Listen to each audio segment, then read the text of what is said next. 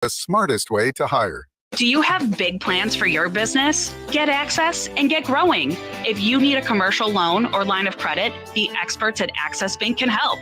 Learn how today at accessbank.com. That's accessbank.com. Member FDIC. Air conditioning out? Don't sweat it. If you have a heating, air conditioning, or plumbing problem, you shouldn't have to wait for great service. That's why Thermal is available day and night for every heating and cooling issue. We have the fastest response time in the metro with the same great rate day or night. When you need great service fast, call 402-397-8100 or go to thermalservices.com. We'll be there soon, and we'll get you and your family back to being comfortable in no time. Let it fly. Your elevated sports bar experience. KOZ and Bellevue, Omaha, Council Bluffs. This is 1620, The Zone. Crossover. Oh, killer crossover. Just crossover. It just crossed him over. Absolutely. Another victim to the crossovers. Cross him up and sit him down. Time for the crossover, powered by Everlevel Concrete Repair in Omaha, everlevelconcrete.com. Hey, John and Josh are here. Hello. Hi, guys. Hello. Hello. What's up? What's cracking? Josh asked a very interesting question when we were sitting out in the bullpen, because I heard you guys mention that Pee Wee Herman died. I didn't mention that. That was Josh. Well, Josh did, but you on your show, of which producer Josh is a member, you guys mentioned it. That's true. Josh asked the question, do you remember him more as Pee Wee Herman or for the episode he had in the movie theater? And I had to answer honestly. Every time I hear either Paul Rubens or Pee Wee Herman, R.I.P., the first thing I think of is the movie theater. It's a bit awkward. That's what I think of. It's a bit awkward Because to talk about. a man has died. Right. It is, but he was a comedian, so I would think he would appreciate this. I think so too. And I didn't grow up with Pee Wee Herman. I didn't grow up watching his show because it was a little past my Neither did age I. I group. was too young. I never saw any of the movies. Who did grow up with Pee Wee Herman? Probably maybe Jack Mitchell. Did Jack Mitchell? Yeah, grow up probably. With Pee Wee Herman? It's just a little bit past me because I always knew he existed. I never have seen anything that You've never participated in his content. My guess is his sweet spot would be people would be like in their early to mid 40s. That's what I would guess too. People about 5 years older than me, like Scott Frost. Like Scott Frost. Austin, poll question. Frost, a Pee Wee guy. There you go. Was Scott Frost a fan of Pee Wee Herman? Scott Frost, a Pee Wee Herman guy. Scott Frost like Pee Wee Herman. So the movie theater incident, it's always confused me, the concept of adult film theaters. Nick, anyway. I said the same thing to John. I said, like, if you're gonna go see one of these movies, that should be allowed at one of those movies. Well, you guys are on like, different you're pages. just gonna sit there for 2 hours and not do anything. Thank you, Nick. But I thought you were asking about why did these things exist? I mean, both. He's saying, what's the point of existing because if you can't? I don't know if you know this. Not... There was a time before the internet where what a horrible time. Get a Playboy from the forest like everybody else did before the internet. Well, they did, but sometimes you wanted to see the live action. Yeah. You know, a picture can only do so much, so you wanted to see the live action. But then you're not allowed to do the thing that it's. Got to use your imagination at home later on. But that's where Josh's point comes in. Yeah. Shouldn't you expect that is a part of the film? If I was at one of those movies and I saw someone doing that, I'm not going to be like, I'm going to call the cops. Right. I'd be like, power on, good sir. That's what it is. I mean, it'd be like going to a Rocky Horror Picture Show and not expecting stuff to be thrown at the screen. And quoting all the lines. Yes. Yeah. Or like, if you have these theaters, they should make them real cozy, right? Like those theaters with reclining seats, maybe section it off. Like, oh, absolutely. Yeah, you definitely get these were the theaters where the comfy chairs would have been, and the buffer chair. Or maybe like leather seats. You don't want cloth seats. There should have been an Alamo Draft House for adult fare, essentially. That's what I'm saying. But they don't. No waiters. No, they don't. No servers. No servers. Yeah. You don't want to expose the servers to that. Yeah, no, not at all. Should be like, okay, the door's gonna lock for the next 2 hours. Nobody's allowed in or out. Dude, I just don't. Not for you. I don't think so. No. Well, it was a different time. It all seems a bit uncomfortable. It was a different time and a different place, and the guy just It's a banana republic. He needed his release. Oh yeah, yeah. How did Sipple feel about that? It's a banana republic. Can't even well, in the theater. Okay. Well, No. I'm just going to power right on through and say that it. I hear Banana Republic. I think Sipple. That's what I was trying to say. Yes. That's Great what I was point. trying to That's say. what you were trying to say. That's exactly what you're trying to say. But it is kind of difficult to not separate the two. Yeah. The incident from what Pee Wee Herman was. Yeah. Because, I mean, now imagine if that story would have broken today. I mean, is there a comedian, is there a humorist of today's level that equates to a Pee Wee Herman? Oh, God. Wasn't the thing about him is like the kids loved him, right? I always have a difficult time telling how famous Pee Wee Herman is or was. How famous was he? I don't know. Yeah, do we really have because I do never we saw really any have of his comedians that are targeted towards children?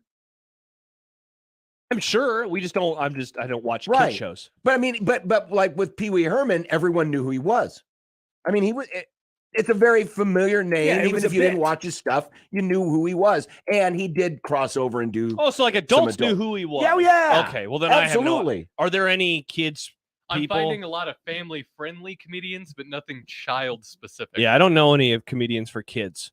How many So comedians? if Jim Gaffigan were to be caught today, Jim Gaffigan's on the list. That's I a was good gonna one. say, how many comedians nowadays do like a bit, do a character, right? Like there's not really many there's- character There's comedians not any anymore. Carrot Tops anymore. Yeah. Carrot Top is almost There's Now, not any Carrot Top is Gallagher. one I definitely would have pegged for getting caught in a theater like Pee Wee. Don't say peg in this discussion right now, John.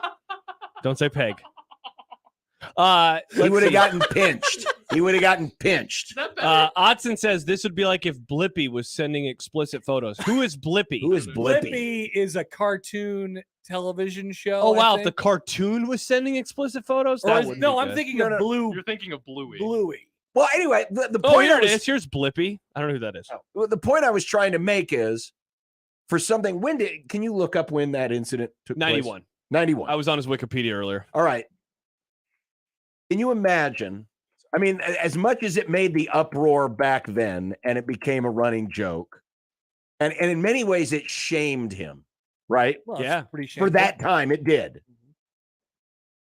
If a similar story to a similar comedian of that ilk had happened today, I don't think it would have been attached to that comedian's career for the rest of his life. Well, to be fair, you know what my reaction would be? They still have those theaters? Well, yeah, I guess you'd have to find because I don't even know what the equivalent is of today. Well, I think it's It would just a have- regular Well, movie. no. theater. What about what's his name from CNN on Zoom? Now that wasn't a movie theater, but remember Well, that the reaction speaking to of- that was more about like what? well, That's weird. speaking of comedians that are targeted towards children. The guy on CNN. What was his name? Jeffrey Toobin. Jeffrey right? Toobin. Oh, Remember Tube? Yeah. Remember old Jeffrey Tubes? Toobin. Man, that was wild. Okay. Amazing Janice says, I think the equivalent would be like if the host of a kid show, like the guy from Blue's Clues or something. Well, he got into some crap. He did. Yeah. What did Steve from Blue's Clues do, Nick? He wasn't he. Was he? He just Did he start like cussing? Was he in stand-ups? frauding people? Or, No, Is that what he I don't did? think so. He's back in the good graces of a lot of people. He's come back. He's done reunions. well, there stuff. was He's- Steve, he a and then, sniper and in then Vietnam? Steve got canceled for a second. And Oh, wait, then that was Mr. Rogers. they replaced him, and then Steve came back. I thought he didn't get. I just thought he wanted to do something different. He was like, I'm sick of working with kids or something. Oh, Then he he pulled came a back. Bob Saget, Yeah, he was like, I want to say the F word. where Bob Saget goes from one extreme to the other. Yeah. And then he decided the money from Blues. And when I Clues say was he too good. pulls a Bob Saget, I mean he was pulling off what Bob Saget did. Yes. Not Not yeah. Thank you, John. It was he, I have to he clarify, left because he yes. was pushing 30 and he didn't want to do Blue's Clues. That's Yeah, why yeah. he So left. yeah, he didn't get in well, trouble. that makes He was sense. just getting. He was bad. It was depression, mental health. stuff. Yeah. Alex Lincoln says he did cocaine. Blues Clues, Steve. Yeah, apparently that's what Alex said. Allegedly. I mean, honestly, He left and Allegedly. did cocaine. honestly, I think Blue was on cocaine because there's no dog that's like that. Yeah.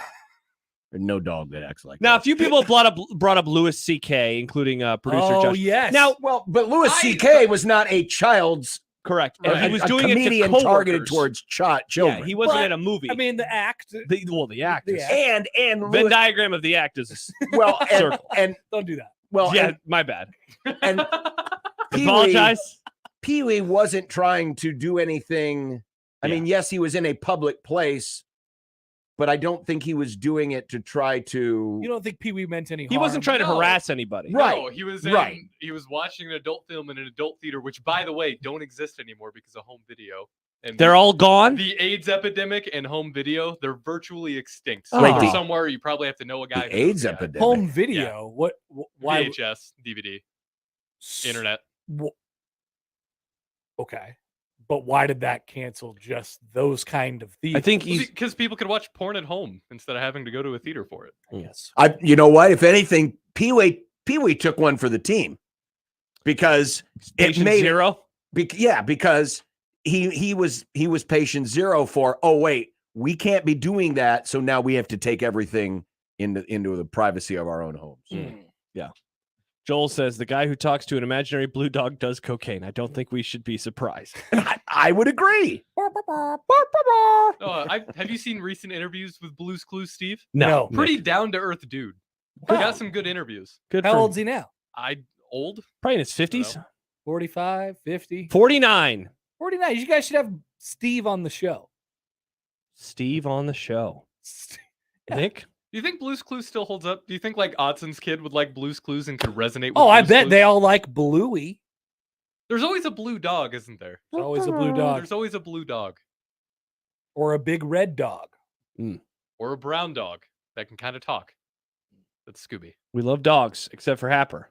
I like dogs. He just took a dog this weekend and put it in someone's yard. Yeah. He's it like, here you came- go. Wait, what? So I'm going to play golf, and here comes a dog walking up.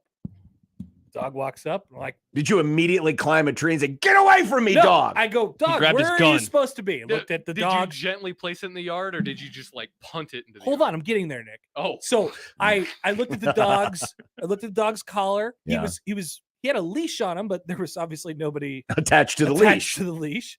So I looked at his collar. He's got nothing on his collar. Don't know where he's from. Start kind of just walking down the street. What's going on here? Seeing if the dog wanted to go anywhere else. And eventually one of the neighbors comes out and they're like, that dog goes there. And then another neighbor comes out and says, that dog goes there, and goes to a different place. So what I did, because I had to go, was just place the dog in one of the yards, in the backyards, and just left him there. And I thought that was okay. Now, where did you go search that yard today? No. Okay. And what was it, Saturday? This was Saturday morning. Can you imagine, first of all, if that wasn't that yard's dog and they just looked outside like, what the hell? Why is there a dog in our yard? I was confused to find a random stray dog in my driveway with a leash. I'd say that's more normal than a dog just being in my backyard with a leash on it. Maybe the dog came to you for help. Maybe their owner was stuck in the well or something and you just completely disregarded that. And the dog was like, No, I was trying to figure out what the dog was doing, like what the dog wanted. He was So the trying to leash- leave you a clue. So the leash was still attached. But he had a leash on him, yes, but no person attached on the other side. was of there the any leash. part of you that thought maybe the rapture happened and the owner was in heaven? Yeah, I thought there was a chance. I thought more likely Let's hope actually for us then. that Yeah. he was attached to something, a stationary object, and he was able to get off of the stationary object. He was Thank goodness. I mean, That's we what saw I what said. happened. We saw what happened during vacation when he attached him Exactly. to the bumper of the car. to There- Dinkers. There was ever a Dinkums. time we needed Blue's Clues Steve. It's Seriously. Dog killer. That's what Aunt Edna says in Vacation. That's true. And Edna. Attach that poor dog to that bumper. Speaking of, we're watching, this isn't a vacation movie, but we're watching a Caddyshack for movie club this Oh. week. I'm surprised hasn't showed up yet What hasn't? on Movie Club. I'm surprised Caddyshack hasn't happened. Well, on because Movie Club normally we yet. try to do movies we haven't seen before. Yeah. But Unlike Nick, who makes us Special watch it. occasion. but because Nick was supposed to Not pick all this swill. week and then realized, oh wait, I'm not here on Friday. Then Why? we had to do an for emergency golf pick. flash. And then we said we're going to be at the Golf golf flash. course. So Kent said, well, what about Caddyshack? Caddyshack So is- technically it's Kent's pick. yeah. Good Technically. pick by Elkin. It Yeah, is. I haven't watched this in a few years. I'm El excited. Kent has good movie takes. He does. He's got a lot of them, that's for sure. He does. He's seen quite a few. Movies. That's crazy. That Wow. Otson says Vacation turned 40 Yeah, this week. 1983. Wow. Dang, I love that movie. It's probably top 10-ish for me. Oh wow. Is Vacation That's all pretty you ever good. wanted? What Is do you? what? No. Vacation all good you ever Lord. wanted? The song. I'm sorry. Why did I Yep. ask? Song lyrics. Why did No, I I know ask? I know That's what on you were you. talking about, Nick. It's okay. No, but the more I explain it, the funnier it gets. That's why I'm. No, it gets less. Highly Actually, unlikely. less funny. Highly unlikely. Kyle says, surprised Happer didn't feed it to the mountain lion running around. Oh yeah. Oh, do you have a mountain lion running around? Well, there is a mountain lion around town. Yeah. It's been spotted a Uh-huh. couple places. I've seen this and I've heard about The this. Omaha Really? Mountain Lion. Yeah, just chilling. In what parts of I town? believe southwest. Yeah, like I saw somebody mention it was maybe at Zorinsky this weekend. Yeah. Someone please define for me, because now Omaha's gotten so big. Yeah. What is Southwest Omaha? I would Because I would say- think of Southwest as Ralston. Okay, No, this is actually that's good. South. I'd say that's South Omaha. We should more make a than map. anything. We should make a map A of new Omaha updated map. and then We just say should. which part of town is which. Yeah. Okay. I'd Where's say that ACX? That's over in Elkhorn. Isn't it? That's like, that's west. yeah, I would that's say that is west-west. not Omaha. I'm just trying to get parameters. Wait, set. what's not Omaha? Remember the ACX? where we saw When cocaine. we go there, it's like, wow, this is South. I'm a simple guy, and if everything is connected, it should just be one city to me. Because I grew up where. every Well, town was yeah, its own but separate One thing. city, one school district. But then you get the people in Elkhorn, they're still not happy about being swallowed Annexed. up. Yeah. Aren't people in Ralston still upset about that? I don't know, probably, but I don't ever talk to those people. I don't know any Ralstonites. I know a guy who works in the Wait, the did school Ralston? system. I thought Ralston was its own town. Okay, It's is not? it its Is own it? town? Maybe they just get Maybe mad they- that people still call it I Omaha. thought Ralston was still its I thought we own. did that to Millard and Bellevue. I No, we did. That was when I was in no, high they school. can't. They can't swallow up Bellevue Oh, because Bellevue's in Sarpy County, okay. Shopping. so they're protected by the county line. No, congratulations. But everyone else in Douglas Bellevue. County, you're screwed. You're ours. Yeah. You belong to us. Nom nom nom nom. Gretna, you're next. Mm. Yeah, great. Now we coming. That's what happened to Irving. Yeah, I'd say Southwest Omaha. I'd say that Zorinsky is Southwest. I would say so too. Yeah. Southwest. I think when you Omaha. get into that like 180th and like the streets are letters like Q, R, L, I think that's that's South. a good way to put it. That's Josh. how I view it. So that's where this Southwest, mountain lion is. apparently. south of like center. Is Yes, south. because like Zorinsky starts at basically at center, right? Or is it a little Uh, bit north of center? I always forget. No, it's south of that. South to center. So like that, Yes. I think that fits. Yes, Yeah. Okay. Zorinsky goes. It's pretty big. and then there's a lot of south. Oh, Gretna's Sarpy. I thought Gretna wasn't. No, I guess Gretna is in Sarpy County. Congratulations, Gretna. You're safe. All right, That's what. which town are we coming for next then? Which Well, town can we go Bennington. for Bennington's getting close. next? Bennington is getting close. Bennington. Oh, they're basically almost connected by now. Oh yeah, my parents live in Bennington technically, but across the street is Omaha. Mm. Bennington getting a second high school. Yes. Did I see that Dude, somewhere? Bennington is massive now. It is crazy how big it is. I need to. All Get, I things need to get out. considered. I need to get out that way because when I used to drive, that's the way we would come into Omaha. We'd always come in through the northwest. Uh-huh. Yeah, we'd drive through Bennington. It dude, was just a nice, just quaint tiny little little small town. town, and It's I way drove different. right past the high school. It was like, oh, what a quaint, nice little town. The old high school now, I believe, is their elementary school. Damn. Yeah, they have. It's gotten really big. Damn. Bennington. Adam says office is on 110th and Q, and the mountain lion was on our cameras at 5:30 Friday morning. That's southwest still. Yeah, you're Wow. like the beginning of West. Yeah. Should we name But this definitely mountain lion? I feel like we should. Name Should we? this mountain lion. No. Should we track him? We need to track him so We- I know where he's at. Put so a I know chip if- in him. Yeah, I need to be safe. I don't think he's gonna get to Lincoln, John. Well, No, dude, no, I mean, here in he's Omaha. traveling. I don't want to be out pumping gas He's on tour. and have that thing, prowling around. Mm. What do you say we do with it when we find it? Well, him we as a have to. pet. We have to capture him and Kill send him. him back to From whence he came. from whence he came. Should Probably we consider Norfolk. renaming mountain lions? Just drop him off in a random town in Nebraska. Drive him up to Happer Norfolk probably and just wants to drop put him in a off. backyard somewhere. Somebody else's problem. I would Yeah. not like it if a mountain lion killed any dogs. That would be so sad. That'd be Uh, such a no. bummer. I would not like. Can you imagine looking outside and a mountain lion's just eating a dog? No. Jeez. No. That would Jeez. suck. That's what Happer wants. That's the not what I America. want. That's the America that Happer I wants. do not want We're that. coming upon an election year. This is the. Happers America. This is what he wants to run on. Happer's America. If Happer gets in charge, mountain lions will be eating all of our dogs. That's incorrect. It's incorrect. Hmm. Wow. the I'm more receiving- mountain lions eating dogs, the less I have to return to their neighbors. Mhm. I'm receiving pictures of mountain lion. I don't. This is Oh, look at mountain lion. Holy Michael. moly! And that's Yeah, from that's here in mountain Omaha. lion. That's from here in Omaha. We need to Apparently, rename these things. Frick Greeny. What do you Okay, keep saying? we Nick, you need keep to- saying this about naming things. What are you talking about? Because- No, we need to capture We it. keep calling them mountain lions, but we had mountain lions back home all the time. I live nowhere near mountains. There's mountain lions in the city. Oh, so you're getting Oh, mad. I thought you wanted to call it like Bernie or That's something what I like thought too. No. The 1%. I mean, if we want to give it like a name, I'm not. Well, I'm opposed to sure that, there's but, like the a- whole So this species- is like the whole Sam McHugh and Amy Just, how they don't like it being called fall camp. It triggers them. They want it to be called training camp. What? Yeah. Oh, What's up Because with it's that? not in the fall. because it's not in the fall, because it's summer still. John, do you share this? I'm just so used to it. But it is weird how we I'm call fine this with different. training. I mean, training camp makes a lot more That's what we sense. call it in the NFL. Just call But it yet camp. we call them the NFL playoffs and the college football playoff. What explains I that? like it. I say call them training camp. Okay. Okay. I'm So good what are with we it. gonna, Nick? What do you want to call them? If it's at Zarinsky, we call it a lake lion. What's the difference between a mountain lion and a cougar? Yeah, I was just gonna ask that. Are they the same? Speaking of West Omaha, am I right, folks? Heyo. I don't know. Yeah. Ha! Jordan makes the same joke. I would call them cougars, but I don't want to get them confused with the single older women at the dive. Especially the- in the southwest. The part of mountain town. lion, also known as the cougar, puma, panther, or catamount. Oh, so it's the Panther. same thing. Not a panther. Panthers are dark. Okay, yeah, let's just call them cougars. This is Let's like not a call them Nittany mountain lion lions. too, but without Mount Nittany. All I know is we can capture him. Shang Ping We says, can send him back where he came from. give the mountain lion the vaccine so that it has microchip 5G Wi-Fi internet. Great point. Not a bad idea. They are slightly and smaller it'll than probably other drop big dead cats. of some disease. Oh no! The COVID vaccine killed the cougar. That's what I'm told. That'd be a good test case. They lack the vocal physiology to roar, which means it's just these big ass, scary looking cats. But they and can't Oh, make great. any Then the noises? kid can't hear him coming. They're just like meow.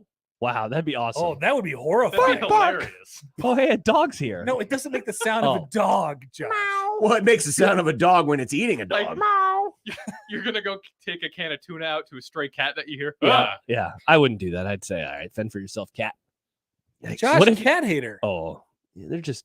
Yeah, Josh is a cat hater. What if you walked out and the cougar went, "Bark, bark, bark." Blue? Do you have any clues? That would not be a good. Maybe the Ah. mountain That'd be lions pretty just scary, solve Josh. the Dave mystery. says if it is a cougar in Southwest Omaha, my guess is it's headed to the Lifetime Fitness Pool.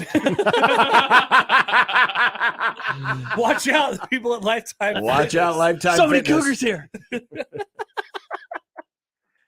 All right, and on that, that's how we Happy start the New first Year. day of fall or Training training camp. Training camp. I feel John. trained. I do feel trained now. And it's camp season. And again, what a wonderful way we wove through that crossover. Started with Pee Wee Herman and R.I.P.. his nighttime habits and ended up talking about mountain lions and cougars. Nice. That's why you come here, my friends. That's right. Mhm. Did it well. Bye, guys. Bye, That's Happer. Connor Happer. That's the crossover. We have a loaded show today. I Yeah. mean, it's going to be busy. Yeah. So let's get to it next on 1620 The Zone. Mornings with Sharp and Handley. The best programs that have the best bond between players, the way you recruited that kid when he was a junior or senior in high school, and the way you treated him and got to know him is the same when he gets on campus, and he's not just a number. Exactly. He's still that same person that you were in mama's front room eating dinner and trying to woo mom and dad or whoever that they could trust you with their son. You develop about a 6-year relationship and then hopefully a relationship for life as a coach. Mornings with Sharp and Handley. Weekdays 6 to 10 on 1620 The Zone. Your Omaha area forecast presented by Funplex Water Park and Rides from the KETV Newswatch 7 Weather Center on 1620 The Zone. Mostly to partly cloudy skies for your Monday afternoon and feeling a bit more comfortable today. High in Omaha of 83 degrees and still pretty humid with dew points above 70 degrees. Tonight, partly to mostly cloudy skies and mild, a low of 71 with a 20 to 30% chance of pop-up thunderstorms. Winds stay light out of the east up to 10 miles an hour. I'm meteorologist Caitlin Harvey with KETV Newswatch 7. 1620 The Zone's Unsportsmanlike Conduct, brought to you by a great friend of the program, Union Bank and Trust. Hey, everybody, it's Michael Savit for Ted and Wally's Ultra Premium Ice Cream, 2 locations in Benson and the Old Market. You know what it's like in the summer, right? It's hot. We know that. What's better way to cool off than ice cream, and especially ice cream from Ted and Wally's? More than 3,000 flavors. For 35 years, they've made sure that when they make ice cream, they make it the right way. That's why they have 20% butterfat. That's why they do it the old-fashioned way. Check out both locations. Go over to Benson or go over to the Old Market and get some Ted and Wally's today. 35 years of tradition, and tell them Severe sent you. Duck Defense Midwest makes your home healthier and improves the life of your HVAC system. So improve the health of your home and everyone in it. Go to cleanairradio.com for a special duct cleaning offer for Zone listeners. That's cleanairradio.com. O'Reilly Auto Parts' new Brake Best Select Pro brand raises the bar for the best aftermarket domestic brake pads and rotors available. For vehicle-specific friction formulations, Quiet-Tech noise-canceling shims, and stainless steel hardware, choose Brake Best Select Pro. Professional-grade brakes from the professional parts people at O'Reilly Auto Parts. O'Reilly Auto Parts. This your captain. Better buckle your seatbelts for this one. I saw my passport expired, so I went to Staples, got a passport photo lickety-split. While I was there, I grabbed some tiny travel soap and shampoo. I should have got some from my co-pilot. Just kidding, Brad. Staples has everything for travel. 10-minute passport photos, luggage, headphones, even personal travel items. And now at Staples, get $10 off your purchase of $30 or more when you buy a travel service. Staples, your first stop to nonstop travel. Ends 9/16. In-store only. Exclusions apply. 0.05 seconds. That's how long it takes users to form an opinion about a website. If you're unsure that your website meets today's standards, go to jmonline.com and book a call with an expert today. At JM Online, we redesigned our own website last year, a project that has already delivered us a positive ROI. From advanced micro interactions to a beautiful mobile design, check out what we're capable of at jmonline.com. The Zone Hotline is powered by 42 Degrees, The Source, by your mom's house. This edition of Unsportsmanlike Conduct on 1620 The Zone is proudly presented by Union Bank and Trust. The program starts now. KOZN. Unsportsmanlike Conduct on 1620 The Zone. Husker Athletics, Creighton, and yes, UNO. Don't miss a moment, they'll give you your fix. They're on every day from 2 until 6. Spend your afternoons with John, Josh, and Nick.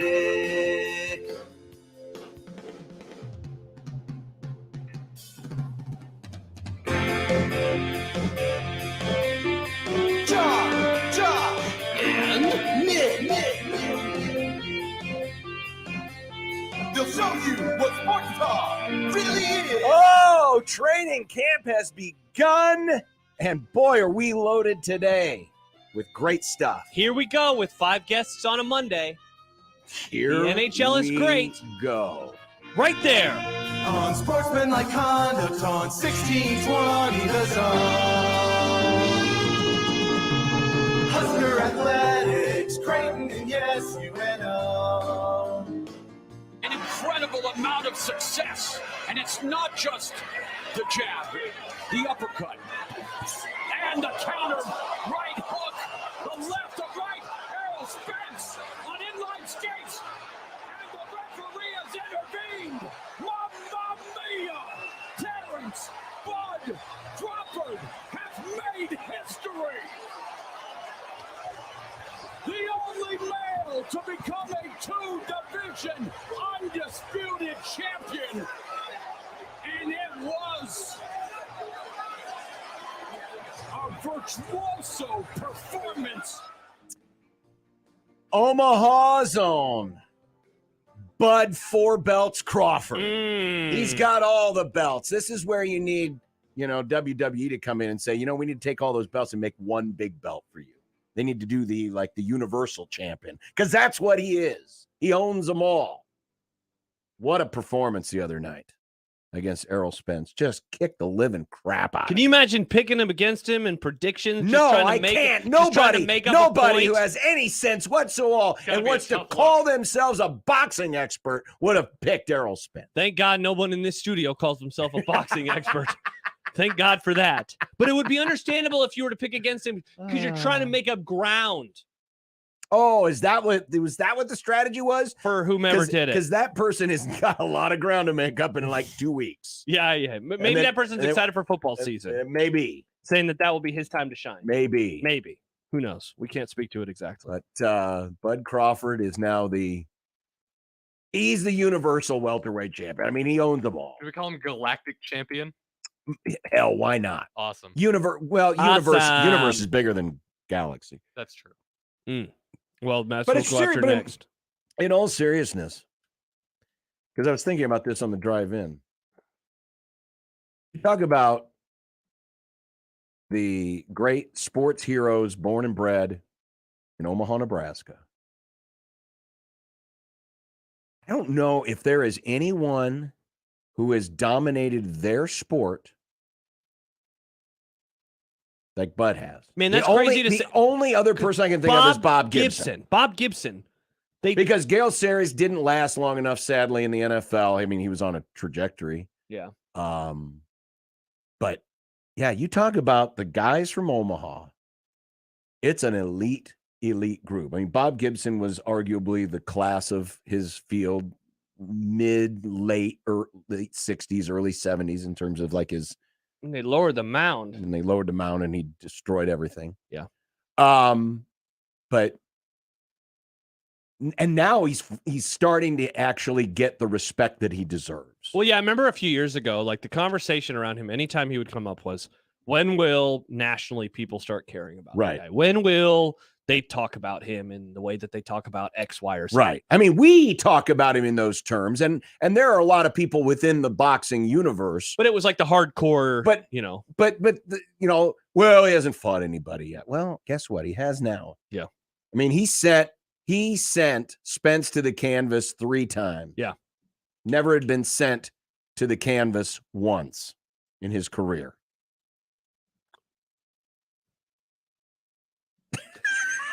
That means the phone's ringing. Josh is doing hand signals. Apparently the phone was ringing. The thing doesn't work anymore. The light's not working. We got some funkiness in the phone. Yeah.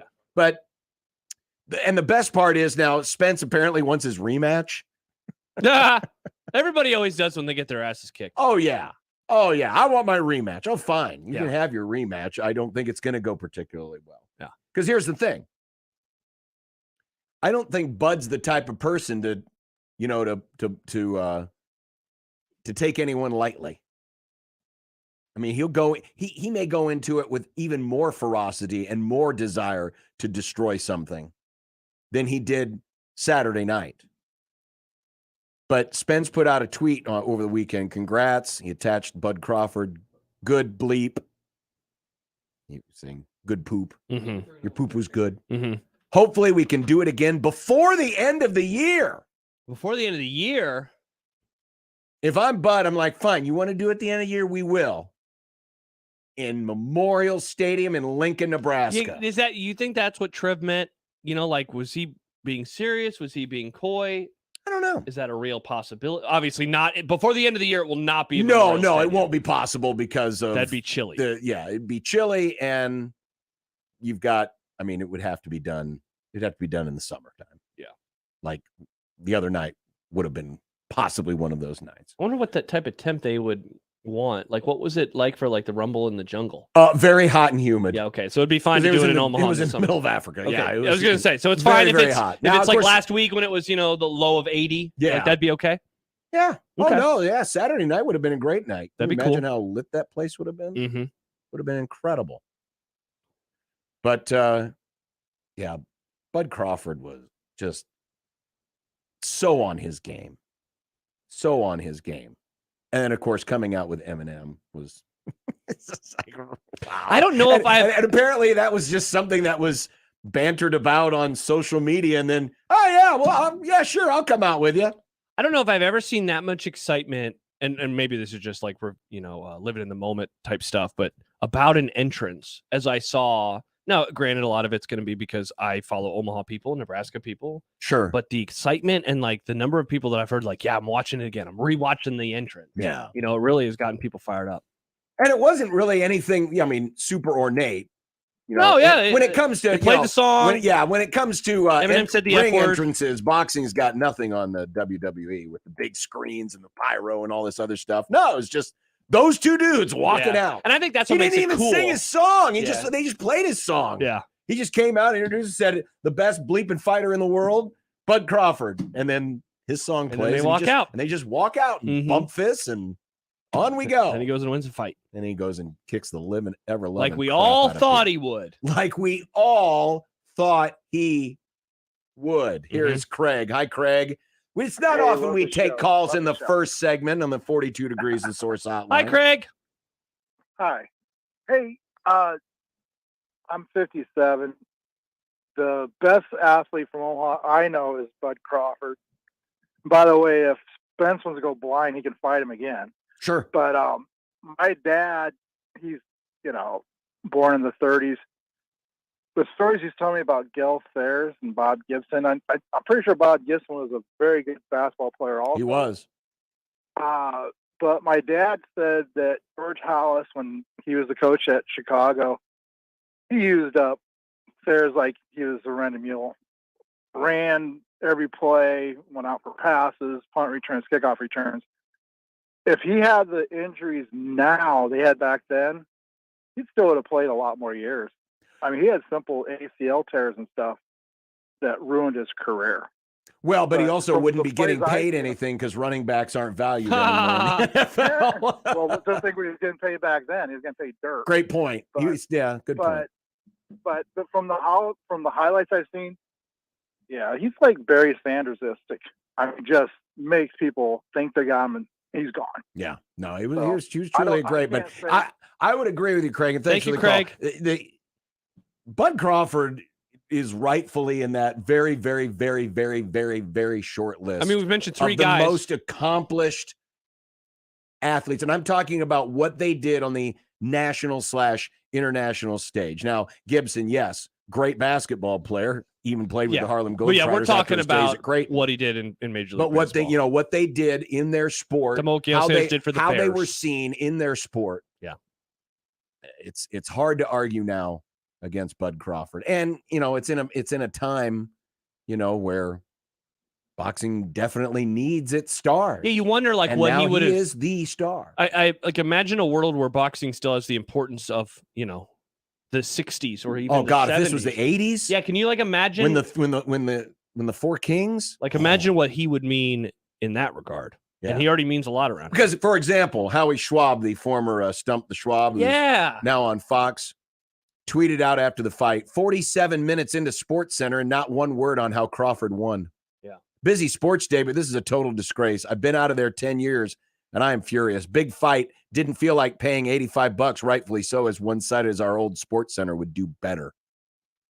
So even now part of this is, ESPN has kind of changed the way they cover things. I mean, it used to be in the olden days, Sports Center literally covered everything. Well, and but now they put the priority on the football. stuff on football, but then on the stuff they have rights to. Well, that's the thing too. Like, and this has been like this for years. They don't even show always highlights of a boxing fight. Like I remember when Pacquiao and Mayweather happened almost a decade ago now. Right. On SportsCenter after it, they were do the thing where like you show pictures because it's right because they don't But own the apparently rights they to it. didn't.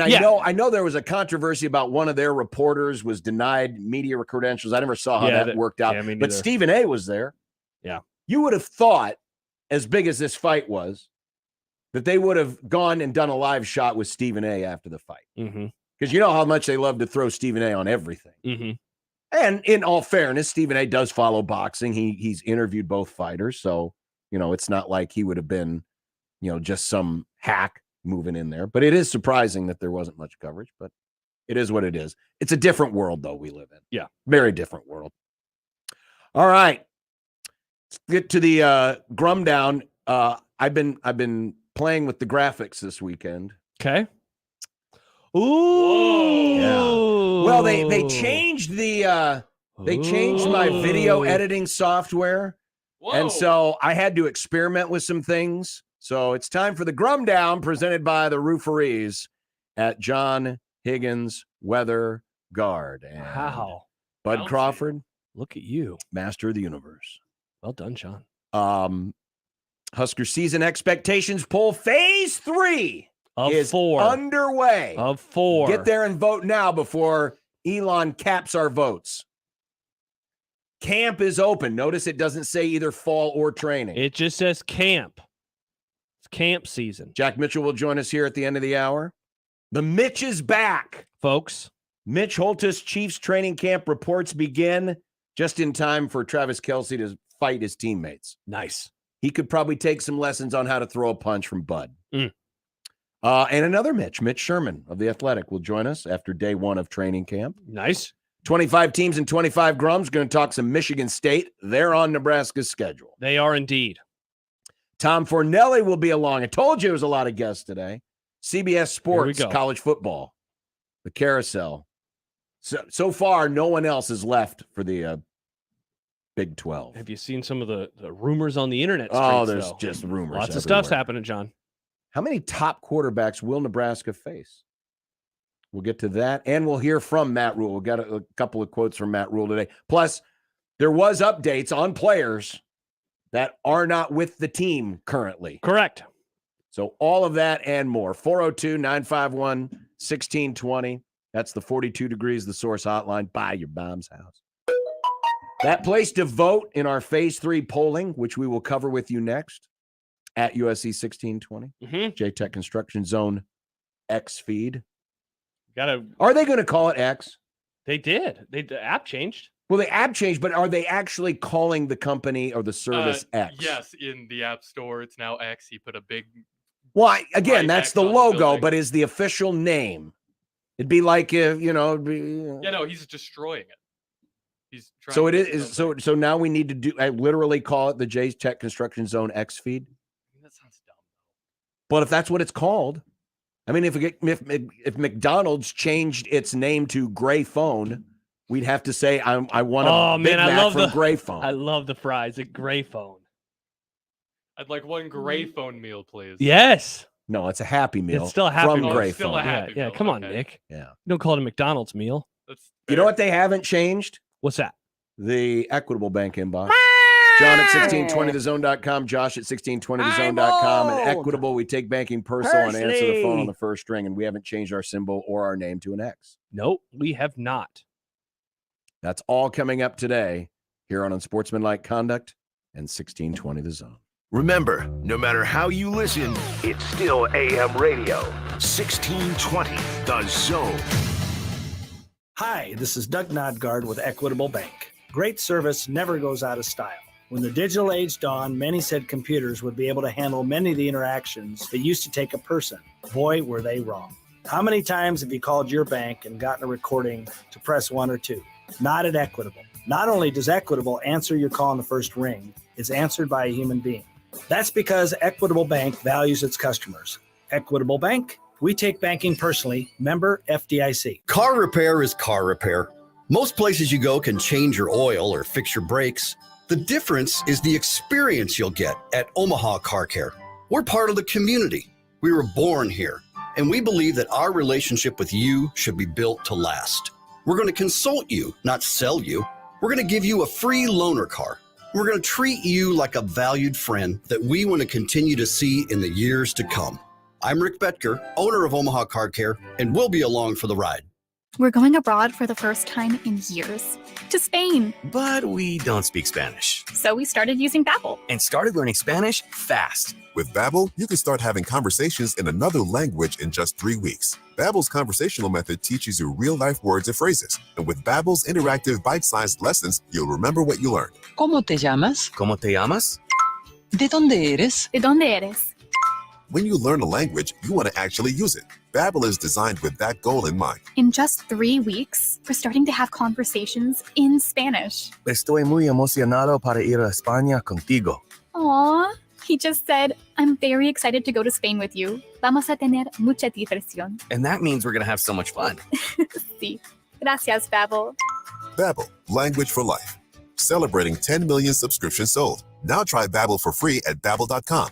Just go to babbel.com and start learning a new language today.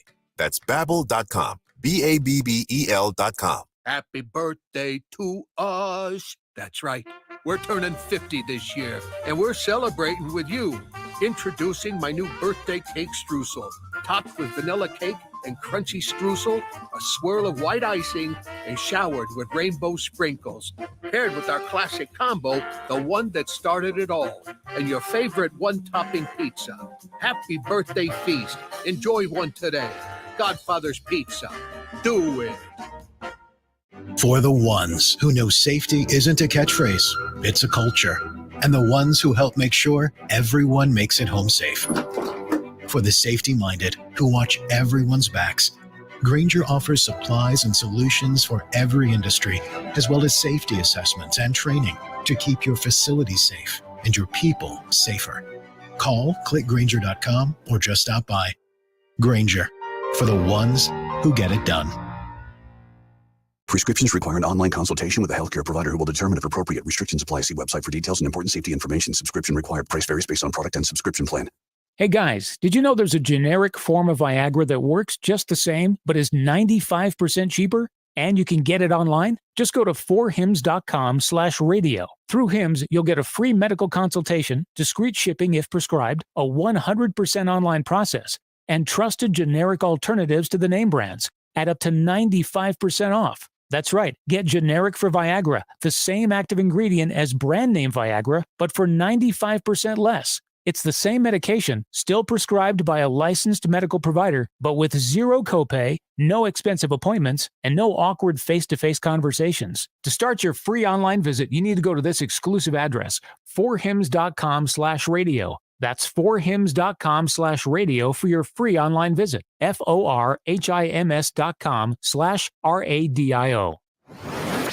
You're listening to Unsportsmanlike Conduct on 1620 The Zone. Welcome back. Training camp is open, and the official countdown to the start of the season can really begin. 1 month from today. It's the 31st. Is it the 31st? For some reason, I didn't have the 31st in my head. What do you say, Nick? Or is it fall camp? It's training camp. We're now so we're officially a training camp show. Yeah, I like it. Training camp. Amy, Sam, and us. I like training camp. I like it. No, Okay. It makes sense. It's not fall. It's August. August camp just sounds, I mean, I guess August camp would be all right. I don't want to call it August camp. It seems too wordy. It started in July. But we've already decided, college football has become pro football anyway. NFL light. Sure. Might as well adopt some of the names. Okay, cool. Does this mean that we get to go to camp? Like in the NFL? It'd be nice. Like I'm following my Cowboys beat writers or just tweeting out videos and stuff. How fun is that? Well, it is, as we mentioned, it's phase 3 polling. This is our 4-phase poll where we ask you about the expectations for the upcoming season. Oh, yeah. And just to review, from the spring, the majority of the vote went to the 6-6 or 7-5 option for what the regular season record you believe the Huskers will have. Mm-hmm. Just a shy of 56% said 6-6 or 7-5 back in the spring, and another 6.8% thought it would be 8 wins or better. That is what we have dubbed a 62.7% positivity rate. You're positive about the upcoming season. You're positive that the bowl streak will end. The bowl-less streak will end. The positive boys. Thank you, Nick. Boys.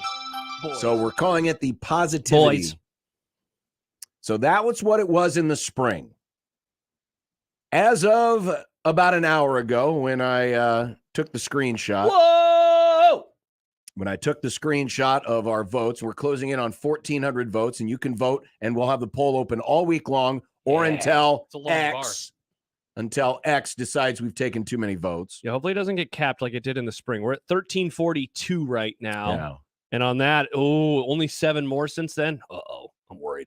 Well, the 6 and 6 or 7 and 5 have jumped up to 62.3%. The 8 and 4 or better crowd are at 8.5%.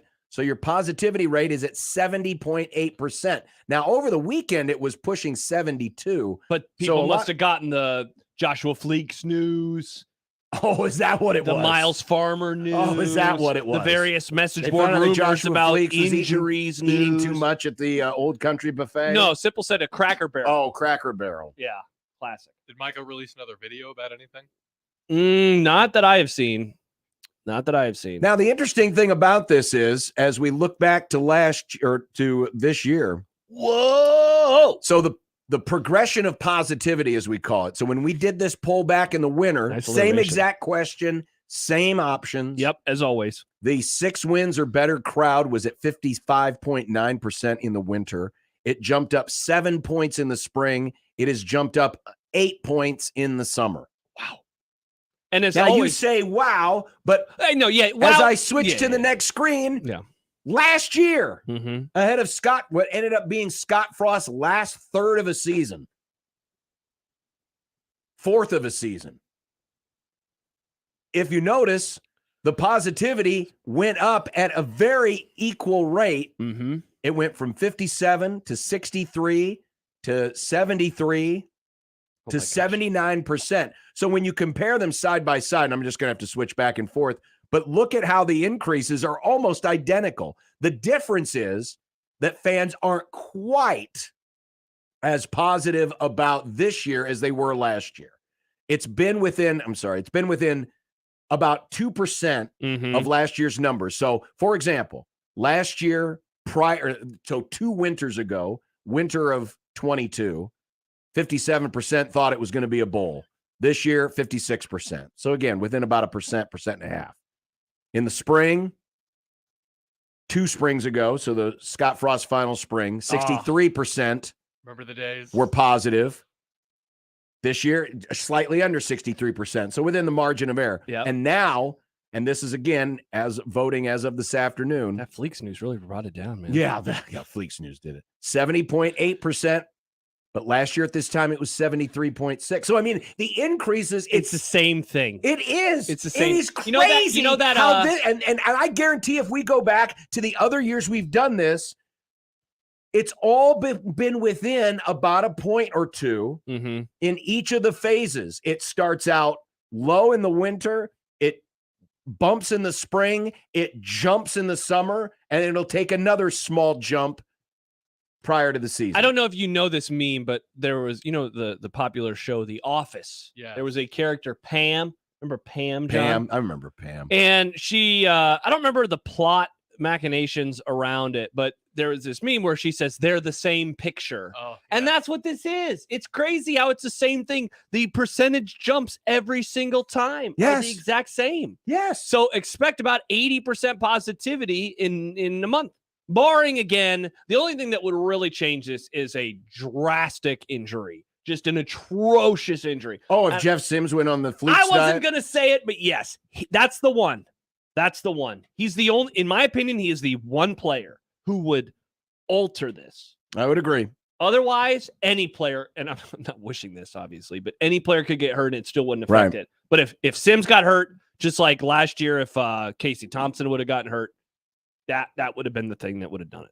I mean, it's almost to the point where I almost feel like we don't have to do this anymore because we can almost tell you exactly what's going to happen. Let's just do the first one in December, and then we're like, okay, cool. Now we know what you're going to be by the time August rolls around. But it is fascinating to watch. Yeah. It's fascinating to watch how people's expectations just nudge up anywhere from 6 to 10% with each passing poll question. You know what the funniest part about this, John, is for years before we started doing this, because I think this goes back to like 2019-ish, doing it like in this exact order with these exact records. We always said, like, yeah, people are way more positive in August. We always noticed that, and we always joked about, yeah, people must be drinking more Kool-Aid. This now has shown for years that this is what actually happens. Yes. You can see that year after year after year after year. Well, we'll find out if Jack Mitchell is comfortable with this kind of positivity. The positive boys. He's been saying since like January, I need joy. Give me joy. Well, there's a difference between what you want what you need and what you expect. That's true. That's true. That's true. As we continue next, it's Unsportsmanlike Conduct. Start of training camp. I'm conditioning myself now. So will this become a quarter situation if John calls it fall camp? No, Maybe. no, because we just change. We majority rules. It'd be funny. Sorry, no, John. that is not. No, hold on. That is not fair. We just changed this.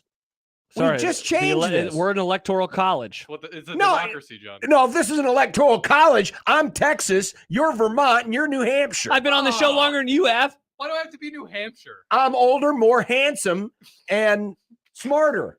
And smarter. Yeah. Now you've gone too far. He does have a house. Damn it. And with a grilling deck. Oh, rats. All right, Had fine. steaks Sorry, last Josh. night. They were pretty good. Well, must be nice. They were small steaks. So. Tiny baby Not steaks. always Tiny about baby size. steaks. Little buffalo steaks. Jack Mitchell joins us next on 1620 The Zone. Live from the Host Coffee Studio, this is 1620 The Zone. Your neighborhood is more than blocks of buildings. It's the people who live there that make it special. At Union Bank and Trust, we're not just creating home loans, we're making neighbors. We're not just small business lenders, we're small business shoppers. We don't just live in your community, we help you build it. Because our people are your people. Visit ubt.com/neighbor to learn more. Union Bank and Trust, member FDIC. Let It Fly Sports Bar is now open in the Capital District in downtown Omaha. Let It Fly Sports Bar is excited to introduce you to a unique twist on food, drinks, and sports, while raising the sports bar dining experience with a new high-end design and incredible food. Our 12,000 square foot sports bar includes 2 floors and a live glass enclosed studio featuring the Let It Fly show and 80 TVs. If you want high energy, entertaining environment while dining, Let It Fly Sports Bar is the spot for you. Now open.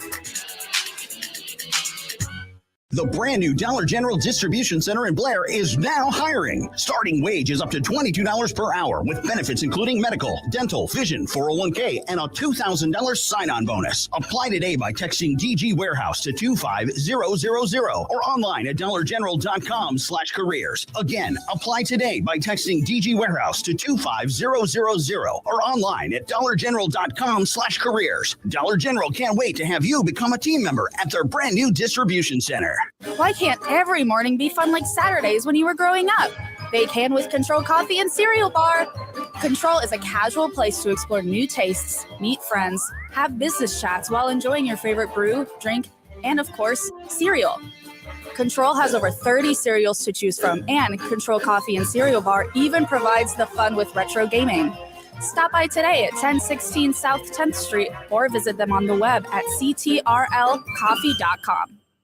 NRG Media Omaha has an immediate opening for a business manager. You'll lead all financial operations and human resource administration. You should be an experienced, detail-oriented business professional with a solid understanding of financial management and excellent back office and computer skills. You'd also be responsible for overseeing and providing backup to traffic administrators. Go to nrgmedia.com/careers for details and to apply. NRG Media LLC is an equal opportunity employer. All qualified individuals are encouraged to apply. You could throw your flip-flop at a bug. Ew, a bug, get it. But the chances of actually hitting it over there are statistically, it's still alive.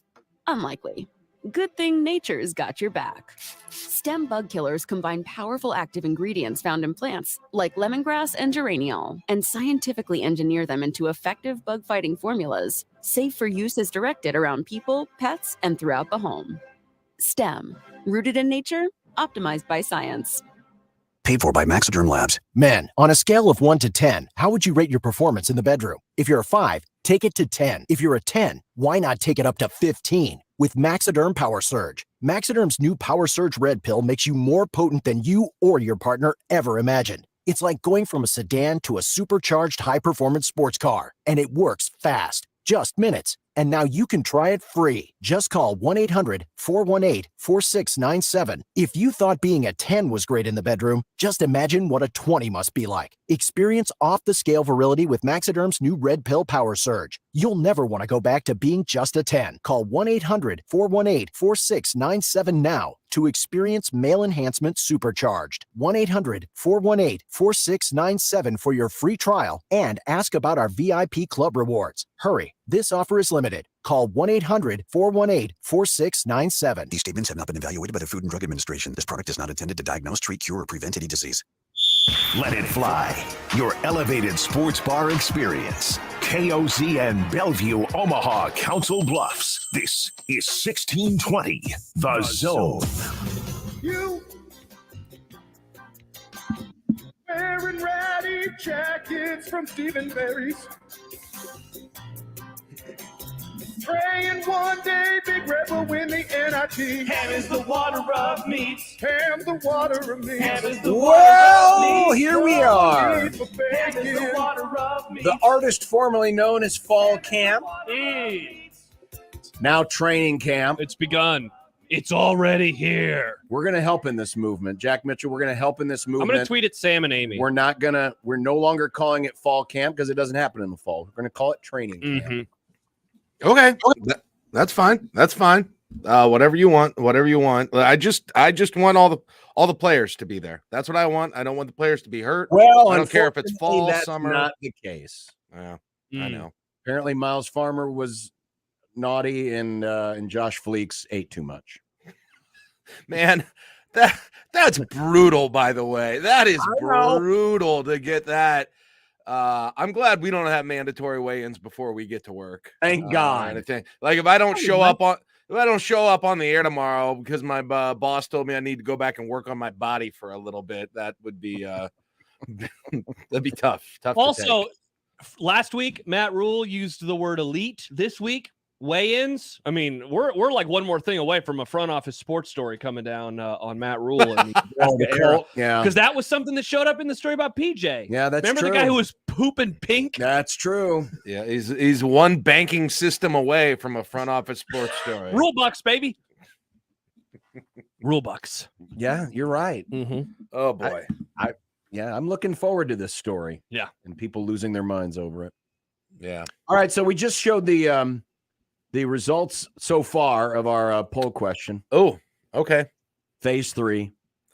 We're at what I call 70.8% positivities. Over 70% of our voters think Nebraska is going to be in a bowl game this year. That's up about 8 points from the spring, which is like right in line with every other poll we always do.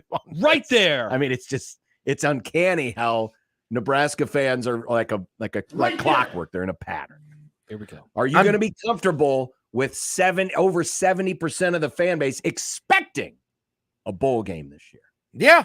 Am I comfortable? I mean, yeah, absolutely. I probably started the movement, Jack. Right. I mean, I wrote the book on expecting a bowl game, I think. So an odd book. Why you should expect a bowl game in 2023. A short shelf life. He wrote the damn thing before the coach was hired. That's true. That's true. Jack Mitchell expecting Subtitle, I need joy. What, Bud didn't give you enough joy the other night? You had the joy. Listen, enough joy to last a while. I wrote the book before the Bud fight, okay? I didn't know that was true. coming. That was coming. The publisher was very demanding with the time. Yeah. No, I don't know. First of all, I am glad there have been other polls floating around that seem to indicate that the Nebraska fan base expects 9-3 or something, or 10-2. And I saw that and I was like, nobody thinks that, or 8.5% of people think that. People don't really think that. So number one, I'm glad. I think this paints a little bit more realistic picture of what the expectations are, because I don't know anybody who expects 9-3 or 10-2. But yeah, I think this is pretty reasonable.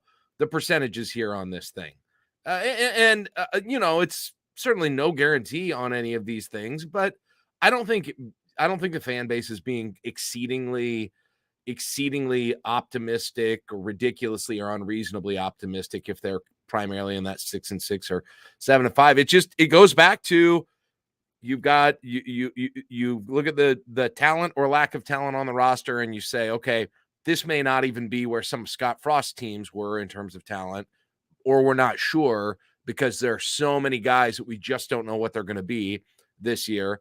But then you look at the coaching and you say that's got to be worth wins, the coaching change.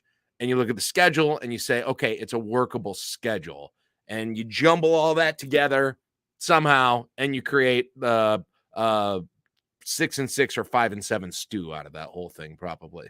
Jack, you mentioned the talent. Like, that's obviously been one of my things that I've mentioned a million times over the last few months, is that the talent, I just don't really buy it. It seems like you have maybe started at least appreciating that opinion more, especially after the Pro Football Focus lack of first, second, or third teamers. Like, how is that kind of weighed in your mind with all this stuff? It's less that I mean, it's more that I don't know what it is.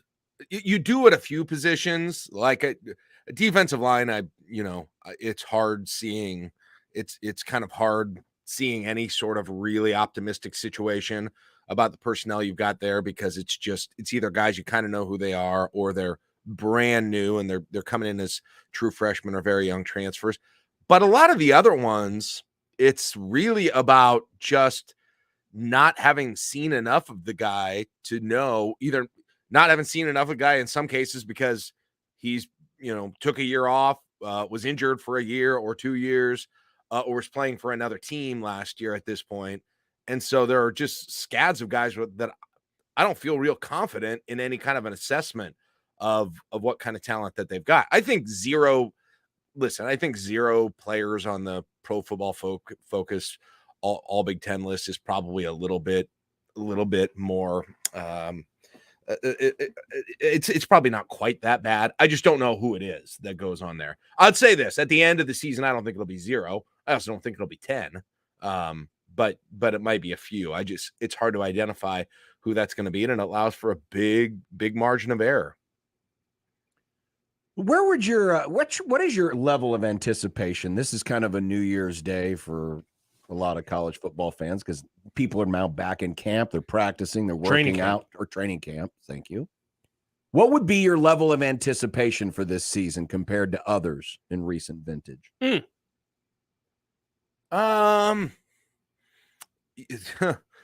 Yeah, last year I'm more excited than I was last year. Even though I wasn't quite as down on last year as a lot of people were, obviously, has been pointed out to me many, many times. But I would still say I'm more. Jack said they were going to go 10-2. He did. It was a bit. Anyway, anyway, I think I'm more enthusiastic than I was last year. I don't know. I'm trying to remember. And then 2 years ago, you had the COVID year. So, who really knows? That was kind of an exceptional year. 2021. I don't know. How are we feeling going into 2021? I don't even remember now. It was 2 years ago. I was negative. I mean, it's hard. I'm not the right person to ask for these questions. Right. You're always negative. Right. We got it. I wasn't in 2019. I was excited. Negative boy. We see what that got me in that year. Yeah. I mean, I guess the best question would be, is this comparable to 2019? I would say it's probably not, because there was a lot of excitement going into 2019 because the bloom hadn't been, lost off. They're a preseason top 25 team. Rose. Yeah. And so 100%. Yeah. Just in terms of anticipation is more in, what are these guys going to look like? Because there's as much mystery as to what this team's going to look like as I can remember any first-year coach and their team looking. I mean, we kind of knew what it was going to look like with Callahan, right? It was just going to look odd in a Nebraska uniform, but we knew what to expect. Yeah. Pelini, because they didn't really make many changes from the offensive side of things, we knew what to expect. Riley, there just wasn't a lot of excitement at all during the Riley years. I mean, there just really wasn't. No. So, to me, the excitement is in really not knowing, not having a good grasp on exactly what it is I'm expecting to see this year. Yeah, it's curiosity about the whole thing, and it goes so deep. I mean, you have got not only the new coaching staff, what's the offense is going to look like, and then what are these players going to look like? All these players where we just don't know. We don't know what Jeff Sims is going to be. We don't know what Xavier Betts is going to be. I don't think we know what Gabe Irvin's going to be. I don't think we know what Ramir Johnson's going to be. I don't think we know what Thomas Fidoni's going to be. I don't think we know what Newley and Ben Scott are going to be. You can go on and on and on with these guys where you just don't know it could go either direction with them. So yeah, so I don't really like anybody who comes up and they know Nebraska's getting 3 wins or they know Nebraska's getting 7 wins. I don't know. I'm not quite sure what that's based on, because it goes what you were saying, John.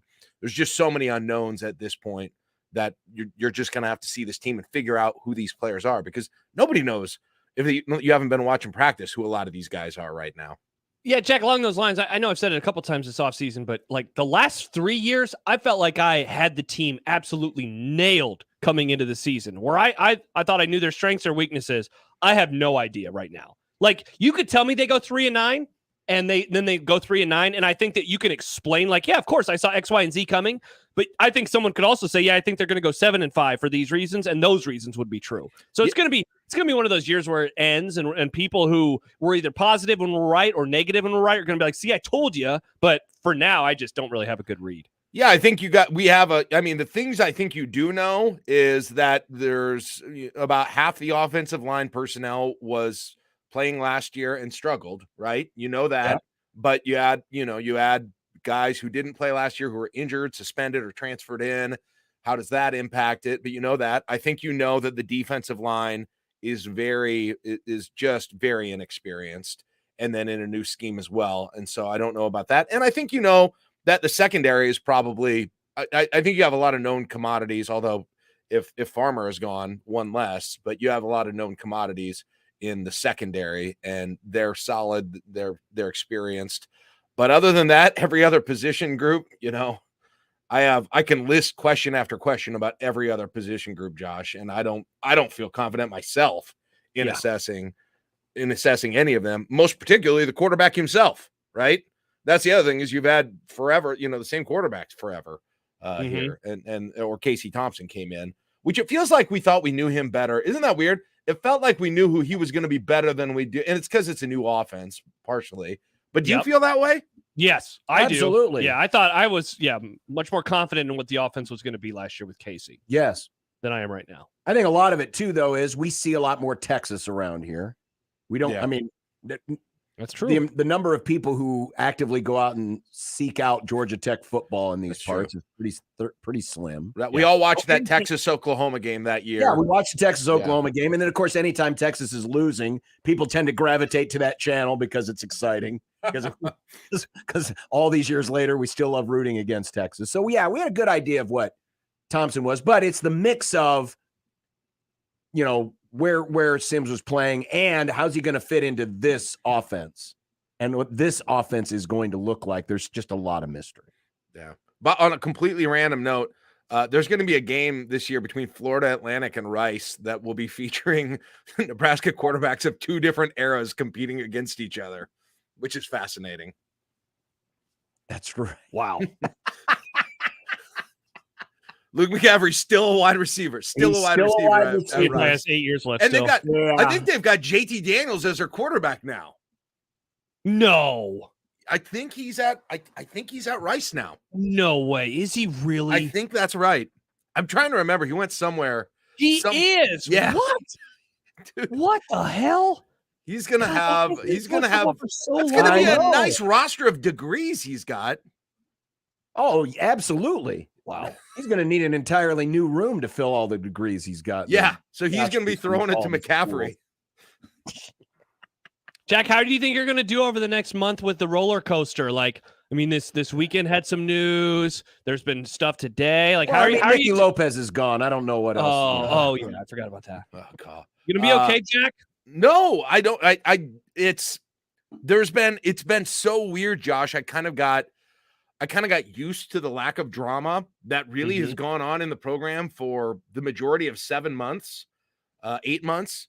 And then it was like the last, starting Thursday, when rumors started to pop up about who was on the roster and who wasn't. And then you had what about breakfast? Then you had breakfast. You had the Wager situation as well. It's like, my goodness. But no, fall camp. I think the roster training camp. Sorry, yes. Training camp always, the beginning of it brings those questions with the rosters. But then after that, you know what it is, Josh?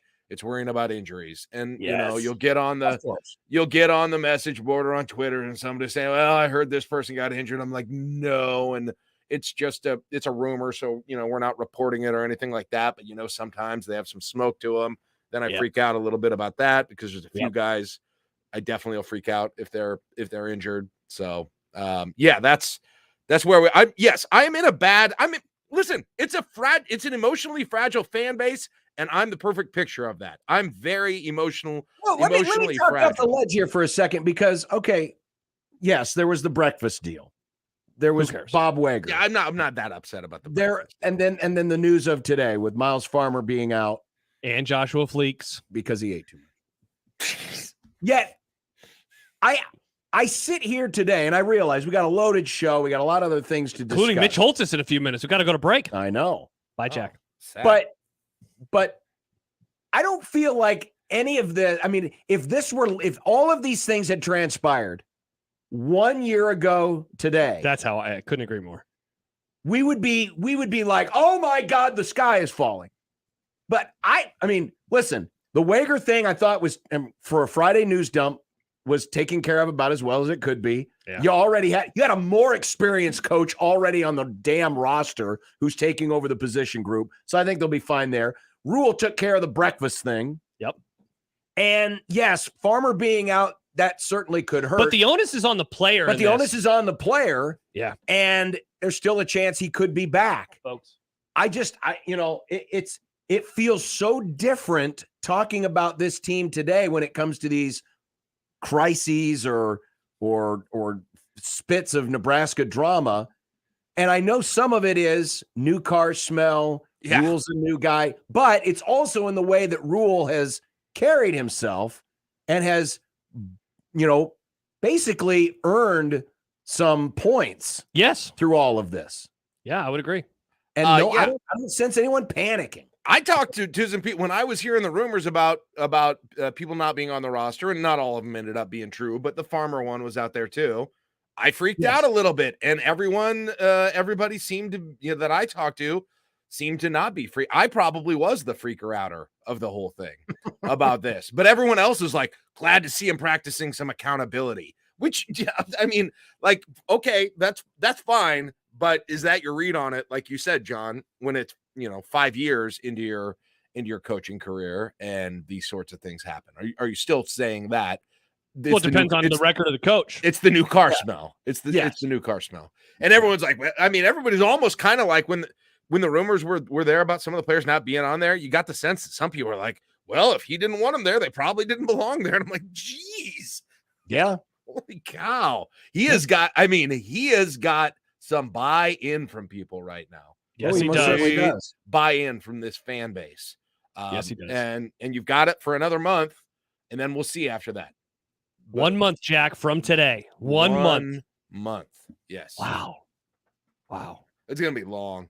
July. 1 month ago, we were coming off the College World Series. Yeah, your point. I'm just saying the month went by like that. Jack was in Italy. Remember, Jack? Remember Italy, Jack? Yeah, it seems like a year ago. Mamma mia. Yeah, here we go again. Well, here, Jack, if you're looking for something to panic about, Aaron Eulis apparently didn't play today for Nebraska ball in the European trip. Yep, I know. No. And Hoiberg said all he can say is he's dealing with a situation. So there you go. There's something to worry about. Of course. Of course. I mean, of course. Here's something to worry about. Baseball season's only 200 days away. That was the saddest tweet on my timeline today. But college basketball is 99 days away. That's even more depressing. Nick, give me my mamas and the papas. Give me my mamas and the papas. Oh yeah, Nick, come on, choke on this ham sandwich. 99 days all away. All the leaves are brown. You know, one other thing. The 2025 baseball season's only 565 days away. I hate everything. People forget that. Yeah, and the team will look completely different, I'm sure. Can't wait for 2025. I'll be 28. All right, well, there we go. We're off and running. All right. Training camp begins. Running? Let's Order. No, Nick, John said it. I didn't say it. Andy says Mamma Mia is Greece. Greek? Greece? that Greek? I don't know. Yeah, Mamma Mia is Greece. But Mario says Is it. Greece. Why do you keep saying it's Greece? That's It's what Greek? Andy I said. don't- Mamma Mia is Greece. I don't know. What does that mean? Is that like a Greek thing and not an Italian thing? Did he mean Mario is says Greek? it. All right, we got to go to break. We got to talk to Mitch. Yeah. All right. Wow. I see who's important here. Wow. Well, it's the first Chiefs training camp report, Oh, John. sure. Jack. I mean, you know, it's Well, we got very important. We don't want to disrespect the Chiefs. That's true. They're defending champions. We get criticized enough on this, Grum, for disrespecting the Chiefs. By the way, quick thing. I started watching quarterback this weekend. Yeah. I am actually a fan. I am surprised at how much I like it. Though every time Mariota's on the screen, I dink around on my phone for a couple minutes because he's boring as hell. But the Kirk Cousins and Patrick Mahomes stuff, fascinating. So I recommend it. Watch the show. You wouldn't be hanging up on me if I had that Hy-Vee endorsement. That's true. Go get one and we won't hang up on you anymore. Great. Thanks. I'll work on it. Bye, Jack. See you next week. Jack Mitchell, Sister Station KLIN. Yep, that's right. It's time for our first Mitch Holtis Chiefs training camp report. Mitch Sherman still to come as well. And 25 teams in 25 days. So many things. Here we go on a Monday. Yeah, here we go on a Monday. Meanwhile, you can hit the same great location that Chevy buyers here in Omaha have been hitting for 50 years, but now it's under the Woodhouse banner. That's right, Woodhouse Chevy Omaha, 112th and Dodge, where Omaha goes to find new roads into their next new Chevy car, truck, or SUV. And just going around the lot, you can see the huge selection, and you get to experience the Woodhouse difference with their knowledgeable, friendly staff there to help you find a vehicle that doesn't meet but exceeds your expectations. And speaking of exceeding expectations, the reviews are in, and the Chevy Trax is hot right now. It's hard to keep them on the lot. It's affordable. It's handsome. It's got technology for miles, and it's got the dependability of a Chevy. The Chevy Trax. Ask about it today when you visit Woodhouse, either in Omaha or in Missouri Valley. Still at I-29, exit 75. Or visit woodhouse.com. Check out their entire selection right there online. There you can value your trade, fill out the credit app, and can schedule a test drive all at your convenience. So, Woodhouse Chevy, 112th and Dodge in Omaha, I-29, exit 75 in Missouri Valley, where you can experience the Woodhouse difference. Woodhouse.com. The Connor Happer Show. So he missed the All-Star game in 1945 because of the war. And then in 46, Ted Williams came back and he was like, baseball's back, baby. He sent out a 2-word fax. Yes, that's exactly what happened. Oh, wait. This just in. Breaking news. Ted Williams has sent out a Western Union. Stop. I'm back. Stop. Thank you, 1940s, man. The Connor Happer Show. Weekdays from 10 to 2 on 1620. The Zone. Your Omaha area forecast presented by Funplex Water Park and Rides from the KETV Newswatch 7 Weather Center on 1620 The Zone. Mostly to partly cloudy skies for your Monday afternoon and feeling a bit more comfortable today. High in Omaha of 83 degrees and still pretty humid with dew points above 70 degrees. Tonight, partly to mostly cloudy skies and mild, a low of 71 with a 20 to 30% chance of pop-up thunderstorms. Winds stay light out of the east up to 10 miles an hour. I'm meteorologist Caitlin Harvey with KETV Newswatch 7. 1620 The Zone's Unsportsmanlike Conduct, brought to you by a great friend of the program, Union Bank and Trust. Happy birthday to us. That's right. We're turning 50 this year, and we're celebrating with you. Introducing my new birthday cake streusel, topped with vanilla cake and crunchy streusel, a swirl of white icing, and showered with rainbow sprinkles. Paired with our classic combo, the one that started it all, and your favorite one-topping pizza. Happy birthday feast. Enjoy one today. Godfather's Pizza. Do it. Motley Crue, Def Leppard, The World Tour. With special guest, Alice Cooper. August 13th, Charles Schwab Field, Omaha. Tickets on sale now. Get access to preferred seating with your Citi card. Get tickets at Ticketmaster.com. Motley Crue, Def Leppard, The World Tour. There's Unlimited Pro, Unlimited Obsidian, Unlimited Mini, Unlimited No At Limit. Cox Mobile, we know other mobile companies have puzzling data plans. Shouldn't it be easier? That's why Cox Mobile has 2 simple plans. Choose between pay-as-you-gig or unlimited and change plans anytime. Finally, something that actually fits you. All while running on the network with unbeatable 5G reliability. Cox Mobile. We're different because you're different. Cox postpaid internet required 5G reliability is measured by Ookla LLC in the U.S. to H 2023. Results may vary. Not endorsement. Wi-Fi not tested. Other restrictions apply. Learn more at cox.com/mobile. Many people go back to the dealership out of habit or because they think the dealer is the only one who knows how to fix their car. At Omaha Car Care, we offer a better option. We have ASE certified technicians, the technology to service any vehicle, and free loaner cars. The dealer will sell you a package of services.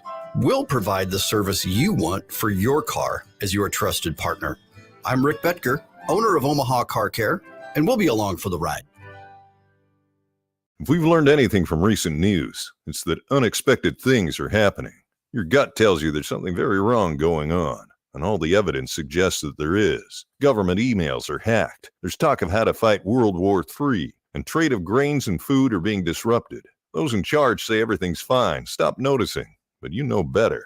It's time to invest in self-reliance and emergency food storage now, more than ever. My Patriot Supply, the nation's largest emergency preparedness company, is the place you can trust. Go to mypatriotsupply.com and secure their best-selling 3-month emergency food kits. Each contains tasty breakfasts, lunch, and dinners, averaging over 2,000 calories per day. Get at least 1 food kit for each family member. For a limited time, save 25%, plus get free shipping on all their 3-month emergency food kits. Go to mypatriotsupply.com today. It's time to prepare for what's coming. mypatriotsupply.com. The Zone Hotline is powered by 42 Degrees, The Source, by your mom's house. This is Unsportsmanlike Conduct. Stoned out of his mind. The 1620. The Zone.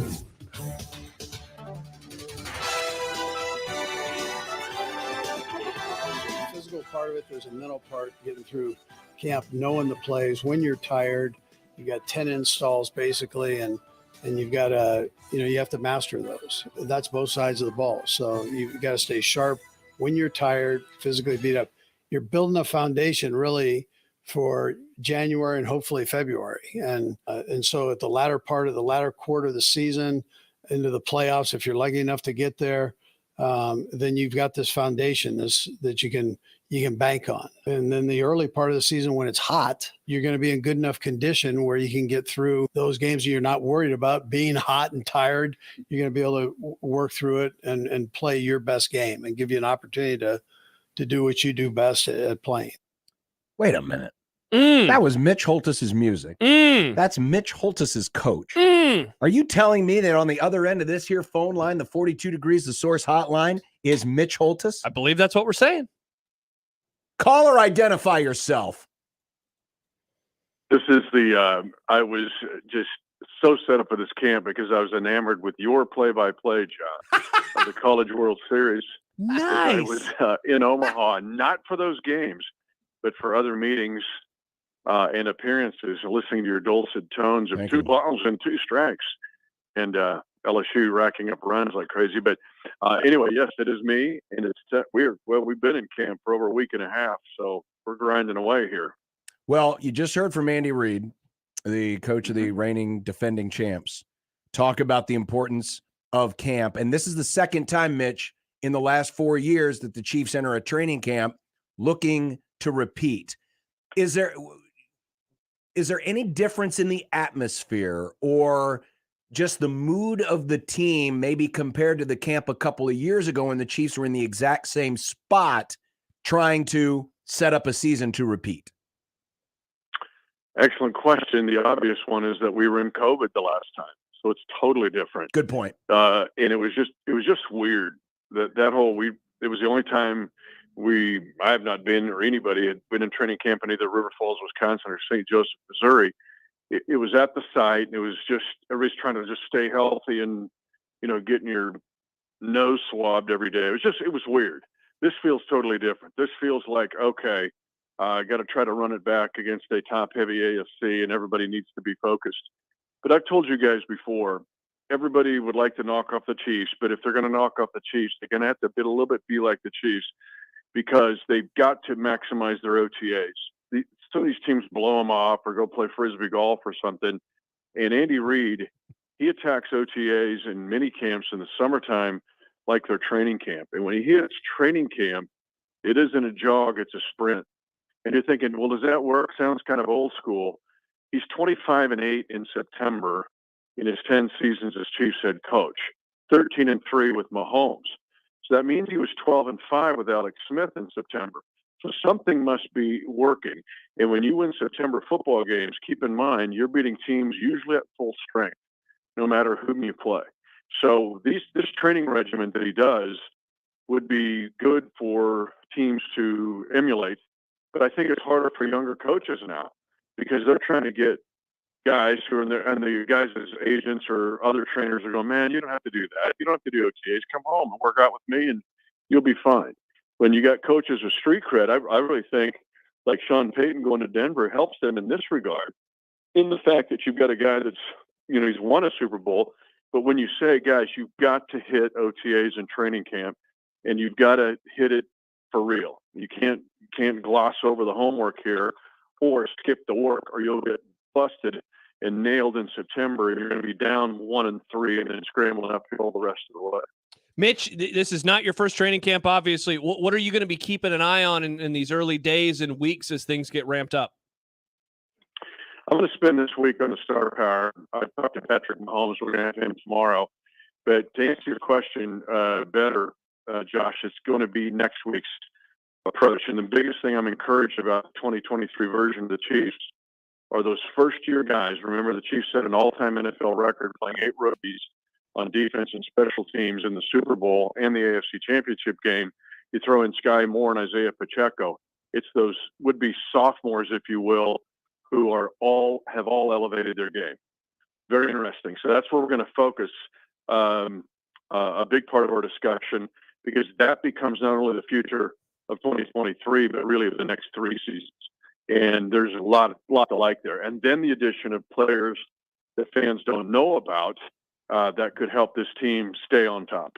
Mitch Holtis, the voice of the Chiefs. Our Chiefs training camp reports begin in earnest today. He'll be with us every day, 3:15, through the course of the next couple of weeks. Of course, the news from last week at the beginning of camp, Kadarius Toney, who went down with a knee injury, sounds like he's going to be back, or at least they're hoping he can be back for the beginning of the season. There's also the holdout of Chris Jones.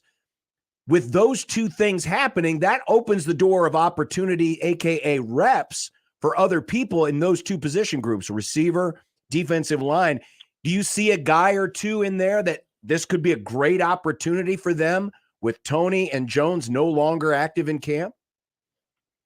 A collective answer when you relate it to the injury to Toney, and that includes Sky Moore, who's going to be probably the valedictorian of that elevation discussion of first year to second year. Justin Ross, who is the social media darling of the Chiefs Kingdom, who was the star at Clemson. Can he have any kind of career in the NFL? And then Rashee Rice, the second-round pick out of SMU.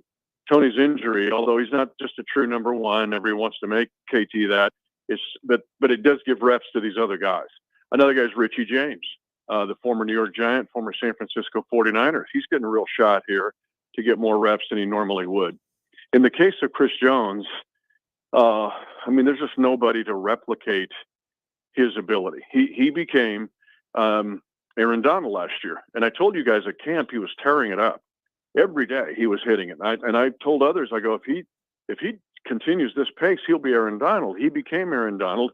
Well, he's not here. But now you got guys like Daniel Wise. Nobody quite knows about him. Just guys that have been around that are okay players, but they're not Chris Jones.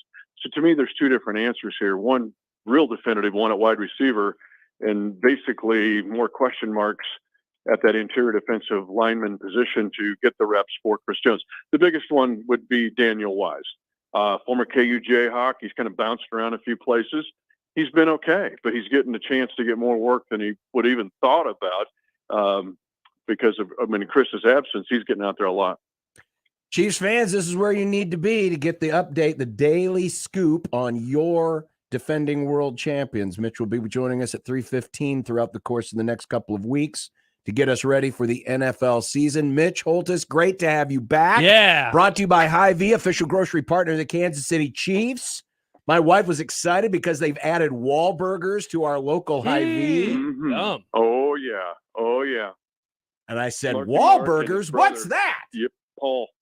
It's Marky Mark and Paul and all the great Wahlburger movies of all time. Saw Paul at the IndyCar race. Oh, that's right. in You got to Newton, be in the Iowa. pace car. How cool was that? That was, you talk about trying to get a good night's sleep the night before and changing your underwear right afterward. That was way cool. And on that, it's 7/8 of a mile track with Indy cars going 175 miles an hour. It says like popping popcorn with ball bearings. Yeah. I was like, oh my gosh. Well, I'm glad you had a good I was time right and you were behind safe. Iowa.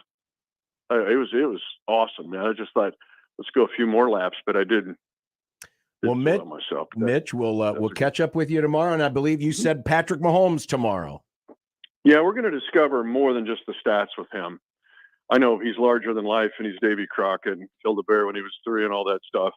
But there is something to him that people have got to realize of why he's so good. I mean, he's better than good, and it goes way beyond the stats. Mitch, we'll look forward to it then. Great to have you back. Have fun in St. Joe. You were great on the air, by the way. Thank and you. I loved it when you're going, here's the summary for LSU. 15 runs on 43 hits. And LSU leads 93-1. It was awesome. It was. There was a lot of offense. It came late, but man, when it did, it came in bunches. Mitch Your Holtis. baseball's good, man. Good Thank baseball. you. I appreciate it. Mitch Holtis, the voice of the Chiefs, Bye, brought to you Mitch. by Hy-Vee, official grocery partner of the Kansas City Chiefs. And no embarrassing comments from the Chiefs head coaches so far in this training camp, unlike what they're getting in Denver. Oh, yeah. And we'll talk about that later on And today. we'll have more on that coming up because a certain quarterback from a certain other team is not happy with Sean Payton. Man, isn't it nice to have football back in our lives like this? We got a game in a few days. Oh, this is great. But it doesn't count. That's fine. It's still going to be on television. So? There you go. Pull up YouTube. You can pull up football anytime you want on Again, that's YouTube. why I started watching quarterback on Friday. I was like, you know what? I think that I want to do something with football. You could have been watching the USFL or the XFL this whole time. By the way, thanks to Scooters for coming in. Yes, our dear Scooters friends. brought us some energy drinks. I just had one of their mocha lattes. Very good, by the way. Scooters, for those of you who love those early bowl games, it is now the Scooters Coffee Frisco Bowl. That's awesome. The one that will be played on December the 19th on ESPN down in Frisco, Texas. I want to go. The Frisco Bowl, the Scooters Coffee Frisco Bowl.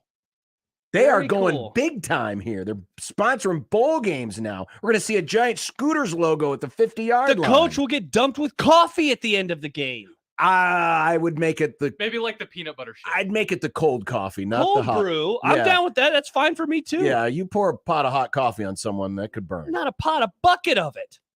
That's even worse. Like the So make it the Gatorade cold brew. Yeah, there you go. Cold brew. I'd be down with Better that. yet, just pour a bag of beans on him. A bag of beans. Coffee that's beans. I love coffee because you know beans. Scooters roast their own coffee. People forget. That's Not what now they should don't do. though. Forget about some other bowl games who dump gross things on the winning coach. Scooters needs to dump their delicious roasted coffee Either beans. way, I can't wait for this bowl game. Congratulations to our friends at Scooters. Yeah. Omaha based, now the sponsor of the Scooters Coffee Frisco Bowl. A bowl game that maybe Michigan State could play in. Oh, nice. Well, probably not. They're not contracted with the Big Ten. But Michigan State is our team next. 25 teams and 25 grums. Wow. I told you it was busy today on 1620 The Zone. Hey, everybody, it's Michael Savit for Ted and Wally's. 2 locations, of course, in Benson and the Old Market. It is the best destination in town for ice cream. It's fun for the whole family. You having a birthday? You having some special event? You want to bring ice cream, especially during the summer, because you know what? It's hot and ice cream cools you off. If you're thinking nostalgia, remembering back to those good old summers when you were growing up, you remember ice cream in your life, and you probably remember going to Ted and Wally's. 2 locations in Benson and the Old Market. Check them out today and tell them Severe sent you. Hey, Connor. What's up? So, you're getting an Auto Express Lane certificate in less than a year? I need to put my career in the fast lane. And Jenny, in just 5 months, you earned a veterinary assistant certificate? It's kind of a pet project. JC, is that blood? Yeah, I'll be certified as a phlebotomy tech in just 5 months. A positive, JC? Earn a career certificate in less than a year. Get started at mccneb.edu/adults. Classes start September 5th. This is me at MCC. Meet Joe A, Joe B, and Joe C. What's up? 3 everyday Joes perfecting their banking with Chase. Joe A is locking his lost debit card with the Chase mobile app. Joe B is cruising toward his new ride with AutoSave. And Joe C's Chase banker is helping him budget to go back to school. Tools that help protect. Support for what's next. One bank that puts you in control. Visit chase.com/checking. Chase. Make more of what's yours. Chase mobile app is available for select mobile devices. Messaging and data rates may apply. JP Morgan Chase Bank, N.A. member FDIC. 0.05 seconds. That's how long it takes users to form an opinion about a website. If you're unsure that your website meets today's standards, go to jmonline.com and book a call with an expert today. At JM Online, we redesigned our own website last year, a project that has already delivered us a positive ROI. From advanced micro interactions to a beautiful mobile design, check out what we're capable of at jmonline.com. Prescriptions require an online consultation with a healthcare provider who will determine if appropriate. Restrictions apply. See website for details and important safety information. Subscription required. Price varies based on product and subscription plan.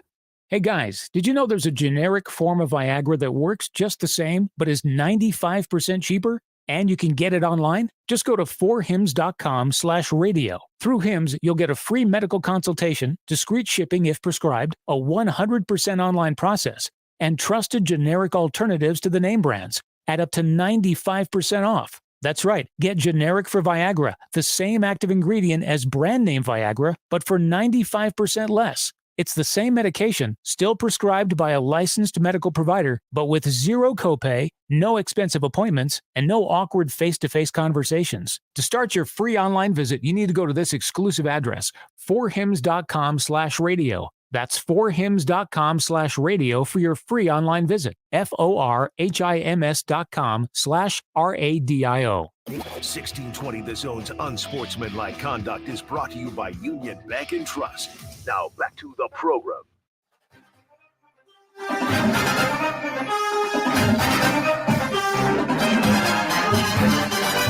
The countdown is on. Mertz looking to get out of there. Oh, he got a pass is intercepted. It's Winman, Jacoby Winman. There he is. Going for the corner route. In the corner. Got him. He's got it. Touchdown, Michigan State. Happy homecoming in East Lansing. Ford lets it fly. Touchdown. What a pass. And Reed pulls it in. Second and goal. Ford throws off the hands and deflected and caught for a touchdown by Malik Carr. It's time for 25 teams in 25 grums. That's right. And today we look at one of Nebraska's opponents, cross division, for the final time. We can refer to Michigan State as a cross division opponent. That's true. The Spartans, who have had quite the up and down last 2 years. 11 wins 2 years ago, 5 wins last year. Where's the happy medium? Jim Comparoni covers the Spartans for Spartan Mag, a member of the On3 network. Jim joins us on the 42 Degrees The Source hotline. Jim, thanks for coming on 25 teams and 25 grums. Gentlemen, great to be with you. Coming from the state of Michigan, great to be with you in the great state of Nebraska. Almost football season. Looking forward to it. Yep. Camp just started this week for Nebraska, as it did for just about everybody else. We heard in some of those highlights, Peyton Thorne, who surprised a lot of folks after the spring by deciding to transfer out. Also, Keon Coleman, top receiver, transferred out. What does this double gut punch do this year to the offense? It was stunning to lose a 2-year starter at quarterback and your best player. Keon Coleman was Michigan State's best player, and he goes to Florida State. Peyton Thorne goes to Auburn. It shook up the fan base a little bit. You know, Mel Tucker reached out a little bit to the head coach and said, hey, you know, we haven't lost many players to the portal that we wanted to keep.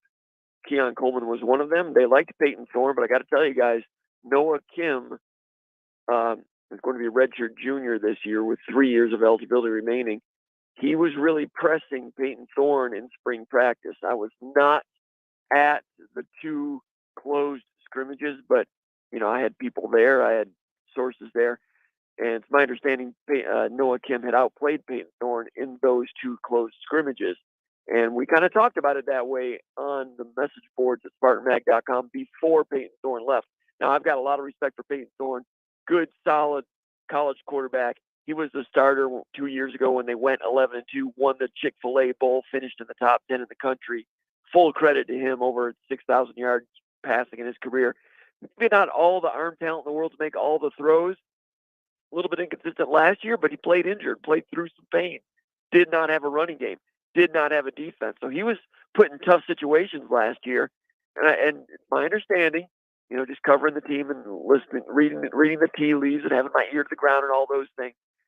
Peyton Thorne expected to be told that, you are the starting quarterback publicly. He expected that to be the narrative.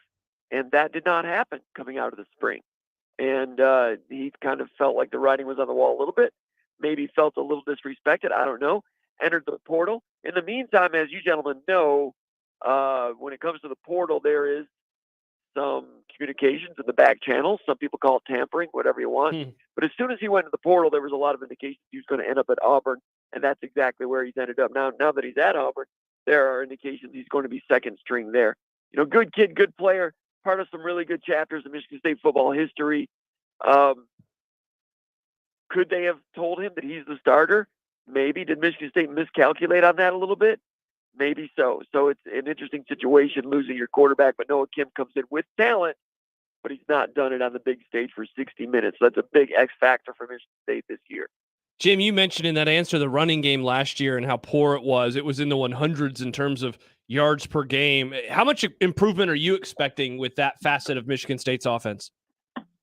I think it'll be better. They went to the portal and got Nathan Carter out of UConn, a guy that was among the nation's leaders in rushing for 3 games before being lost to a shoulder injury in Game 4 last year.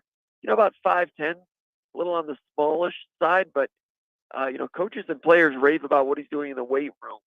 Really, team leading things in the weight room, kind of a little bit of a weight room freak.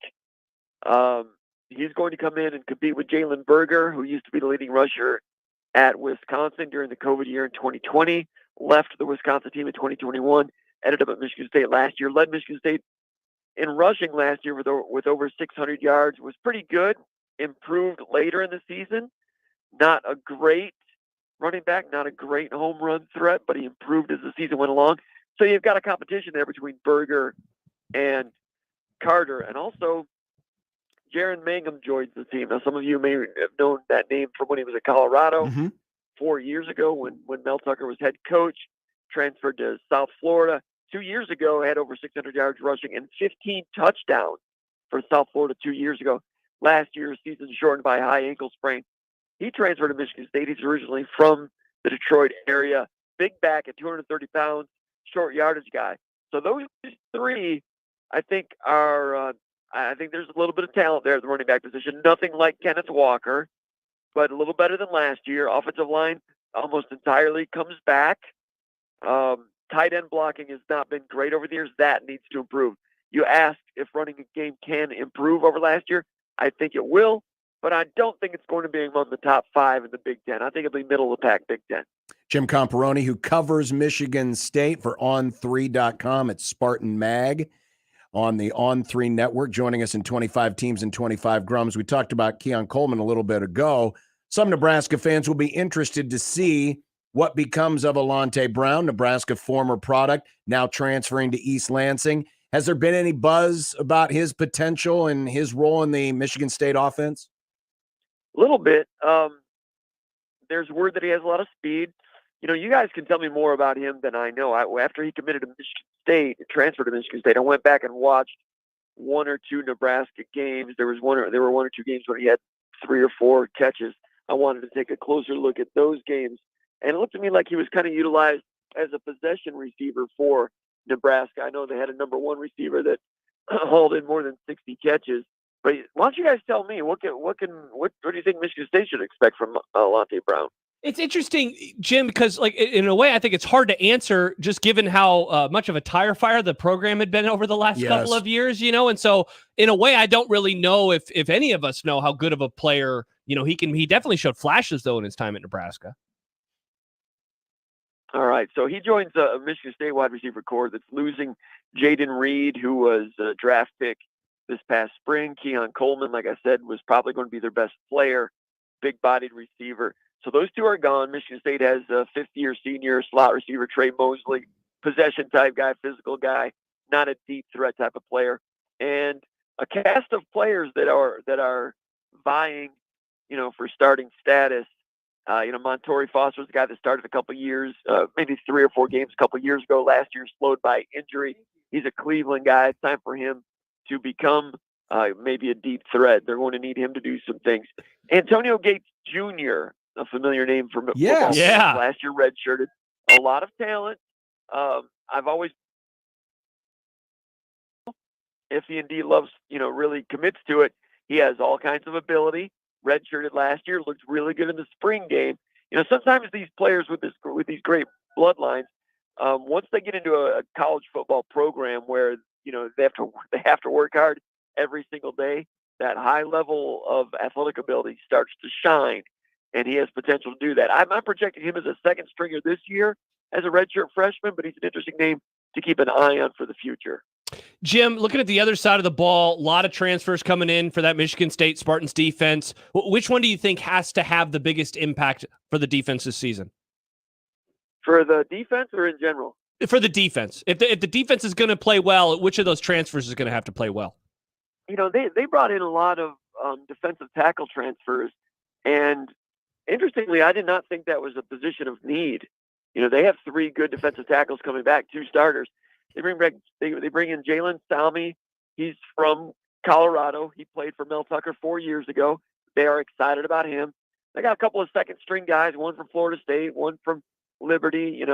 I think that those guys are just kind of second stringers at Michigan State, people that could give them some depth. Last year they didn't feel like they had enough depth at defensive tackle, but Michigan State's front 6 on defense is going to be good.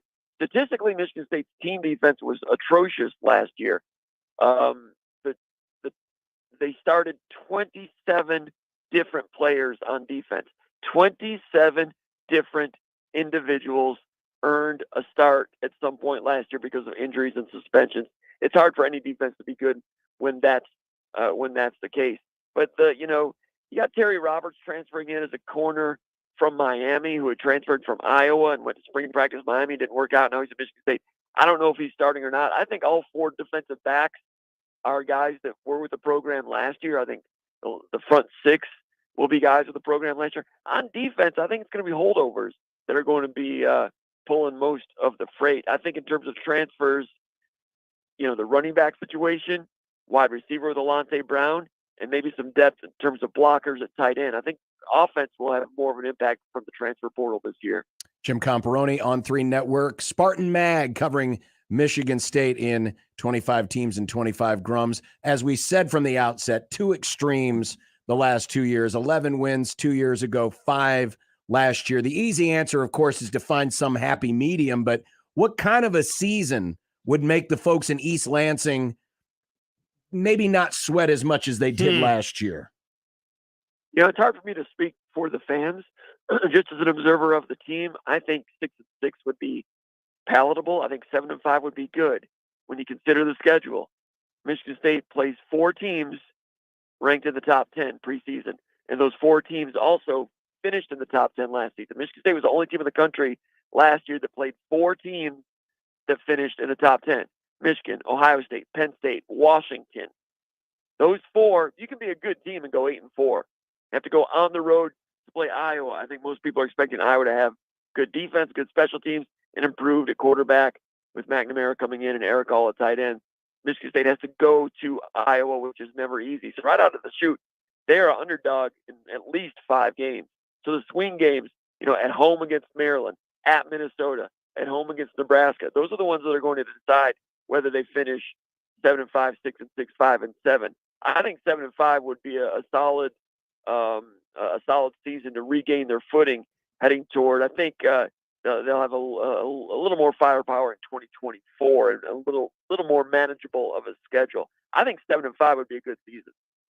Jim Comparoni, Spartan Mag. Jim, we appreciate the preview of Michigan State, and we'll be talking, I'm sure, as we get later in the season, as we get closer to that matchup in East Lansing between the Huskers and the Spartans. I appreciate it, guys. Have a great day. Thanks for having me on. You're welcome, Jim. Jim Comparoni from Spartan Mag. You mentioned the running game earlier, and that was, I mean, if you want to see an example of how this team fell off so dramatically, when Kenneth Walker had that great season, he transferred in. Doak Walker. And lit the place on fire, had over 1,600 rushing yards. Michigan State didn't have that many yards rushing as a team last year. No. They were shy of about 14,000 yards, 1,400 yards, not 14,000, 1,400 yards. So by himself, Kenneth Walker ran for more yards than the entire team did last year. That obviously has to get better. Offensive line was a dumpster fire last year. They couldn't protect the passer and they couldn't run block. Even though, Jim mentioned, hey, most of those guys are back. As you've said many times, not all returning experience is good returning experience. We'll see if that side of the ball can improve. But the other part of this too, even in their year 2 years ago when they won 11 games, it was the worst pass defense in America. Literally the worst. And last year it was better, but not great. Yeah. And so that's got to improve. John, it's crazy. I was reading Bill Connolly's preview of the Big Ten East today in preparation for the interview, and he had a little stat in there. In 4 seasons as head coach, Mel Tucker has won 23 games, and 11 of them came in one season. So that means 12 in the other 3. And, of course, we remember him at Colorado in 2019. He was the Michigan State coach in the shortened COVID year, and then they just were incredible in 2021. But as Bill pointed out, their record was good, 11-2. They were just inside the SP Plus top 25, though. They were 25th.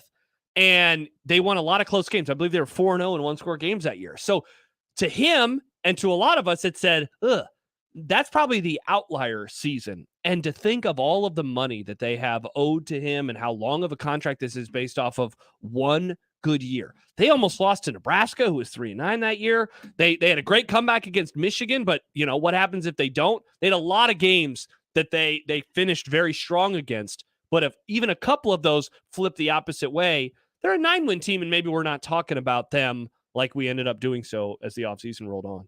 Still to come, Mitch Sherman joins us next. We'll get the latest from Husker fall camp. Yes, there were players that training camp.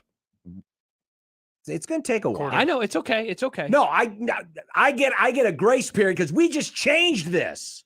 We just changed this. You're not a player whose coach just got found out of a scandal, John. There's no grace periods. What? There's no transfer grace period. Yeah, there is. There's always a grace period. Nice reference, Nick. It's the terrible reference. Mitch Sherman's joining us next. Also still to come, Tom Fornelli of CBS Sports. And there is movement on the Pac-12 media front. I'm sure there is, John. Well, it's almost here. One they of promise. Your favorite podcasts is reporting it. Bill Simmons is talking about college football. Bill Simmons. The MAGA-cast Bill, is talking about college you football? could show Bill MAGA-cast. Simmons a picture of college football and he wouldn't know what it is. He's on hiatus right now. I miss him. Where's Boston? Bill, come back. Boston's not in here. He's on his summer break. I miss Bill. Bill, So come back. You don't miss him. I do. We don't get summer break. I know. We're not millionaires like Bill Simmons. It's people like you that made him a millionaire by legitimizing him in the first place. I like to stuff, It's John. your fault. I like to stuff, John. I'm blaming you. Sorry. But I'm not blaming Mitch Sherman, who joins us next here on 1620 The Zone. Live from the Host Coffee Studio, this is 1620 The Zone. 1620 The Zone. Traffic. From the Backlund Plumbing Time-Saving Traffic Center, heads up, a stalled vehicle has the right lane blocked on eastbound I-80 between 680 and 108th Street. Also, a wreck has the right shoulder blocked on the South Expressway southbound at I-29 over in Counts Bluffs. Looks like delays on Dodge for both directions because of the road work between Rose Blumpkin Drive and 90th, and delays on L Street for both directions around 52nd. I'm Mike Neville. This time-saving traffic is brought to you by the 99th Santa Lucia Festival. The 99th Annual Santa Lucia Italian Festival, Thursday through Sunday at 10th and William. Friday, dance to music by Generations, thanks to CKF. Saturday, Omaha's Envy, courtesy of Mangia Italiana. Free admission and authentic Italian food. SantaLuciaFestival.com. Presented by Rotella's Italian Bakery and KMTV News Now. Meet Joe A, Joe B, Hello. and Joe C. What's up? 3 everyday Joes perfecting their banking with Chase. Joe A is locking his lost debit card with the Chase mobile app. Joe B is cruising toward his new ride with autosave. And Joe C's Chase banker is helping him budget to go back to school. Tools that help protect. Support for what's next. One bank that puts you in control. Visit chase.com/checking. Chase. Make more of what's yours. Chase mobile app is available for select mobile devices. Messaging and data rates may apply. JP Morgan Chase Bank, N.A. member FDIC. Happy birthday to us. That's right. We're turning 50 this year, and we're celebrating with you. Introducing my new birthday cake streusel, topped with vanilla cake and crunchy streusel, a swirl of white icing, and showered with rainbow sprinkles. Paired with our classic combo, the one that started it all, and your favorite one-topping pizza. Happy birthday feast. Enjoy one today. Godfather's Pizza. Do it. We've all had this happen. Somebody says something about a thing, and then a couple of days later, you see an ad for that thing pop up on your newsfeed. Weird, right? Well, in an honest attempt at not being weird, Langfeld Overhead Doors would like you to remember them when you or your friends need a new garage door. You can trust the professionals at Langfeld Overhead Door to repair or replace your garage door. You can also trust them not to listen in on your conversations, because that's weird. Langfeld Overhead Door. 402-234-2700. Tell us how you feel on the J-Tech Construction and Solar Zone Twitter feed. Reach Gary, Nick, Connor, Josh, and John anytime on the J-Tech Construction and Solar Zone Twitter feed. Contact the official exterior and solar experts of the Huskers. J-Tech Construction at yourexteriorexperts.com. Let it fly. Your elevated sports bar experience. KOZN Bellevue, Omaha, Council Bluffs. This is 1620, The Zone. Mitch Sherman of The Athletic joining us. Hello, guys. The intent that he had in putting this staff together will overrule all of that, no pun intended. Yeah, you've got to get bigger and bolder every time, right? Call Mitch. Call Mitch. Call Mitch. Call Mitch. Mitch. Well, here we go. Training camp is underway. And Mitch Sherman, who was down there today to talk to some of the principals involved and enjoy, what was it, 15 minutes or 20 minutes of? 25. Was it 25? Did you get a full half hour of enjoyment of watching a little working out on the fields? It wasn't quite that long, no. But first day, working out the kinks on the schedule. So I think we got let in a little bit later than how it was all supposed to be. It was a short period of time on the practice field, and it was just half the team too. They split the team into two groups for the first few days of camp, and just about 60 of them out there. It seemed like a small crew. I wasn't necessarily prepared to own. It should have been easier to track players down, but I was still just getting my wits about me on being back at practice when I got the kick in the pants from Keith Mann and his crew that it was time to go. Explain that too, because that was something Matt Rule talked about today. So they split the team in half, and to allow for more reps, especially for the younger players. Was this just a today thing? Is it a this week thing? How is this working, and how long will it go? Pretty much this week. There were 3 or 4 practices. I think by Thursday or Friday, the team will be together in the full 120.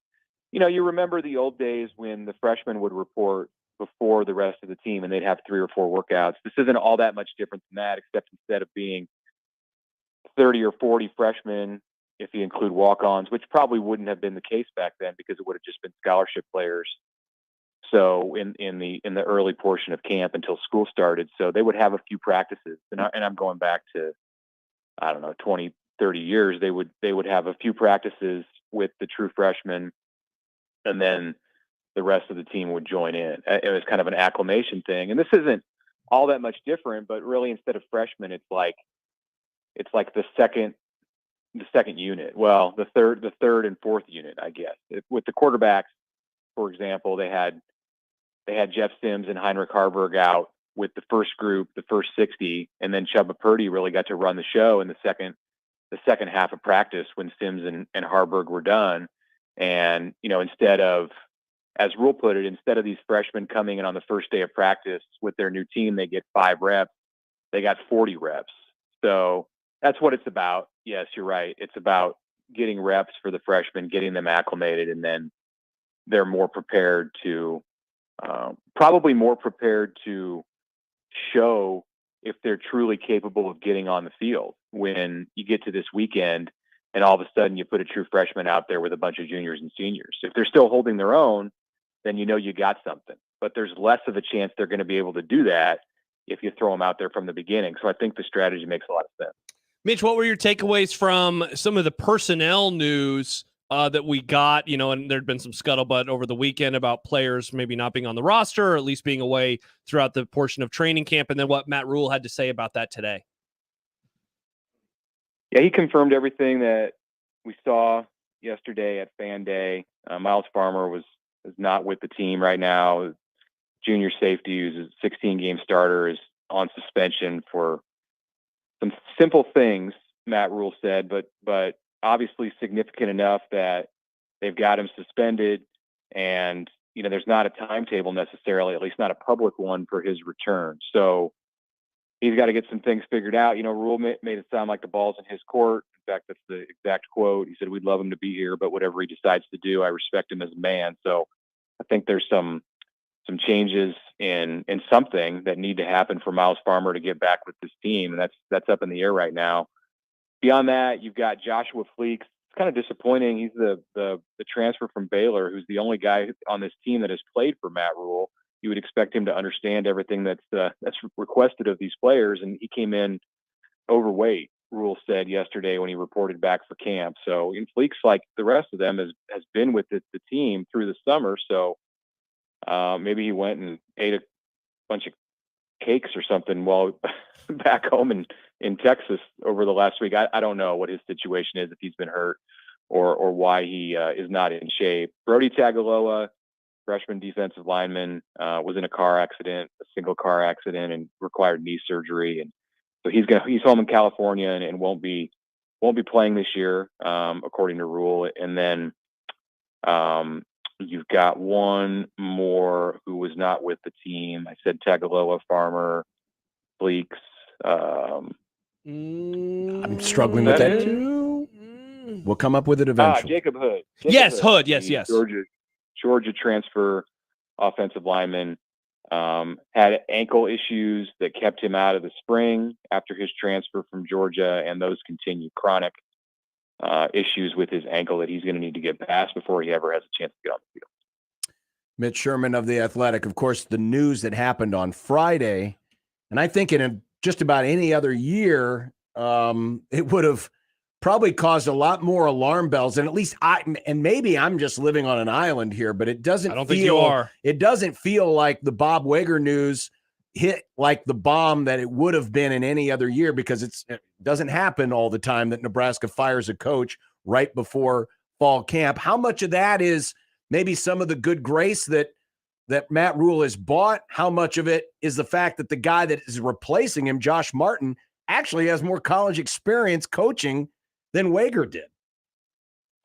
Well, I think it's a combination of those things. I think it's the timing. It happened on a Friday afternoon, right after Big Ten Media Days, on the cusp of camp opening, when there's just a lot of other developments and things to get to. And, Bob Wager we don't know him beyond a couple of media encounters up to this point. He's a guy who coached in high schools and was very respected in the state of Texas for his 26 years as a high school head coach. But, in losing him, and I don't know that he was fired. And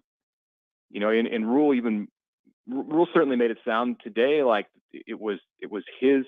And I don't know. He didn't get into the specifics of how the departure went, but it was phrased that Wager resigned. Maybe he resigned under pressure. Maybe he felt like this was something that he needed to do because of the mistake that he made in getting ticketed for DUI last week. It's water under the bridge at this point. He's not here, and I think it's just Nebraska's moving on. and they have Josh Martin. That's part of it too, is that Josh Martin is here.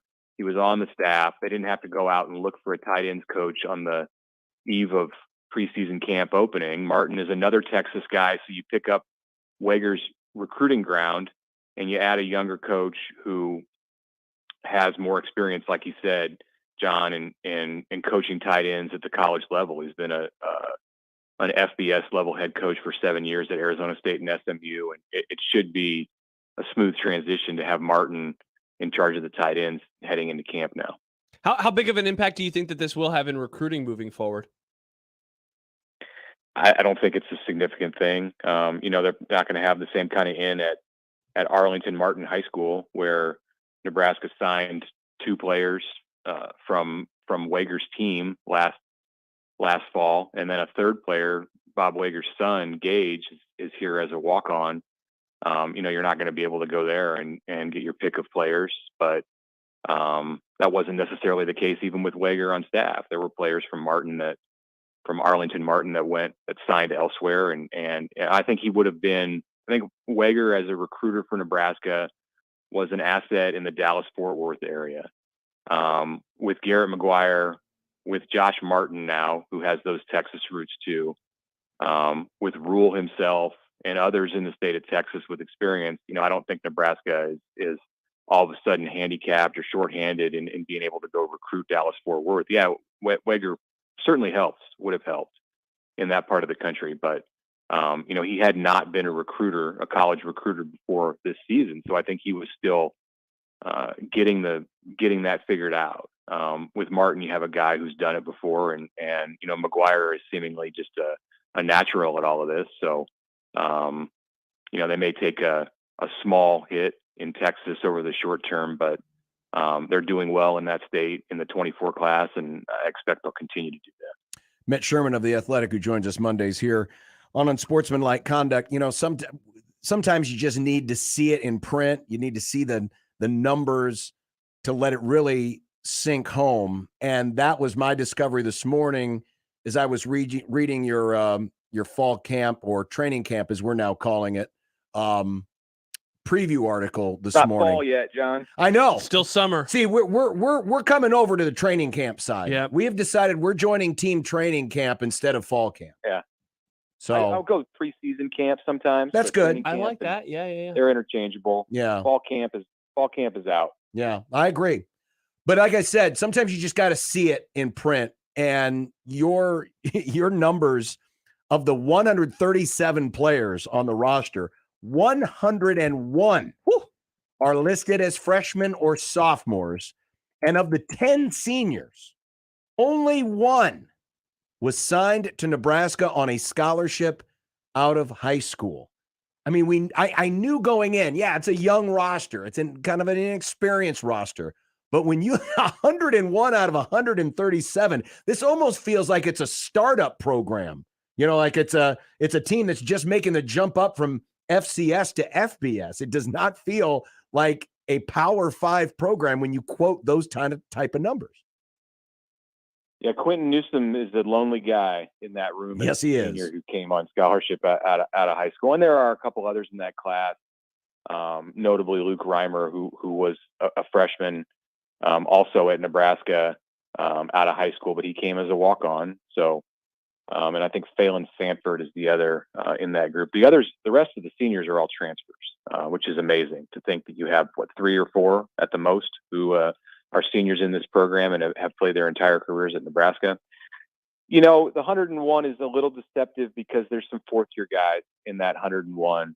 You have players who redshirted and also got the 2020 COVID year that didn't count. So there's some fourth-year sophomores among the 101, but regardless, it is a young team. And that's what happens when you've had the amount of turnover that Nebraska's had, both because of difficulty retaining talent with the former staff and then just coaching change. Coaching change leads to turnover, and there's been a lot of it in this offseason. Much like there was in recent off seasons that didn't involve coaching changes, but did involve just an inability to retain some of the better talent on the team. So, what it leads to again, and then this is a trend. Nebraska's had a young team for several years. And one of the mantras that you heard from Scott Frost and coaches on the previous staff was, we need to get old and stay old. Well, here they are in 2023, and they're young.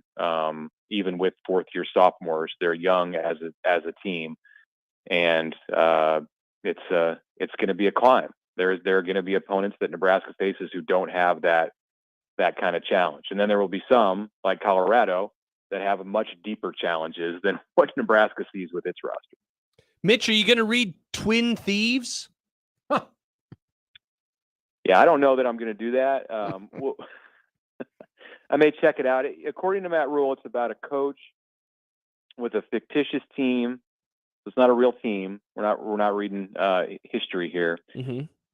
Who teaches them to overcome their own doubt. So there's some kind of message to be sent here to the Nebraska players. I wonder if they'll get that. Are you talking about us? Is this supposed to be us here that we're reading about? A lot of doubt among Nebraska players, which is only natural when you've had the kind of success or lack of it that Nebraska's had in close games over the last few years. I don't know if the fictitious team in Twin Thieves has a horrendous one-score record or not, but perhaps they do, and if not, I'm sure there's some applicable lessons to be learned for Nebraska. This was a recommendation from Donovan Raiola. Yeah, he had this book on his shelf when Matt Rule met Raiola last December for the first time, and it's part of the not just this book but others that Donnie was reading were part of the reason that Matt Rule was drawn to him and elected to keep him on staff. Yeah, it has a great rating on Goodreads. I don't know if either of you two are familiar with Goodreads. Is that related to Goodrich? They got great malts. No, it's where you check in on the books that you've read, John. Yeah, 5-star system. It's 4.5 out of 5 stars. Oh, like Rotten Tomatoes for books. Basically, yeah, but it's instead of critics, it's just us normal people who read. Yeah. All right. So I see what my friends are reading. It's great. It's a great website. All I know is this is setting up perfectly. If this offensive line doesn't show some improvement We're this gonna year, blame Twin Thieves. It's going to be Twin Thieves, and then of course we already know that Raiola was blamed for a lot of it last year anyway. Man, I hope this book is really good and really does something good for this team, because I mean Raiola is already kind of on a double secret probation with a lot of fans around here. This would not be good if this book ended up screwing people's minds up or something. The offensive lineman read it last year. That was word from Turner Corcoran today. So they're going to read it again. It isn't a magic. It isn't a magic wand. No, you can just sprinkle over the offensive line or any position group. But I'm not expecting miracles to occur as a result of Twin Thieves. But in all seriousness, part of it is just he wants to get these guys to stop reading their phones. That's why you have some of the pairings that you have in these dorm rooms. All of the ones that I heard about today almost made me uncomfortable just hearing about them. Like a senior with a freshman, a city kid with a farm boy. That's the kind of thing they're going for, and I'm sure they're required to get to know each other too. They've got board games in the dorm that they're supposed to be reading. They can't leave campus without permission. So this is going to be an interesting 2 weeks, like an interesting experiment in personalities and in bringing this culture together even more, which is, of course, has been a huge focus for Matt Rule since day one in Nebraska. Somebody get on the phone to the guys over at Hard Knocks. This is the team. This is the team they should be following, not those boring ass Jets who don't want anything to do with this. I would much rather watch, city kid and country kid, hemmed up in some little tiny, dorm room, and then they have to go meet in the dining hall and talk about this book. That's a lot more interesting than anything the Jets could do. I mean, you already have linemen on both sides of the ball today complaining about their beds. So tiny. I'm expecting the fallout to last all season. When Ty Robinson has a bad back in week 6, goes back to the bed that he had, and I'm kidding in training camp, but they need to get these guys some beds that fit them. If they're 6'6" and 300 pounds, you can't expect them to sleep on the same bed that the freshman moving into Selleck Hall is going to be given in 2 weeks. And how do you like to be the kid from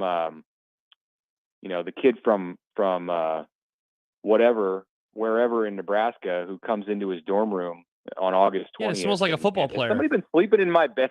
Yeah. Yeah, they got to do a deep clean. Corcoran, he's been in your bed for the last 2 weeks. This smells like defensive tackle ass in here. What's going on? Jock straps everywhere. Ah, gross. Horrible. Yeah.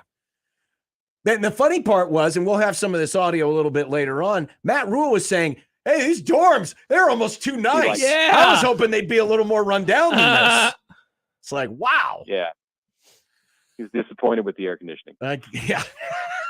Yeah, especially after last week, I'm sure they all Oh, were. yeah. Mitch Sherman of The Athletic. Well, Mitch, we've made it. Training camp. Training camp is upon us. It's here. It's started.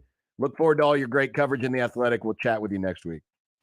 All right. Thanks, guys. Bye, Mitch. Mitch Sherman of The Athletic. John, you think about reading Twin Thieves? I didn't realize it was a No, but I think they novel. I think they really missed an opportunity here. What do you think they should have read? Well, It by Stephen King. because this is like we were celebrating our friends at Scooters. Sure. They're sponsoring this Frisco Bowl. Yeah. Support local. Sure. Yeah. There's a absolutely. perfect book. I said, oh my God, where is he? Did they kill him? Oh, thank God. Oh, thank God. They didn't kill me.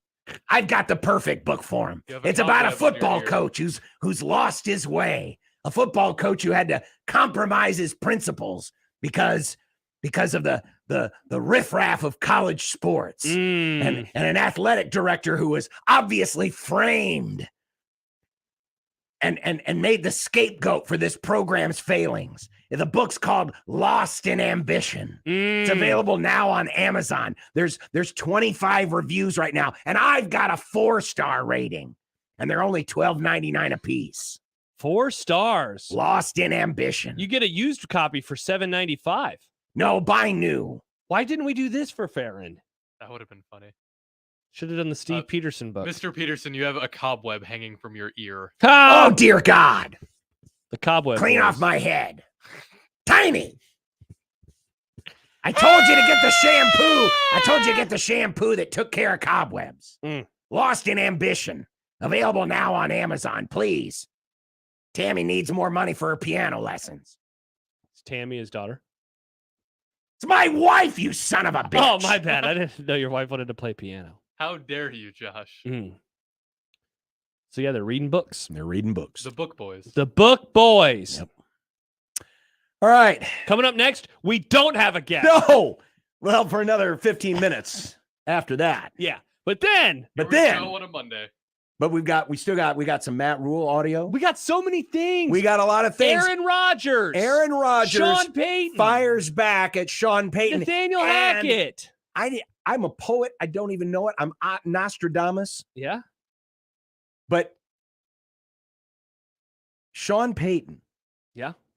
Basically used the excuse that I said he was doing last week when he fired off his takes? comments about Nathaniel Hackett. We'll have both of those things coming up next. Okay.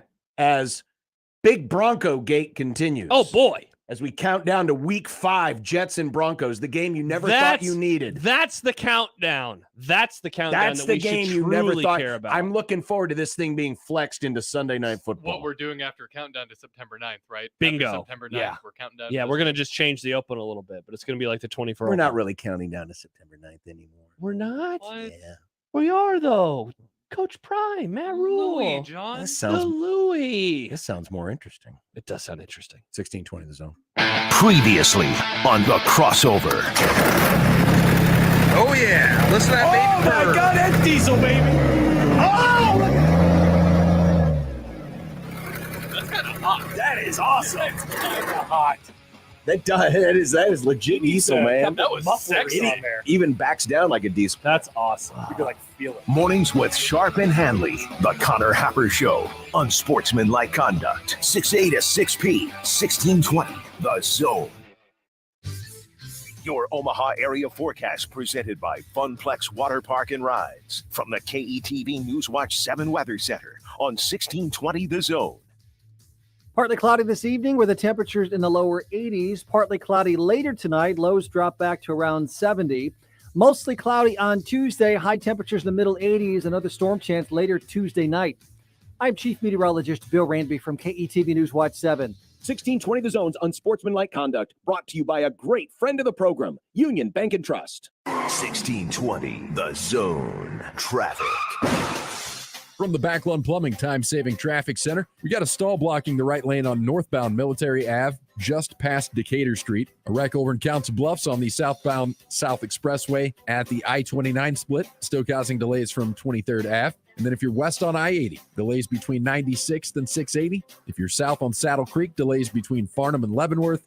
And delays on Dodge for both directions between 72nd and about 90th because of that road work. I'm Mike Neville. This time-saving traffic is brought to you by Luss Hills Harley-Davidson. It doesn't matter if you live in Iowa, Nebraska, 10 miles away, or 200. There's only one place to go for all your Harley-Davidson parts and service, general merchandise, new and used motorcycles. Luss Hills Harley-Davidson. Rise up and ride on.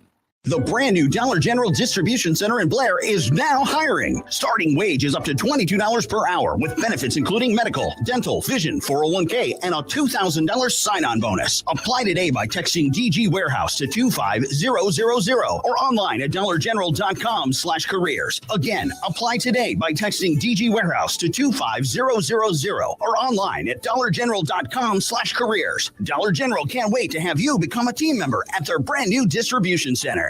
Why? Why? If you have T-Mobile 5G home internet, you might be hearing this a lot. Why? Every time your internet slows down during the busiest hours. Why? Why? Because your network gives priority to cell phone users. Why? Good question. Why not switch to Cox Internet with 2 times faster download speeds than T-Mobile 5G home internet during peak hours? Okay. Stop the whys and visit cox.com/5G home for details. T-Mobile prioritizes certain T-Mobile phone users over home internet users during times of congestion. Can we make 10,000 thread count sheets? For Lens Linens, staying in the comfort zone is never an option. Maximum thread count we could possibly thread. An industrial seamstress would make their sweet dreams come true. I want it to feel like you're on a snowflake, on cotton candy, on marshmallows, on a cloud. Indeed can help them hire great people fast. I need Indeed. Indeed you do. We instantly connect you with quality candidates whose resumes on Indeed match your job description. Visit Indeed.com/credit and get $75 towards your first sponsored job. Terms and conditions apply. If you're hiring, it can feel like you're trying to find a needle in a haystack. You can hope the right person comes along, or you can just use ZipRecruiter. And now you can try it for free at ZipRecruiter.com/radio. In fact, ZipRecruiter has helped a lot of business owners find their needle in a haystack, like Marco, president of operations at Telly Tires and Auto Centers. Because Telly Tires has grown a lot in the last few years, Marco needed to hire everyone from a receptionist to a store manager to a head mechanic. ZipRecruiter helps me find all the right people, even the most difficult jobs to fill. ZipRecruiter helps me keep my business running. Take it from Marco and millions of other businesses who've used ZipRecruiter. ZipRecruiter can help you find the needle in the haystack. See why 4 out of 5 employers who post a job on ZipRecruiter get a quality candidate within the first day. And right now, you can try ZipRecruiter for free. That's right, free at ZipRecruiter.com/radio. That's ZipRecruiter.com/RADIO. ZipRecruiter.com/radio. ZipRecruiter, the smartest way to hire. Make the right call, fans. The Rooferees at John Higgins Weather Guard. This is Unsportsmanlike Conduct with John Bishop and Josh Peterson. Now, 3 inches. 3. Last time I checked, that's a lot. On 1620 The Zone. John, a tweet on the J-Tech Construction Zone Twitter feed. Yeah. Travis says, remember Energy Bus? I think that was iCourse. It was. Yes. I read that one. Energy Vampires. Yeah. People forget about energy vampires. Well, listen, they're trying. They're trying to do a little. This is Vampire Weekend. Wow, that's perfect. The team bonding thing. So, listen, all of this has its place, and if it doesn't, you had this out on books? No. I'm I saying it all has. Books. Oh, I didn't say anything about. No, I didn't say anything about Fahrenheit 451. John. I didn't. Fahrenheit 451. I didn't say anything about being out on anything. That's a book. All I'm saying is, if the season doesn't go as well as people thought of, these are the types of things they'll point back at and say, well, Jim, maybe they should have been practicing more instead of reading some stupid fictional book. That's the only thing, I guess, if there was a problem I had with this. Can you get life lessons as well from a fictional book than a non-fictional book? Yeah, for sure. Yeah. But if it's a nonfiction book, it actually happened. Sure. Right, but fictional, it leaves it open to interpretation. It's something you're not. I understand that, but if you're trying to motivate a football, football team, Yeah. right, to overcoming obstacles, wouldn't you rather have examples of it like that actually happen that you can relate to? Maybe that's next year's book. or maybe the fictional events in the book are based off of real events. It's like a Law and Order. Well, again, that doesn't make any difference if it's either fictional or it's not. And this is fiction. But this is someone who doesn't read books that you're saying this.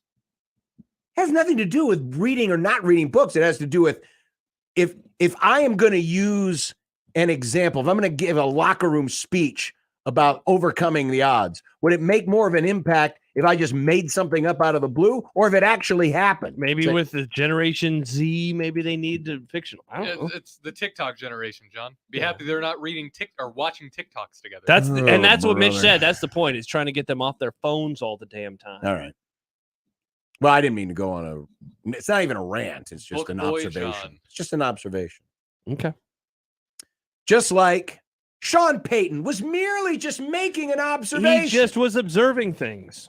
When he told USA Today last week that Nathaniel Hackett's coaching stint in Denver was a disaster. Spot the lie, though. I mean, that is true. That is very true. Well, Aaron Rodgers. Oh, boy. Was a little triggered because remember, Nathaniel Hackett is his buddy. Nathaniel Hackett is his boy. By the way, Nathaniel Hackett is his former offensive coordinator in Green Bay. He loved him some Nathaniel Hackett, and that's one of the reasons why he is now with the New York Jets. Yes, and I will say he's this. reunited with Nathaniel Hackett. By the end of this segment, I'm going to agree with Aaron Rodgers on something. I will tell you about that at the end of the segment. Well, here was Aaron Rodgers, courtesy of NFL Network yesterday or over the weekend, reacting to the comments made by Sean Payton, the now head coach of the Broncos, about his boy, Nathaniel Hackett. Those comments were very surprising. For a coach to do that to another coach. My love for Hack goes deep. We had some great years together in Green Bay, kept in touch. Love him and his family. He's an incredible family man, incredible dad. And on the field, he's arguably my favorite coach I've ever had in the NFL. Just his approach to it, how he makes it fun, how he cares about the guys, just how he goes about his business with respect, with leadership, with honesty, with integrity. And it made me feel bad that someone who's accomplished a lot in the league is that insecure that they have to take another man down to set themselves up for some sort of easy fall if it doesn't go well for that team this year. Thought it was way out of line and inappropriate, and I think he needs to keep my coach's names out of his mouth. All right. Anytime you drop the keep the name out of your mouth. Yeah. It elicits that reaction. Yes. You want to laugh every time. Also, so a couple of things in there. First of all, when he brought up somebody being insecure, very rich coming from Aaron Rodgers. Sure it is. The other thing, he said this at the end about like it gives him like this built-in excuse if things struggle. Yeah, it's a built-in fall. I've never thought about it from that perspective, but I mean, looking back at the offseason ahead of the 2018 Nebraska football season, that certainly was used a lot from the Frost defenders. Yes, it was. For literal years. Well, they were left with such a dumpster fire. It's funny because I never view it that way. I viewed what Frost was saying as like, look, there might be truth to it, but I wouldn't do it. And look, I thought it was funny that Sean Payton said it. And this is professional football, so it's different. But still, I don't know if I would just burn the organization to the ground like he did last week. That said, I appreciate that he did it because it at the very least, it's interesting. Well, Sean Payton did apologize over the weekend. Here is part of that from his press conference on Saturday. I had one of those moments where I still had my Fox hat on and not my coaching hat on. And, I said this to the team in the meeting yesterday. We've had a great off season relative to that, and I've been preaching that message. And here I am, the veteran, stepping in it. And, it was a learning experience for me. It was a mistake, obviously. I needed a little bit more filter. There's a pound of flesh for these guys. And as a coach, you stick up for them. And after a while, we're past that season last year, and I said what I said, and obviously I needed it a little bit more restraint, and I regret that. I had But at my the very Fox hat on. But that's what I said last week. I said it sounds like when I read those comments in the article he did with Jarrett Bell of USA Today, I said it sounds like he still is in back TV in Fox. mode? He's Yeah. in TV mode. And he literally used that as an excuse. Well, I had my Fox hat on. I was in my commentating hat. Isn't that funny too? Because, and like you did say that, he's been a coach way longer than he was on TV. He was on TV for 1 year. It'd be like if you, let's say tomorrow, suddenly you're the new tight ends coach for Nebraska. You Yeah. take over. Yeah. And you have some wild take. If you were like, sorry, I had my radio hat on, people would be like, I understand it. He's been in radio his entire adult career. It makes sense. It doesn't really make sense for him. He well, and how did TV for a few months and say goodbye? How did you think it was going to be received? Yeah. And again, you're right. Nathaniel Hackett was a disaster. Dude, I was watching some of the highlights from that their was such- season last year today. It was a joke. The crowd was chanting down the play clock so they would know when to snap the ball. It's not hyperbole to say it was one of the worst coaching jobs in NFL history. Correct. To watch just how badly mismanaged things were from the Basic very things, jump. normal football things. But the problem is he said it out loud. Yeah. And That's like off the record type stuff, that's right? Exactly. That's the type of stuff Like, you hey, hear. Jared, I'm going to say this off the record. You read that in Athlons, Yeah, right? to give you, I'm going to give you a little background on what I walked into, and then I'll give you some usual quotes. Right. Maybe I'll be a little harsh, but he's naming names. Again, last week, he talked about the GM, who is still there. Yeah, George Patton. Yeah, he talked about people who are still inside the building. He obviously talked about Russell Wilson quite a bit, too. The problem is, and it's not just that the Jets and the Broncos will play in week 5. So there's obviously going to be a lot made of this. And yeah, what channel is this game on? And that probably, remember when we said the same thing about, Jimbo and Saban last year? Saban? Yeah. And then they eventually smoothed things over They're and it became a big old this is nothing so burger. far into the season. I don't know if this is going to be a big old nothing burger because, as we know, Aaron Rodgers holds grudges. That's true. I think Saban and Jimbo both wanted to move on from this. I don't think that Aaron Rodgers will want to move on Everyone from this else situation. might want to move along. Yeah, but he won't. But he'll remind But Rodgers is going to hold on to this. He is going to hold on to this like grim death. By the way, that game, like you said, week 5, it's a 3:25 CBS game. So it'll be on here in Omaha, Nebraska. We'll all get to watch. Oh, that'll be lovely. But the problem is he meaning Sean Payton, put a big ass target on a guy who already had a big ass target on him, and that's Russell Wilson. Yeah. And not to be defender of Russell Wilson here, because certainly he's a part of everything that went down last year. Let's ride. There you go. But let's ride. He's going to be a target in this. Yeah. Because it was his arrival that was supposed to make the Broncos great. Then you got Hackett, who's this great offensive mind, and everything goes up in smoke.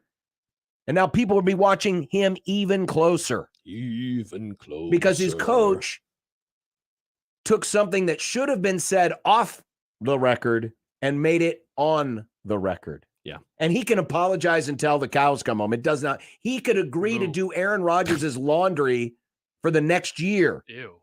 And Aaron Rodgers is still going to hold this grudge. And Hackett's going to hold this grudge. And the Jets by proxy, because they've all bowed down to the greatness of Aaron Rodgers and said, oh, please, you're our hero. You're going to do. They'll do anything he wants. The Jets are not letting this go. By the way, speaking of Rodgers, I said that he said something that I agree with. He was asked his favorite Christopher Nolan movie. He said The Prestige. Very good take, Aaron. Very good take. It's not Interstellar. Why are we not allowed to talk about movies anymore on this show? Who the hell cares? Read my book. Why? I don't understand. Lost in Ambition. It's on Amazon. You talk about your favorite movies all the time, and now I want to be like, I like The Prestige, and you make fun of me for it. This is despicable, disgusting. Well, I'm glad to see that you and Aaron Rodgers see eye to eye. On one single issue. One issue. Also, I did like Oppenheimer. Well, coming up next, Tom Fornelli of CBS Sports. And there is what appears to be maybe actual news on the Pac-12 media front. Oh. Coming up on 1620 The Zone. Your home is the place where you know your loved ones are secure. But the things that keep your home protected can't keep pests at bay. That's where Raid comes in. For 60 years, Raid scientists have worked to protect people around the world with trusted research, ingredients, testing standards, and product efficacy. Raid seeks to create a better future for all, especially the ones you love most. Raid, protection for all. Hey, Brianna, look at you, graduating already. Yeah, knocked out my gen eds in 2 years at MCC. And now you're off to Finish my 4-year degree at the university. That was fast. I'll bet your mom Loves that. We saved thousands in tuition. Now that's smart. That's Metropolitan Community College. Knock out your gen eds in 2 years before transferring to a 4-year university. Get started at mccneb.edu/me. Classes start September 5th. This is me at MCC. It started in Lincoln. Now it's in Omaha. It's Muchachos. At the heart of Muchachos is family. Muchachos uses new Mexican flavors with smoked barbecue passed down from generations. This flavor sensation is called New Mexican Barbecue Fusion. Come get your eat on and nosh on slow smoked pork brisket, chicken, queso, and mac. Try the fan favorite Hatch Mac Burrito with a craft beer or margarita. Muchachos is south of the Old Market at 1285 South 13th Street, or check them out at yomuchacho.com. Meet Joe A, Joe B, and Joe C. What's up? 3 everyday Joes perfecting their banking with Chase. Joe A is locking his lost debit card with the Chase mobile app. Joe B is cruising toward his new ride with autosave. And Joe C's Chase banker is helping him budget to go back to school. Tools that help protect. Support for what's next. One bank that puts you in control. Visit chase.com/checking. Chase. Make more of what's yours. Chase mobile app is available for select mobile devices. Messaging and data rates may apply. JP Morgan Chase Bank, N.A. member FDIC. That's Mike saying good morning. It's the best he can do right now. Yeah, not a cloud in the sky. What Mike could use is a fresh start. And Irish Spring Body Wash. The fresh scent of Irish Spring and those sensational Irish Spring suds are just the reset Mike needs. Now he's ready to go to work. It's Sunday. Irish Spring. When the spring hits you, you're ready. Pick up Irish Spring today. We're going abroad for the first time in years. To Spain. But we don't speak Spanish. So we started using Babbel. And started learning Spanish fast. With Babbel, you can start having conversations in another language in just 3 weeks. Babbel's conversational method teaches you real-life words and phrases. And with Babbel's interactive bite-sized lessons, you'll remember what you learned. ¿Cómo te llamas? ¿Cómo te llamas? ¿De dónde eres? ¿De dónde eres? When you learn a language, you want to actually use it. Babbel is designed with that goal in mind. In just 3 weeks, we're starting to have conversations in Spanish. Estoy muy emocionado para ir a España contigo. Aw, he just said, I'm very excited to go to Spain with you. Vamos a tener mucha diversión. And that means we're going to have so much fun. Sí. Gracias, Babbel. Babbel, language for life. Celebrating 10 million subscriptions sold. Now try Babbel for free at Babbel.com. Just go to Babbel.com and start learning a new language today. That's Babbel.com. Babbel.com. 1620 The Zone's Unsportsmanlike Conduct is brought to you by Union Bank and Trust. Now back to the program.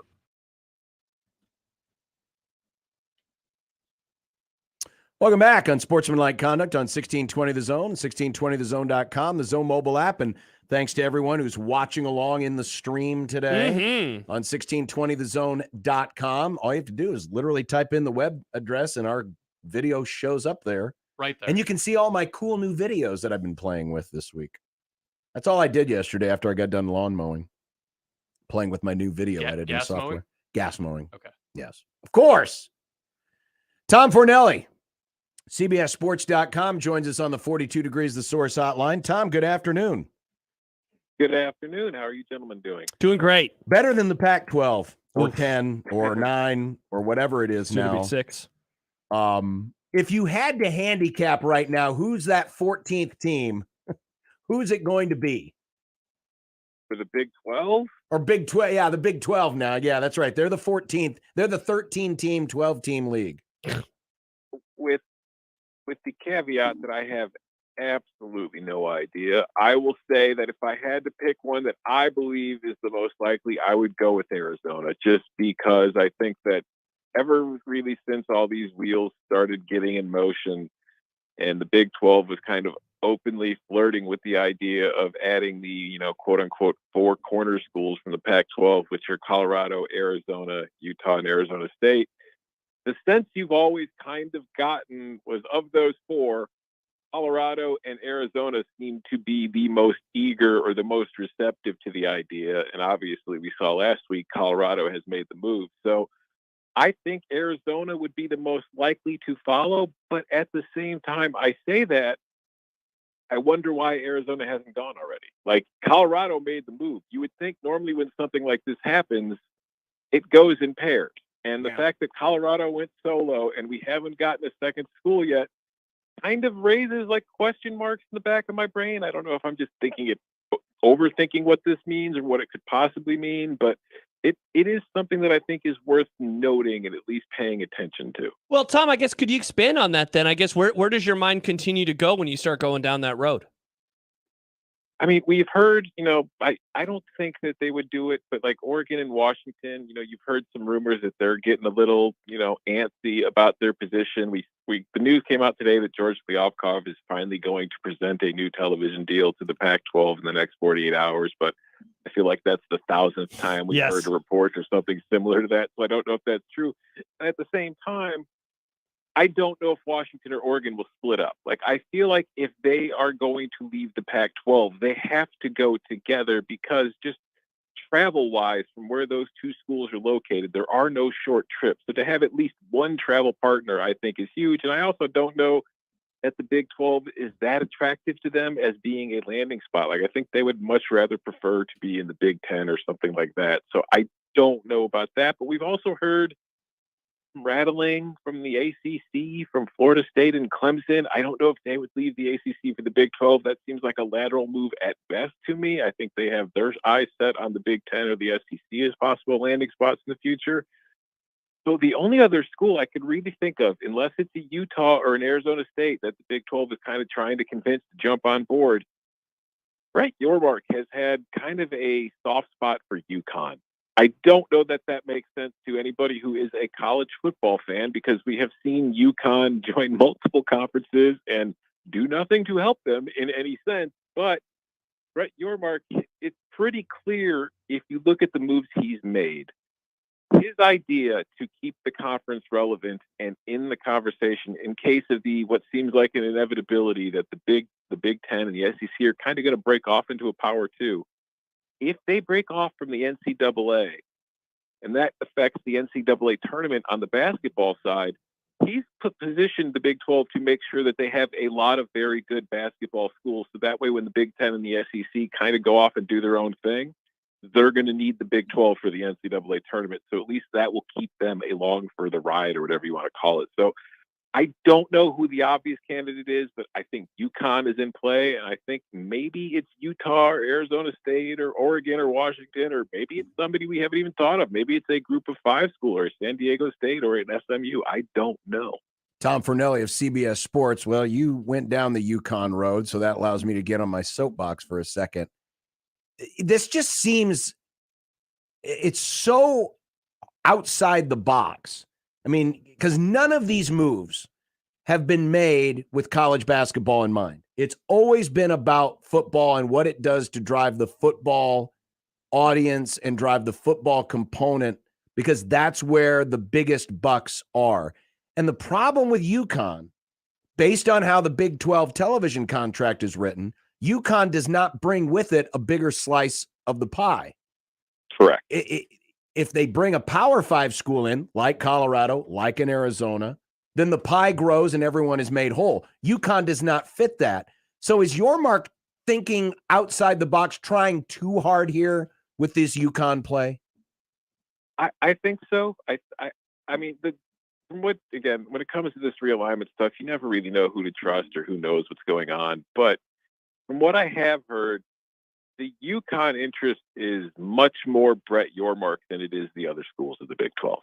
I don't think there's a ton of support within the other athletic departments and even the school presidents of adding UConn, both from the perspective of what it would bring financially and for the idea of having to travel to Connecticut for their sports and having UConn, flying into the Big 12. I just don't think they think it makes a lot of sense. but it's something Yormark has had his eyes on, and we've heard, he's had similar situations with Gonzaga coming to the Big 12 as a basketball-only school. I don't think it makes sense. Honestly, I think Yormark has done some very good things for the Big 12. Like, I think he was very smart to get to the negotiation table quickly and rework the television deal with ESPN and Fox to kind of cut the Pac-12 at the knees and take it out from under them. And to do that and to get Colorado, I think, was a very savvy move. I just also think he's done a lot of weird things that don't make sense. And I think that that's just something you kind of have seen in recent years, not just with Yormark, but across the college football landscape, in that the conferences have been hiring commissioners who don't really have backgrounds in college athletics. They are all entertainment or television backgrounds, and they come in and they only come in with the idea of doing it for television or for doing it for content and doing it for entertainment. And they don't really think of the logistics of how college athletics have actually worked. So that's how you end up with USC and UCLA going to the Big Ten, and you end up with, the Big 12 considering UConn going to the conference. So it's just, I think it's a side effect of that. I'm with you. I think Yormark has done some very smart things, and I think he's done some things that just kind of leave you scratching your head. Tom, looking ahead to the upcoming season, are you buying or selling Penn State being a playoff contending type program this year? I'm buying to a degree. I think that if you look at the program and the direction things have been trending, like there were the couple years there, the COVID year and the season after, where things were just very, very mediocre and very subpar for Penn State. But the one thing I have always kind of harped on with James Franklin's Penn State programs over the years is they've always had very talented rosters. They've had good skill position players on offense. They've had decent to good offensive lines, and they've had great defenses, but they always have average quarterbacks at best. And I don't like Sean Clifford was better than he got a lot of credit for. But when you look at the teams that have been getting to the college football playoff consistently and competing for, national titles outside of Georgia, which literally had an NFL defense, it's always the 5-star, highly rated QB that's leading the way. And that is the one thing Penn State has not had until this year. Drew Lahr is a guy that kind of got lost in the shuffle because he was the backup to Clifford last year. And there are other hot, newer names of the 5-star freshmen coming in and taking over places like Ohio State and other bigger programs. But Lahr's a very good player. And I think if you look at him, if he can live up to his potential, which I don't think he's going to come out of the gates playing great because he doesn't have a ton of experience. But the rest of that roster is really good. They have the guy who might be the number one pick in the NFL draft at left tackle on the offensive line. It's the best offensive line Penn State has had in years. They've got skill position players at the receiver spot. They've got good running backs.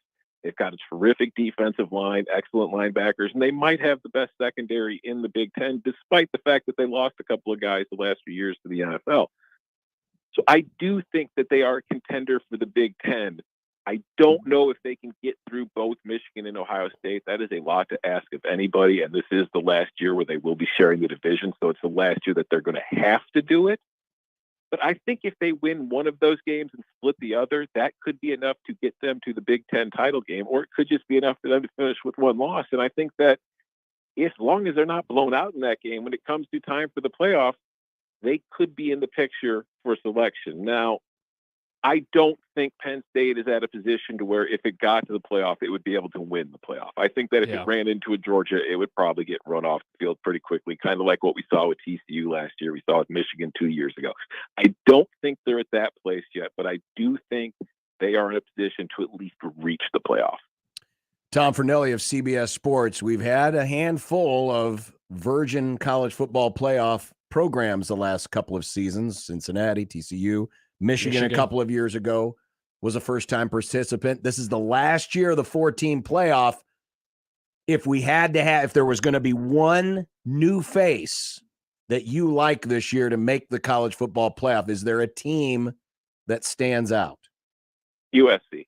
I just think that if you look at, they've got Caleb Williams, who won the Heisman last year, could easily, again, be the best player in college football. Whether or not that'll be enough to win the Heisman a second year, who knows? We see how Heisman voters kind of treat guys with going for consecutive wins. But I think offensively, that team is going to score 40 points per game.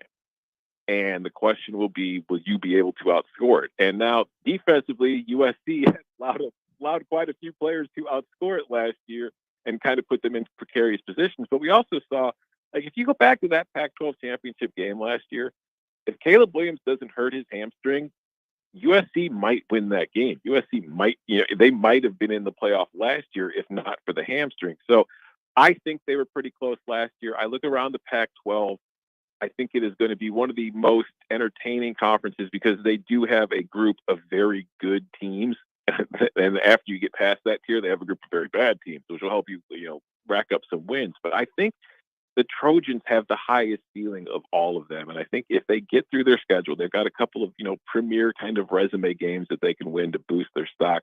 If they get to the Pac-12 title game and they actually follow through and win it this year, I think they're going to be in the playoff because they will have, the brand appeal of being USC. They will have the star appeal of having the former Heisman winner in Caleb Williams. And I think that, whether we want to admit it or not, that quite often plays a role when it comes to the selection committee. Tom, my co-host and I have had a lot of fun talking about Nick Saban in Alabama. And are we in like a post-championship era for the Crimson Tide under Saban? And I was reading about the Tide again today and just reminded, I guess, of some of the changes that they're going to have on offense and Bryce Young and how he's not going to be there anymore and just how important he was. I guess what describes your level of intrigue with that program as they again have to replace a great quarterback after a stretch of great quarterbacks? Because I look at last year and I am someone who does buy them taking again a tiny bit of a step back and not really being a true playoff contender like they were on every single year for the past decade.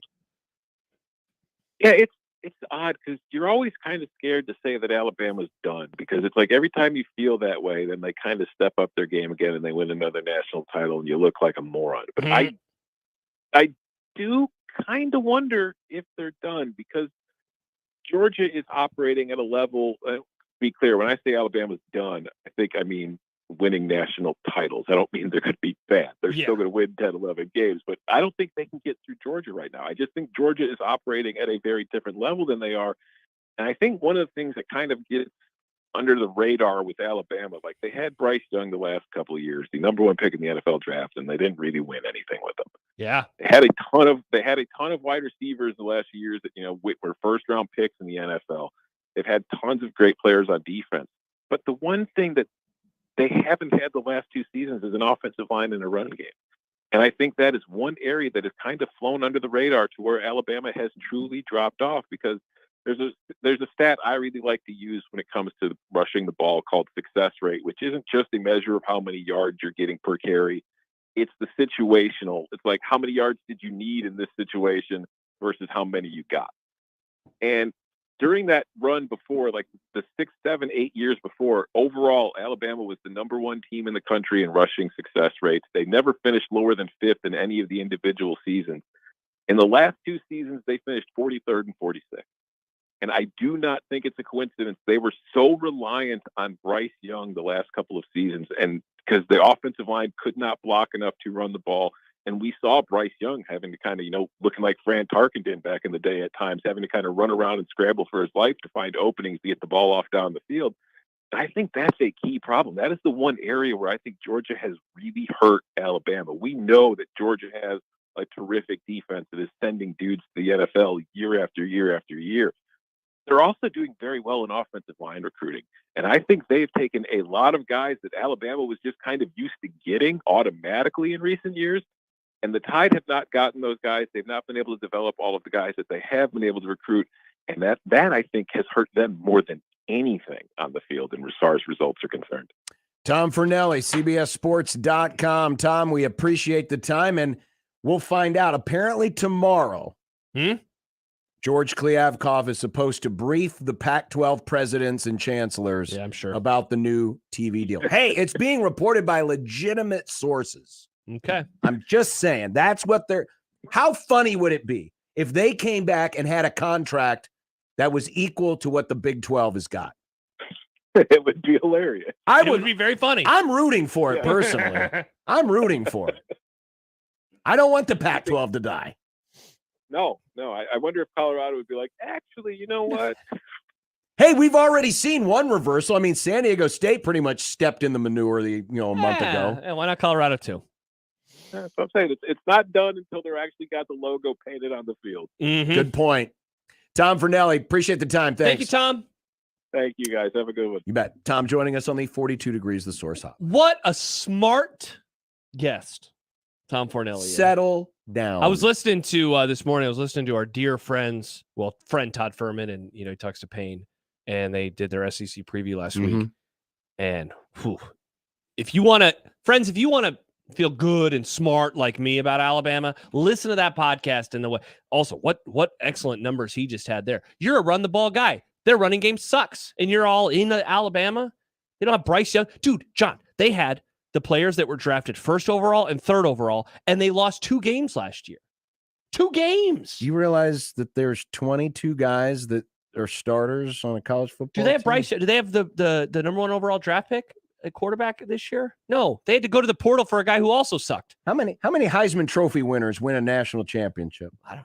A few. Not many. A few have done it. Not recently. Yeah. Not a lot. John, they had the best player in college football and then the first defensive player taken in the draft, and they had 2 losses. Yeah, John. 2 losses. 2 losses. I didn't realize 2 guys made up an entire football team. I'm just saying, you lose those 2 guys, you'll take even more of a step back. Look at all the other. Look at 3 losses. Look for at the look at all the Tide. players that have been Honk, drafted honk. by Ohio State. They didn't win a national championship since 14. Yeah, they haven't lost 2 games in a regular season though in a while. Well, no, they did that 2 years ago. Never mind. I forgot. See, I forgot. you Michigan do ran this. the ball down their throat. Well, was that 2020? I'm all in on Nick 2021. Saban. Go Nick Saban. Roll Tide. They're not going to go.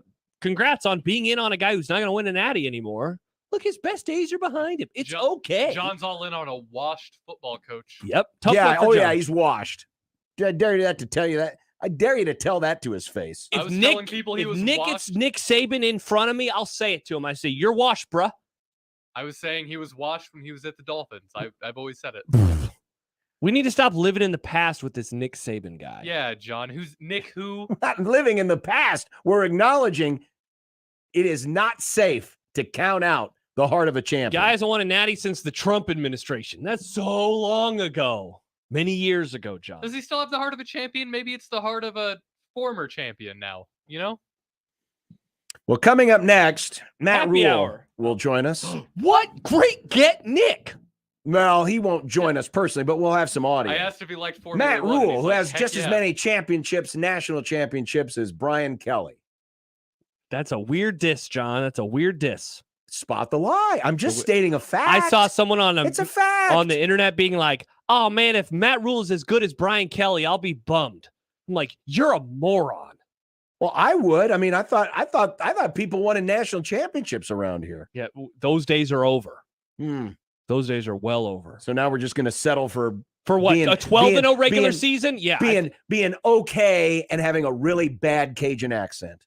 I would love to hear Matt Rule try to pull off a Cajun accent. I would say, and you say you don't want that? I would love that. That'd be great. Okay. Matt Rule audio and more as the happy hour begins next on 1620 The Zone. Hey everyone, Josh Peterson for my friends at Union Omaha. They have an awesome August upcoming where there will be 3 home matches, including a couple this week. The first one on Wednesday versus Lexington Sporting Club, and then another on Saturday versus One Knox SC. And the one on Wednesday, it is $2 a night. I'm talking about berm tickets. I'm talking about nachos. I'm talking about hot dogs. I'm talking about Pepsi products, as well as domestic beer. So go to their website today, unionomaha.com. Purchase the tickets for just $2. $2. Wow. What a deal that this will be for Wednesday, and then another one coming up on Saturday as well. And then later on in the month, they will return home versus Chattanooga. That is Saturday, August the 19th.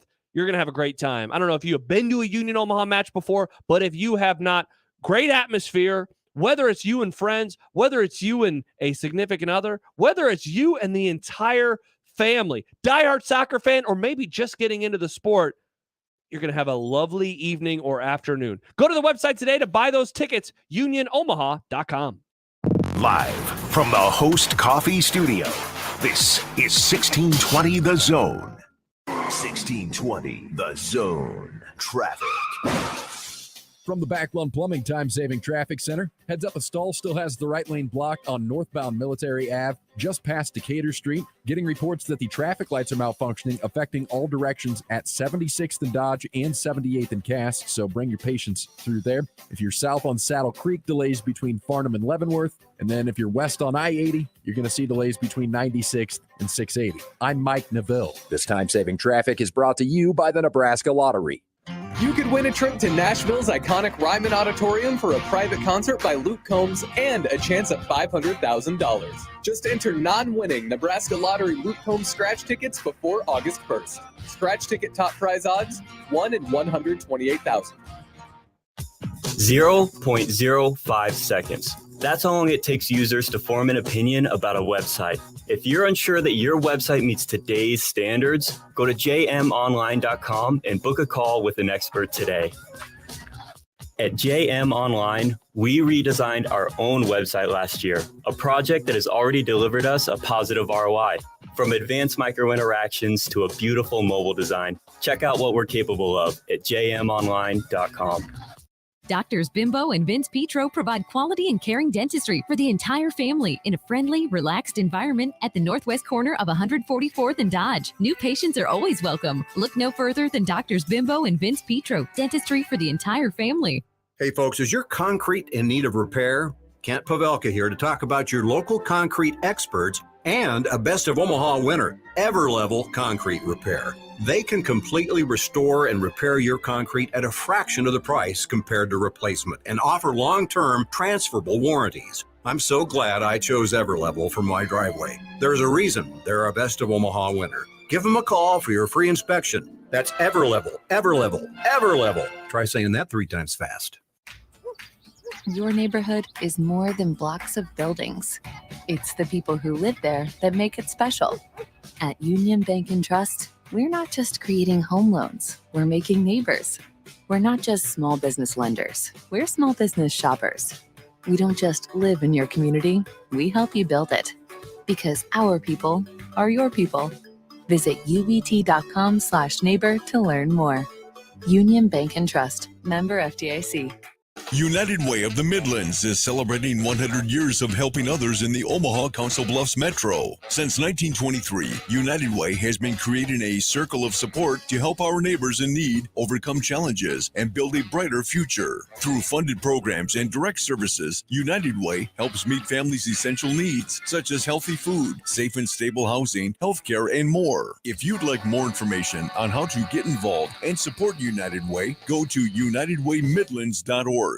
Paid for by Maxiderm Labs. Men, on a scale of 1 to 10, how would you rate your performance in the bedroom? If you're a 5, take it to 10. If you're a 10, why not take it up to 15? With Maxiderm Power Surge. Maxiderm's new Power Surge Red Pill makes you more potent than you or your partner ever imagined. It's like going from a sedan to a supercharged high-performance sports car. And it works fast. Just minutes. And now you can try it free. Just call 1-800-418-4697. If you thought being a 10 was great in the bedroom, just imagine what a 20 must be like. Experience off-the-scale virility with Maxiderm's new Red Pill Power Surge. You'll never want to go back to being just a 10. Call 1-800-418-4697 now to experience male enhancement supercharged. 1-800-418-4697 for your free trial and ask about our VIP club rewards. Hurry, this offer is limited. Call 1-800-418-4697. These statements have not been evaluated by the Food and Drug Administration. This product is not intended to diagnose, treat, cure, or prevent any disease. Let it fly. Your elevated sports bar experience. KOZN Bellevue, Omaha, Council Bluffs. This is 1620, The Zone. It would be nice to have a throw. It would be nice to have a throw. It would be nice to have a throw. It would be nice to have a throw. It would be nice to have a throw. It would be nice to have a throw. It would be nice to have a throw. It would be nice to have a throw. The happy hour is on the air!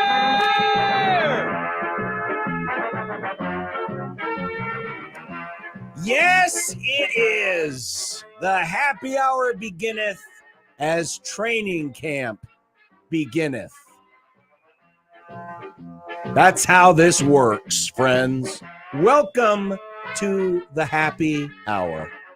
Hey, that's what it says on the video. I told you, this was one of the first new video. This is one of the first videos I did. Again, I'm experimenting with all of this stuff, so they'll get better as time goes on. I like all the animations you're getting into, John. This is a Again, fun phase this of is your life. all experimental. Midlife crisis for John. Yeah. Instead of a red Corvette, it's video editing. Just be happy the Cubs were losing yesterday for one of the rare times this month. Oh, the Cubs losing. Thus, I had more time to focus on that versus the game. Why couldn't your boy Bellinger save him, John? Yeah, I thought he's so good. Well, he is. Ohtani would have saved him. Yes, he would have. Highly unlikely. I saw Cody Bellinger has been to more playoffs. Well, I've been to as many playoffs as Ohtani. I saw a report that Ohtani and the Cubs, there's some interest there. I can't wait for you to be like, he's the best player. I want this. I'm telling you right now, I want this. They'll be in it. They'll be in on the conversation because they're a big market team. They're not going to sign him.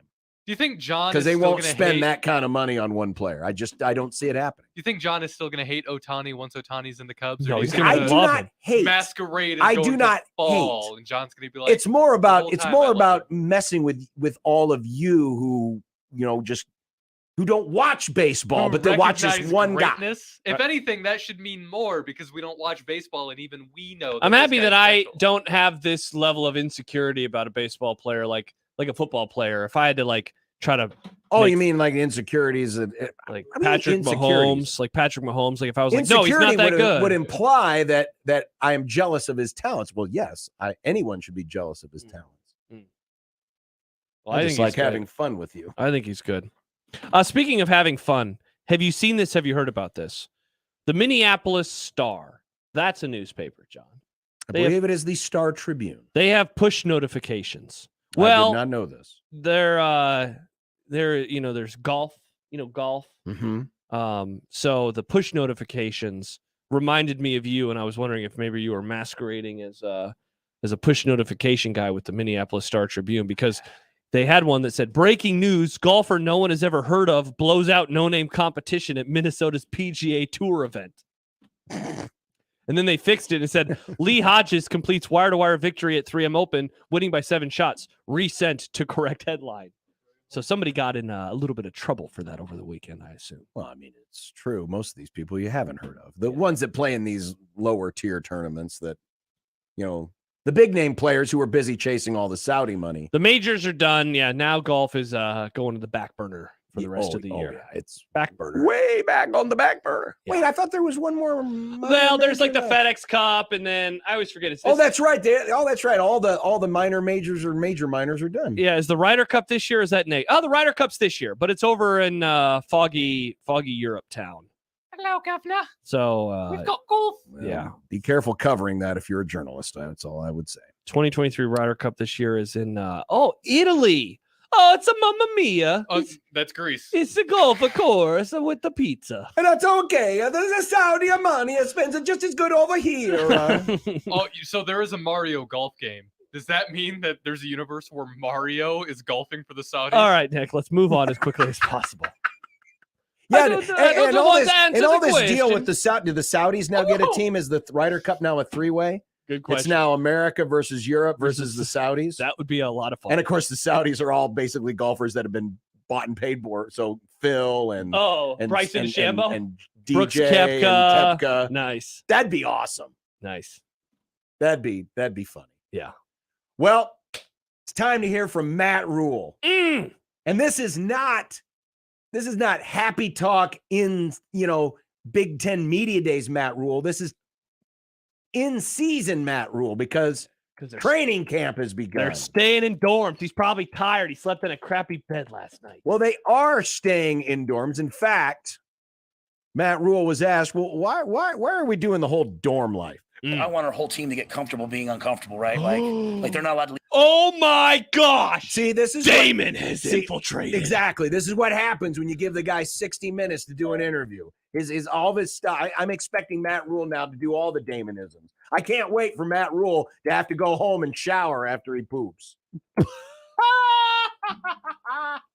All of Damon's idiosyncrasies now have seeped into Matt Rule. They're handshake shaking emoji. hands. Yeah. They're shaking hands. Wow. It's coming soon to a Friday I look program forward near to the his Matt first. Rule I look breakdown. forward to the first question when Jeff Sims throws it to the wrong guy, and first thing out of Matt Rule's mouth is, "Who does this?" Nice. I want our whole team to get comfortable being uncomfortable, right? Like they're not allowed to leave campus without permission. Like we told them, don't tell me your dog needs walked or like you're here. So I think for me, it's like we just have to get comfortable with new things. But more importantly, like we're trying to build brotherhood, right? And so we're trying to build the sense of common purpose by getting to know each other. So having those guys over there, Gus and his people put a bunch of board games and cards, hoping that they'll maybe get off their phone and talk to each other. And then, we don't just play for ourselves. We don't just play for the football team. We play for the University of Nebraska and the state of Nebraska. And so returning to the heart of campus to me is really important. First of all, the dog comment is Matt Rule like Connor Happer where he hates dogs? No, he doesn't Coach, hate the dogs need to get walked. Maybe Matt Rule will let players bring their dogs to camp with them, and then Now they that- can also do like a doggy daycare. Now that Train the sounds- dogs. That sounds fun. Football That sounds dogs. Fun. I don't know. There's not a lot of room for the dogs in the dorms. No, not in Selleck. Also, props to him trying to get the youths off their phones. Well, that'd be my question. Study the damn playbook, youngin. Why don't they just play Madden? That's basically the same Do they thing. take their phones away from them at any point? I mean, you probably can't have it with you when you're out on the field practicing. But what if Well, their no. parents I need mean, to Look get at the a- selfie. in the I'm on dorms. TikTok. Like it's a common practice on the road where at night the players turn their phones in at night so they get Really? a good night. Yes. Creighton does it all the time. Do they really? Oh yeah. I didn't know A lot that. of teams do this. I didn't know this. Yeah, It's they like when they turn go it- to bed, they have to turn their phones Yeah. in. Well, they say that Yeah, it's the bad to be manag- on your phone right before you Yeah, go to the bed. managers all come around and they grab the phones and then they get them back the next Wow. morning at breakfast. That's a really good idea. That's a great idea. That's Yeah. why I'm wondering. Steal their phones, Matt. What do they instead use of for instead alarms, of instead of giving them fictional books to read, just They're called Just- novels. No, John. they're take the real phone books, away. John. Yeah, they're not. The books are not The fake. books themselves are real books. They have to use real alarm. you know clocks. what I meant. They have to use real alarm clocks. Do they still make those? Barely. I don't, dude. I don't know the last time I set up a real alarm clock before. Well, How much are here- they on Amazon? Here's more about Matt Rule in the dorms. He almost sounds disappointed. I'll be honest. First of all, I'll say this: like the dorms are really nice. Okay, like I was kind of hoping for like a little bit more of like a cot. No, when they had air conditioning, I was like, this doesn't count. But so credit to University Housing. It's really a pretty place. And I'll just say I really appreciate, and I really mean this, our housing people because they've bent over backwards to help us. And I love it. Now, I'll say I'm cheating, okay? I have married housing over there or like the RA's room. So I have a little bit nicer room than some of the ones I saw on social media yesterday. So I feel a little bit bad, but not that bad. But yeah, it was really nice. It was so much fun this morning to kind of wake up and just walk over there and walk through East Stadium and come right to work, man. It was pretty cool. So what they'll do is 2 weeks, they're going to be in dorms this week and next. Then the week after that, everyone gets to return back to their homes and they'll transit in. And then the final week, well, that's the week of the first game, school begins. So they'll get onto their school schedule. So that's how it's going to work. I think it's cool. Look, I'm not going to say it's going to guarantee wins or anything. I think Oh, it's of cool course though. not. It's a great, like one of the things they talk about with NFL training camps is, because they go to these locales and they're not staying in dorms all the time, but they're staying together. They're trying to build camaraderie. They're throwing random players together to try to create the city something. boy and the country boy. Yeah, exactly. The freshman and the senior, the yeah. defense, the offense. The old Gen Z and the younger Gen Z. I think all that stuff it can be good. Will it? I don't know, but it can be. Friday, we learned of Bob Wager being, I guess technically, he wasn't fired. Yes, correct. He resigned. But he resigned due to a DUI that took place in Lincoln earlier this year. Josh Norman is the new tight ends coach. Josh Martin. Did I say Norman? Yeah, that's the thought it was- cornerback from the Panthers. Quarter? No, Or not. No, it's that's just a normal misspeak. understandable. Yeah. I knew I'd written down the wrong name, but Yeah. either way, Yeah, Josh Martin. Josh Martin is the new tight ends coach. Got to put that on the board. And again, this is not. It's so interesting to me because in any other year, I think you asked a good this would question. have risen to the level of crisis. The sky is falling. Dude, it happened on Friday. Training camp began on Monday. Right. Nebraska, to my recollection, has never fired a coach. Right at this stage of the game. Yes, there have been coaches fired in season. Obviously, it happened last year Happened the year before that. Yeah, you're right. But for a new guy to come in, and normally there would be, oh, well, see, this guy can't pick very good coaches. There's something wrong here. But yet this train just keeps rolling. And here was Matt Rule talking about his new tight ends coach, Josh Martin, not Norman. Josh has done it. He's done it 2 places. He's had guys go on to the NFL. And, I went out and watched his Indy today with the young guys. And you can tell he's been coaching a long time. So our whole plan and kind of building the staff a little differently than maybe it's been done here before was having a bunch of guys waiting in the wings. So as guys have opportunities and move on, or unfortunately in a situation like this, we have guys here. We don't have to go out and, hire someone new. We can go out and hire guys within the organization that know our systems and understand our way of life. So you said something there, and I wonder if the reason that there hasn't been maybe as much of that kind of reaction is that of all of the coaches, Wager was maybe the one look at that with the biggest side eye. You could make an argument, John. It's down to 3 guys at the end of the day, in my opinion. It was him, it was Garrett McGuire, and it was Donovan Raiola. Right. For different reasons, right? Wager, though, seemed to receive the maybe biggest skepticism. Even Raiola, it made sense maybe from the recruitment of Dylan, continuity on the offensive line, and it does seem like he really was able to sell himself well to Matt Rule. Garrett McGuire, his age, I know that's a sticking point for a lot of people, but at the very least, you cannot deny how he is talked about, whether it's recruits or players or Rule or others in the industry. They seem to buy into him. We have not really heard a whole lot about Wager in that regard. No. Right? Like, he was the one coach that didn't seem to get kind of those plaudits. And so I wonder if that's why, as this move happened, not to mention, Martin has more experience. So it's odd that they're losing their tight ends coach and their new one has actually more experience in college football. Here was Matt Rule on just how far along things are as camp begins. Yeah, I was really calm and peaceful today. Like I really felt a sense of just calm. For my this is for my day one of coaching a team in fall camps, my 4th time being a head coach and having to be day one. These guys are just way further along than they just understand what we're asking them to do. I have to give a lot of credit to the players. I mean, they really worked this summer. And I'll say one thing. I think Billy spoke today, Billy Kemp. He's an edgy, tough, feisty dude. Like someone wants to jump me and I see Billy, I'm saying, hey, Billy, will you help me out? Like, he's a guy I'm taking into a dark alley with me. But I watch him out there with the players in the summer, and I watch him coach those guys he's always pulling a guy over and saying, hey, let me talk. So our young players are pretty much further along because of the culture of our older players here. And, I really appreciate that. Even though the older players are all freshmen and sophomores, fourth-year sophomores, as we talked about earlier with Mitch Sherman. This, again, leans into the bit that Matt Rule is more feeling that this feels more like where it was in year 2 at Temple and Baylor than in year 1, which is something he has said before in the press. Yeah. So we'll see how that turns itself onto the field. And then finally, speaking of the youngsters, I got to tell you, I'm really happy with the young group we have, the freshman group. They are fast. I mean, they are really, really fast. Their movement skills, Ed and I were talking out there, our special teams, it's going to be a battle to get on those special teams because we have a lot of guys who can really run and move that want to play. And there it is. Day one of training camp is in the books. Wow. And we'll be hearing from various coaches and players throughout the course of the month. Wow. And hopefully they all don't walk into the press session holding their backs because the beds suck. Now, in defense of dorm beds, they are twin extra long. That doesn't help when you're a 6'7" tackle. That's true. And you're 300 pounds. That's true.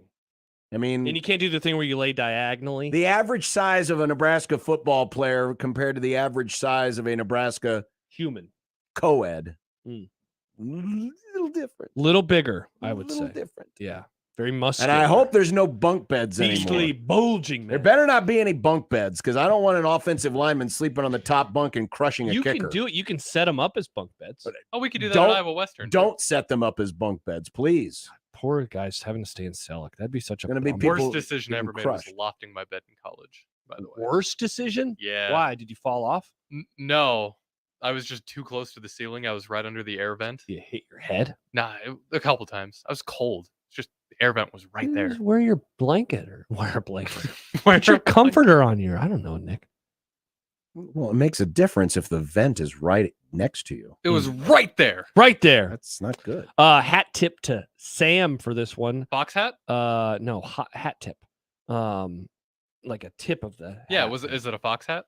I don't know. Gary Barta, he is done, folks.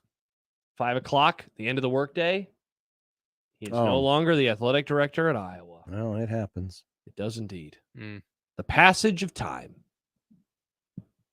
Which means Brian Ferentz now will have officially a new supervisor. Oh, a new boss. He'll have a new boss. Wow. Not same as the old boss. Nice reference. Coming up next, Nebraska's going to be playing some top quarterbacks this year. All the talk about this schedule being manageable, but they've got some good quarterbacks coming up on this schedule. Okay. That and maybe a little more clarification on the Big Ten's television deal. Okay. We got a little bit of that today from Scott Docterman. Still, we also have content coming up. Wow, so many things. And a lot of talk about uniforms and who they're designed by. Okay. On 1620 The Zone. Hey everyone, Josh Peterson for my friends at Miracle Hill Golf and Tennis. We will be there on Friday for Golf Flash, and you can be there, really every day if you give them a call at 402-498-0220. And how about this? Demo nights to get fitted for either Callaway or Titleist golf clubs are on Tuesday evenings and Saturdays as well. They hired a new fitter recently, Mark Bauman, master club fitter. And as I said, Callaway and Titleist equipment are the clubs that you can get fit for. So if you have some clubs, maybe they're a little older, maybe you have hand-me-downs, or maybe you just want something different. You want to take your game up another level. This is absolutely the way to do so. I went through a club fitting process a few years ago. It was really interesting figuring out how to help my swing, how to use the pros of my swing, and perhaps try to maybe de-emphasize the cons of my swing to make for a best possible golf club for me. Go through the process. You will find it really enjoyable, and then you can get that equipment ordered. 402-498-0220 is the phone number as well. As always, you can book your tee times, and now we're past some of that really crappy hot weather. Got some great summer days and evenings coming up. You do not want to miss out on any chance to get out there and play some golf. They're located just north of Dodge on 120th Street, Miracle Hill Golf and Tennis. Mornings with Sharp and Handley. The best programs that have the best bond between players, the way you recruited that kid when he was a junior or senior in high school, and the way you treated him and got to know him is the same when he gets on campus, and he's not just a number. Exactly. He's still that same person that you were in mama's front room eating dinner and trying to woo mom and dad or whoever that they could trust you with their son. You develop about a 6-year relationship and then hopefully a relationship for life as a coach. Mornings with Sharp and Handley. Weekdays 6 to 10. On 1620 The Zone. Your Omaha area forecast presented by Funplex Water Park and Rides from the KETV Newswatch 7 Weather Center on 1620 The Zone. Partly cloudy this evening with the temperatures in the lower 80s. Partly cloudy later tonight. Lows drop back to around 70. Mostly cloudy on Tuesday. High temperatures in the middle 80s. Another storm chance later Tuesday night. I'm Chief Meteorologist Bill Ranby from KETV Newswatch 7. This hour is powered by Dollar General Distribution Center in Blair, Nebraska on 1620 The Zone. 1620 The Zone. Traffic. From the Backlund Plumbing Time-Saving Traffic Center, heads up, we've got traffic lights malfunctioning at 168th and Harrison affecting north and southbound commuters. Traffic lights also malfunctioning at 76th and Dodge and 78th and Cass. We've got a crash blocking the right lane on eastbound Dodge at Rose Blumpkin Drive. We've got a wreck blocking the right lane on Blondo at 158th. And then road work causing delays on Saddle Creek for north and southbound commuters between Emily Street and Leavenworth. I'm Mike Neville. This time-saving traffic is brought to you by Fernando's Omaha. Exercise your right to vote. I'm voting for this taco. Vote for Fernando's Mexican Restaurant for best Mexican dining and best margarita at bestofomaha.com today. Come join the fiesta at Fernando's. Your neighborhood is more than blocks of buildings. It's the people who live there that make it special. At Union Bank and Trust, we're not just creating home loans, we're making neighbors. We're not just small business lenders, we're small business shoppers. We don't just live in your community, we help you build it. Because our people are your people. Visit ubt.com/neighbor to learn more. Union Bank and Trust, member FDIC. PACE, Police Athletics for Community Engagement Organization, is dedicated to preventing at-risk and disadvantaged inner-city children from becoming involved in street gangs, crime, drug use, and victimization. Last year, PACE served over 5,000 area kids with wholesome competition and free participation in soccer, baseball, CrossFit, and flag football. To help PACE and local families make sure kids have access to safe and fun spring and summer activities, please go to paceomaha.org to support the PACE mission. Thank you. Doing good feels good. At shareomaha.org, find hundreds of ways to give your volunteer time from Blair to Springfield, Wahoo to the riverfront. Get connected to nonprofits that matter to you. Find your fit now at shareomaha.org. This hour is powered by Dollar General Distribution Center in Blair, Nebraska on 1620 The Zone. This is Unsportsmanlike Conduct. All y'all stupid mayo commies, you got to have the jelly. Otherwise, it's like you have a giant cotton ball in your mouth. On 1620 The Zone.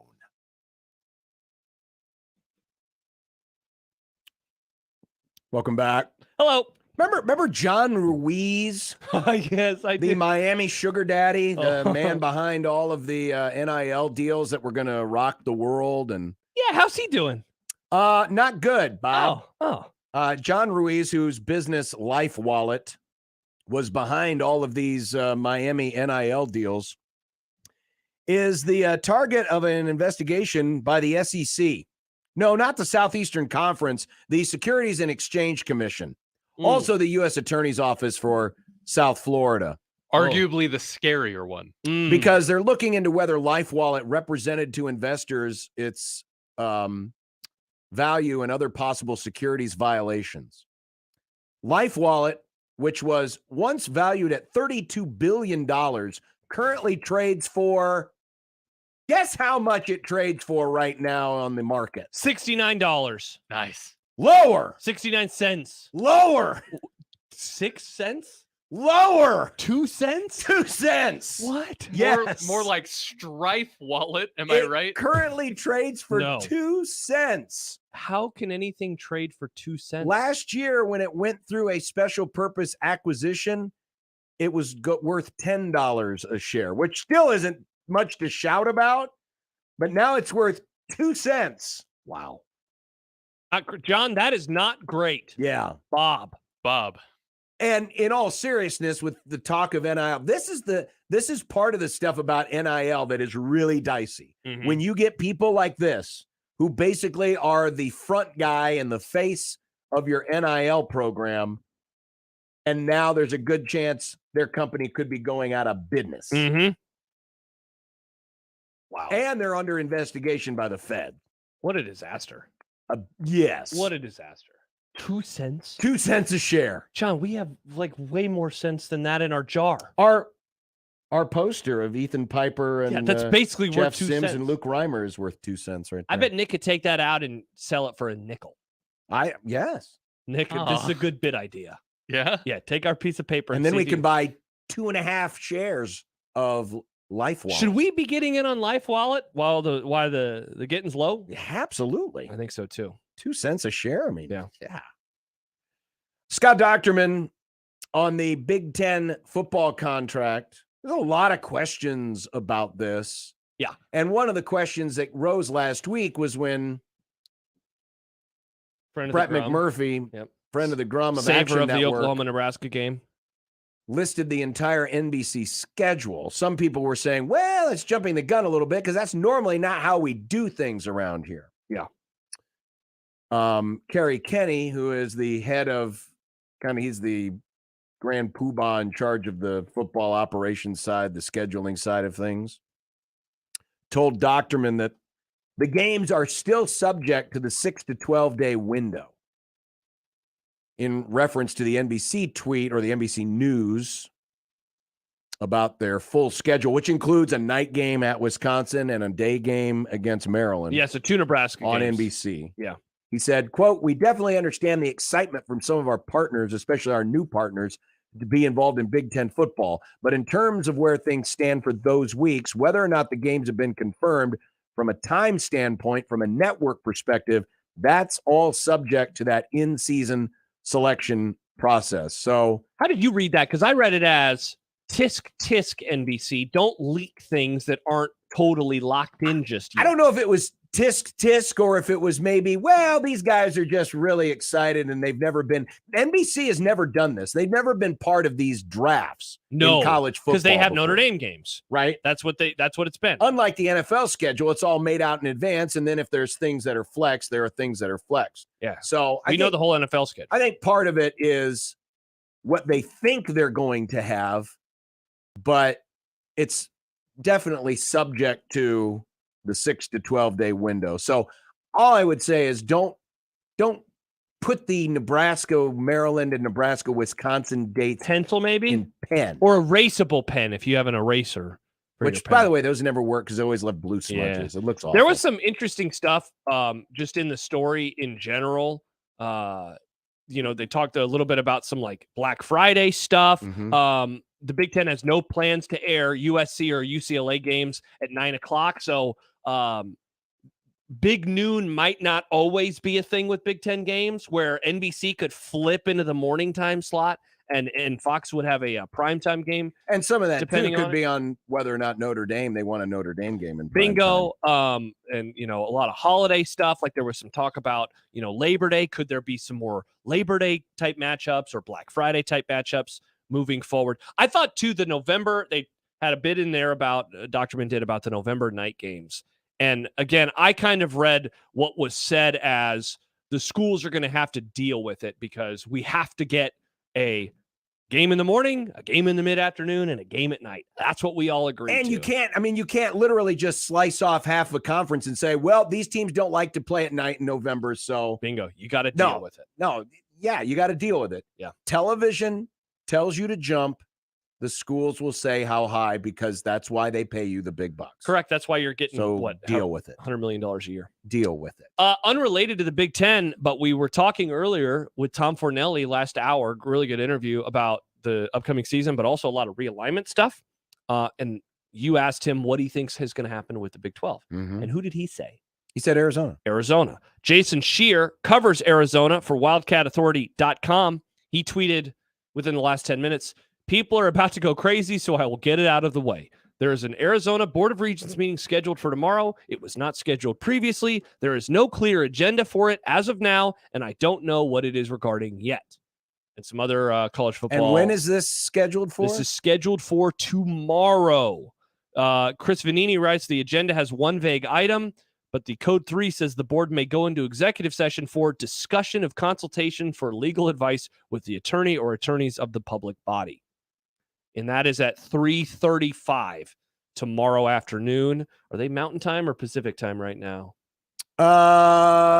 Tucson, I don't know if Tucson ever go. Is it the whole state of Arizona? The whole state. They are. It's 3:28 there right now. So it's so they're Pacific time right now. I hate so Arizona well, now so this much. also goes in. So tomorrow in the happy hour on our end, yeah, we'll have some. Maybe something will happen that we'll know about, but maybe not. And there's supposed to be an expected presentation in the next 48 hours from the Pac-12 about their media rights deal. By the way, how about this too?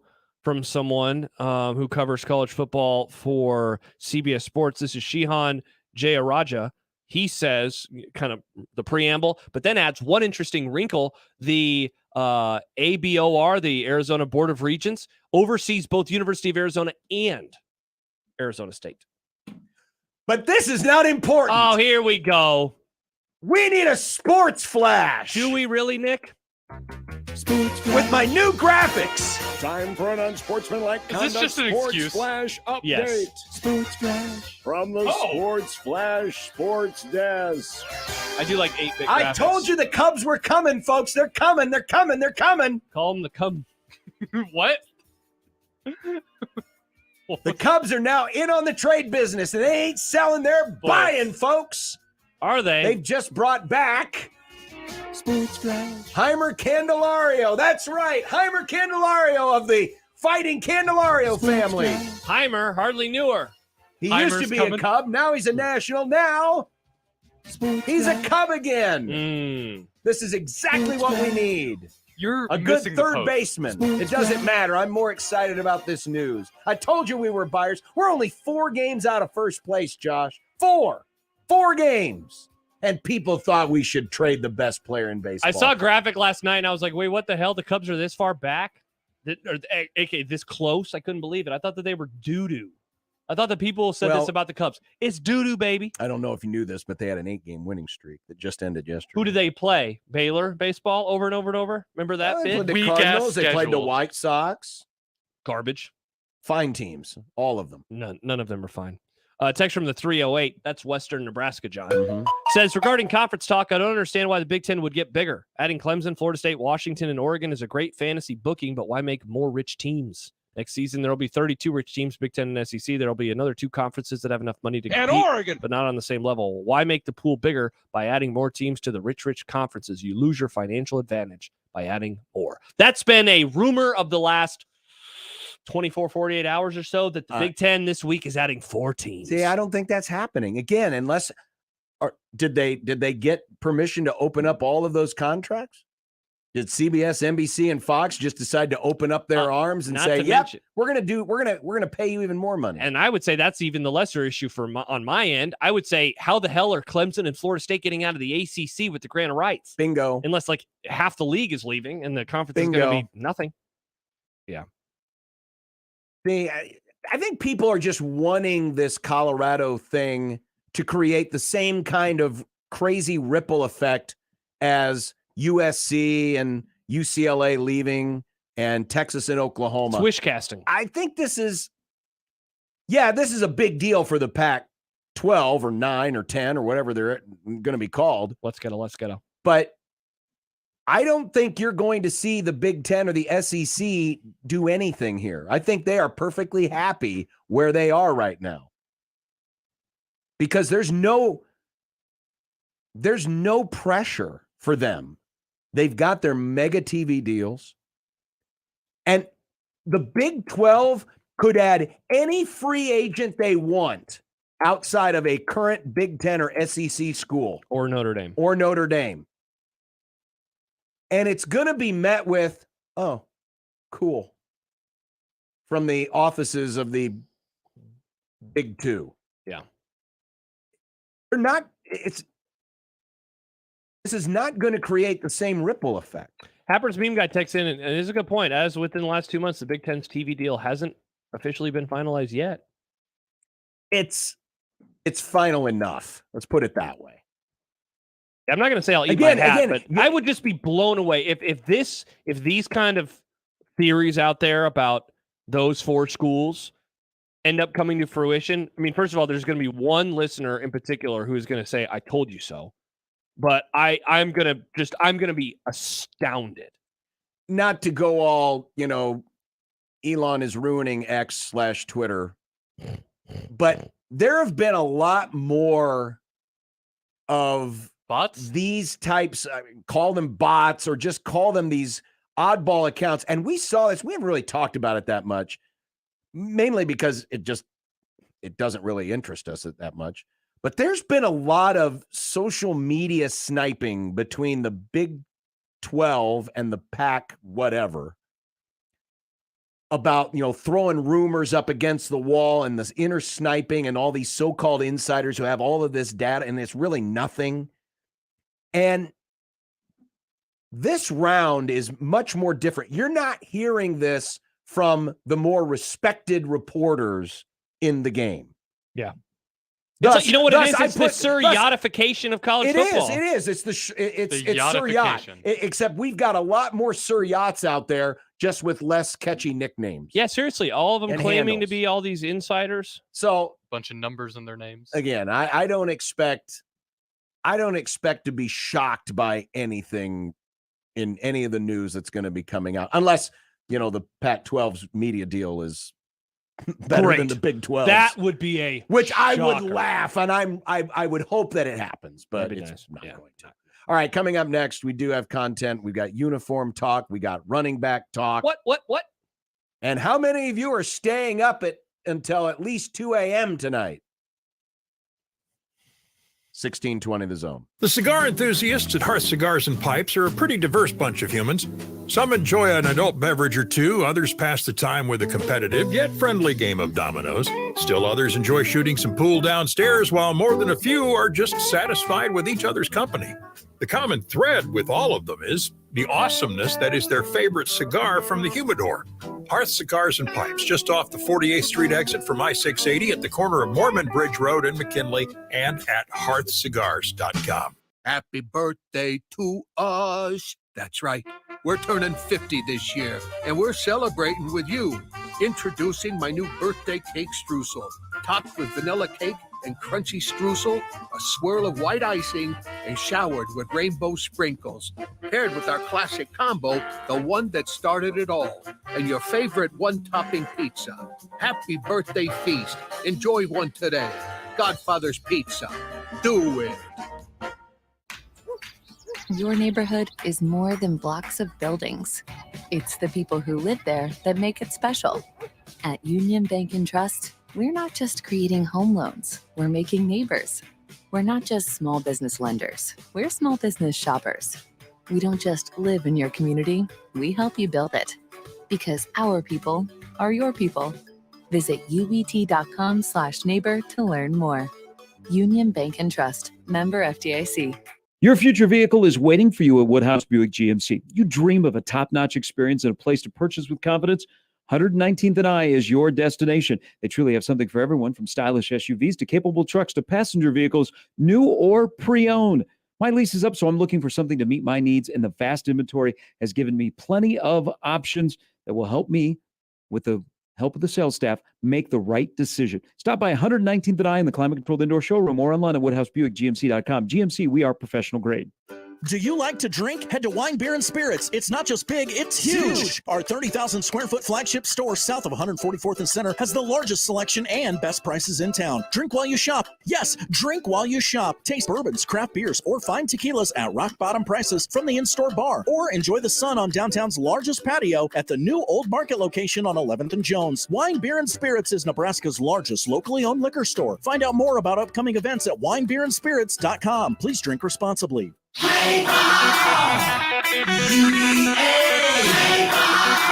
Registrations are being accepted until August 13th for Ultimate Baseball Academy's fall baseball leagues. These developmental leagues are going into their 14th season and are the perfect blend of skills clinics, training, and games to help players of all skill levels to improve this fall. Leagues are available for ages 7 through high school. Register as an individual or bring your whole team at UBAnebraska.com. Ultimate Baseball Academy. 1620 The Zone's Unsportsmanlike Conduct is brought to you by Union Bank and Trust. Now back to the program. Look, I made you some Unsportsmanlike content. Unsportsmanlike content. Unsportsmanlike content. Content that's unsportsmanlike. All right, Nick. What's on the agenda for this segment of content? Josh Pate of 24/7 Sports says Matt Rule will turn out to be Nebraska's Brian Kelly. John, are you okay? Why are you asking me? You should be asking the 1.9 million walk-ons. Are you okay with a program that will never win a national championship again? But we'll finish inside of the top 5 like all the time. Will they? That's what he did there. there. You know that Matt Rule has just as many conference championships in conferences that still play FBS football as Brian Kelly? Oh, because he won in the Big East. That's a hell of a qualifier. But it's legit. But yes. I mean, do people still celebrate Southwestern Conference titles? No, because it doesn't exist. I do. Who's your favorite Southwestern Conference team? Texas A&M. Whatever was coached by Brian Kelly, because he faked his accent for that Brian too. Kelly finished 4th, 20th, 11th, 5th, 12th, 5th, 8th. Wow. Who the hell is Josh Pate anyway? He's a co-worker of Mike Schaefer. And Michael Bruntz, who joins us tomorrow. at a new time. Serious question, and I'm not trolling here. Oh, you're trolling. What does that mean?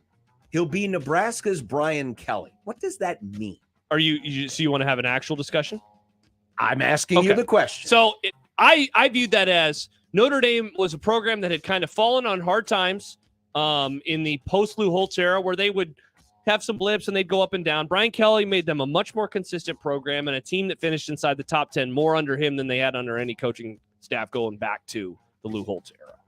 So that's how I viewed it. Okay. Is he is going to be the guy that's going to make Nebraska a relevant program again, like Brian Kelly made Notre Dame a relevant program again. Cool. That would be awesome. Why are you poo-pooing this? The bit has gotten way too far inside your head, John. What do you mean the bit? He's It in too hasn't deep. gotten into my head. He's in too deep. Da-na-na-na-na-na. I just think there's better coaches you can compare him to. Is he going to be as good as those coaches, though? He could. If he turns out to be Brian Kelly, they're going to build the guy a statue. He will not be that good. No. He will not be as good as Brian John Kelly. Bishop saying No, and that I will Matt Rule protest is that the Nick statue Saban. building because you build statues for champions. You don't build statues for people who make you respect. I mean, you would agree he would be the equivalent of a conference champion if he was like Brian Kelly at Notre Dame. Well, again, Brian Kelly's only won one Yes, conference I see. title in a Okay. league that still The bit, plays the FBS bit, football. the bit. Spot the lie. We did end up with at least one blockbuster name being moved before the MLB trade deadline. Max Scherzer is going to Texas. Also, former Creighton Blue Jay Nicky Lopez is leaving the outhouse of Kansas City for the penthouse of Atlanta. And John, your Cubs are not trading Cody Bellinger. Thoughts from a busy weekend in baseball? Well, the fact that the Cubs got Heimer Candelario, this is great. Heimer? Yeah. I already made that joke. I won't do it Nice. again. I didn't realize how few home runs Nicky Lopez has hit in his career. Well, he's not a home run hitter per se. I know. He stinks at it. Many are saying. You don't have to be a home run hitter to be a great baseball player. See, this is what the Otaniization of the Three sport true outcomes, has John. done to your mush. It's turned your Mush. brain to mush. Don't call me Oh, mush. you don't hit a home run, you're no good. I'm just saying that's what he does. Max Pete Rose Scherzer didn't hit a lot of home runs. He Man, was the pretty Mets. Remember when the Mets were supposed to be good this year? good. This is the best part of all of everything that happened this weekend. So the Mets Meet the are Mets. basically paying the Rangers to take Max Scherzer off their hands. The Mets are going to end up paying $36 million to get rid of Max Scherzer over the next 2 years because they're still going to pay part of his contract next year. Jason Stark did the math. The Mets paid Scherzer $118 million from 2022 to present and counting next year. So they'll pay him $118 million. They got one postseason start out of it, and it was Wow. a 7-1 loss in which Scherzer gave up 4 home runs. That's not a good return on investment, John. Bad return on investment from old Stevie Cohen. Yikes. You be the judge. In a weekend tweet responding to Michigan State's umpteenth uniform change, Pat McAfee suggested that the last batch was, quote, designed by Larry Nasser, the jailed sex-offending doctor. Is this worth of sanction by woke court? No, I saw many articles were penned. Yes. Many opinions were had. Would I have made that joke? No. Also, I mean, the joke in principle doesn't really make sense. Larry Nasser was not a graphic artist. So from that perspective, like it's not even, again, I understand what he was going for. Did I find it funny? No. Was I offended? No. It was something that I saw and I just moved on from relatively quickly. Yeah, I think the all rise for woke court. I think woke court is just a Canceled. a little too far ahead of their skis. He got on this. canceled? Though those uniforms I were wish. bad. They were horrible. And he's quote tweeting. Remember when Michigan State had the dark green uniforms with the lime green pants and the giant lime green skate that You literally should've went said from woke. armpit to armpit? Pretty bad.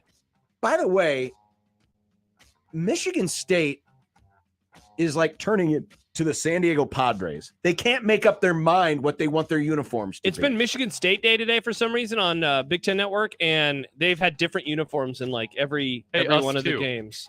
It's like just It was also find Michigan State something Day. and stick with That's it. true. Yeah, Jeez. yeah. They weren't very good. Okay, woke court done. Adjourned. Yep. Go back to your TikToks. Speaking of uniforms not designed by Larry Nasser, Notre Dame is breaking out the all-green uniforms for the Ohio State game. One of the actually decent non-con games this season. Do you like? No, again, all solid colors for football I think look John just hates awful. the color green. No, I love the color green. I like love the it when Notre jerseys. Dame breaks out the green jerseys are sweet. Wear them with the gold pants. Yes. Wear them with the gold pants like Joe Montana did. But to go head to toe in green just looks, I don't know, they look like an Arena Football League team. I wouldn't say that. The logos are well, too plain. Forget and about normal. the logos. It's just goofy. I don't hate them like you do, but I also don't hate solid color uniforms in football. But yeah, I'd rather those with the gold pants. Those jerseys are sweet though. Very good very good jerseys, not uniforms. I don't like the pants. Are those pants shorter than normal? They have them pulled up a little bit above their knees. Look like they're Kids rocking don't wear the short knee inseams. pads anymore there, Nick. They don't, yeah. Zeke Elliott visited with the Patriots this weekend, and it supposedly went well. How good of a fit would he be in New England?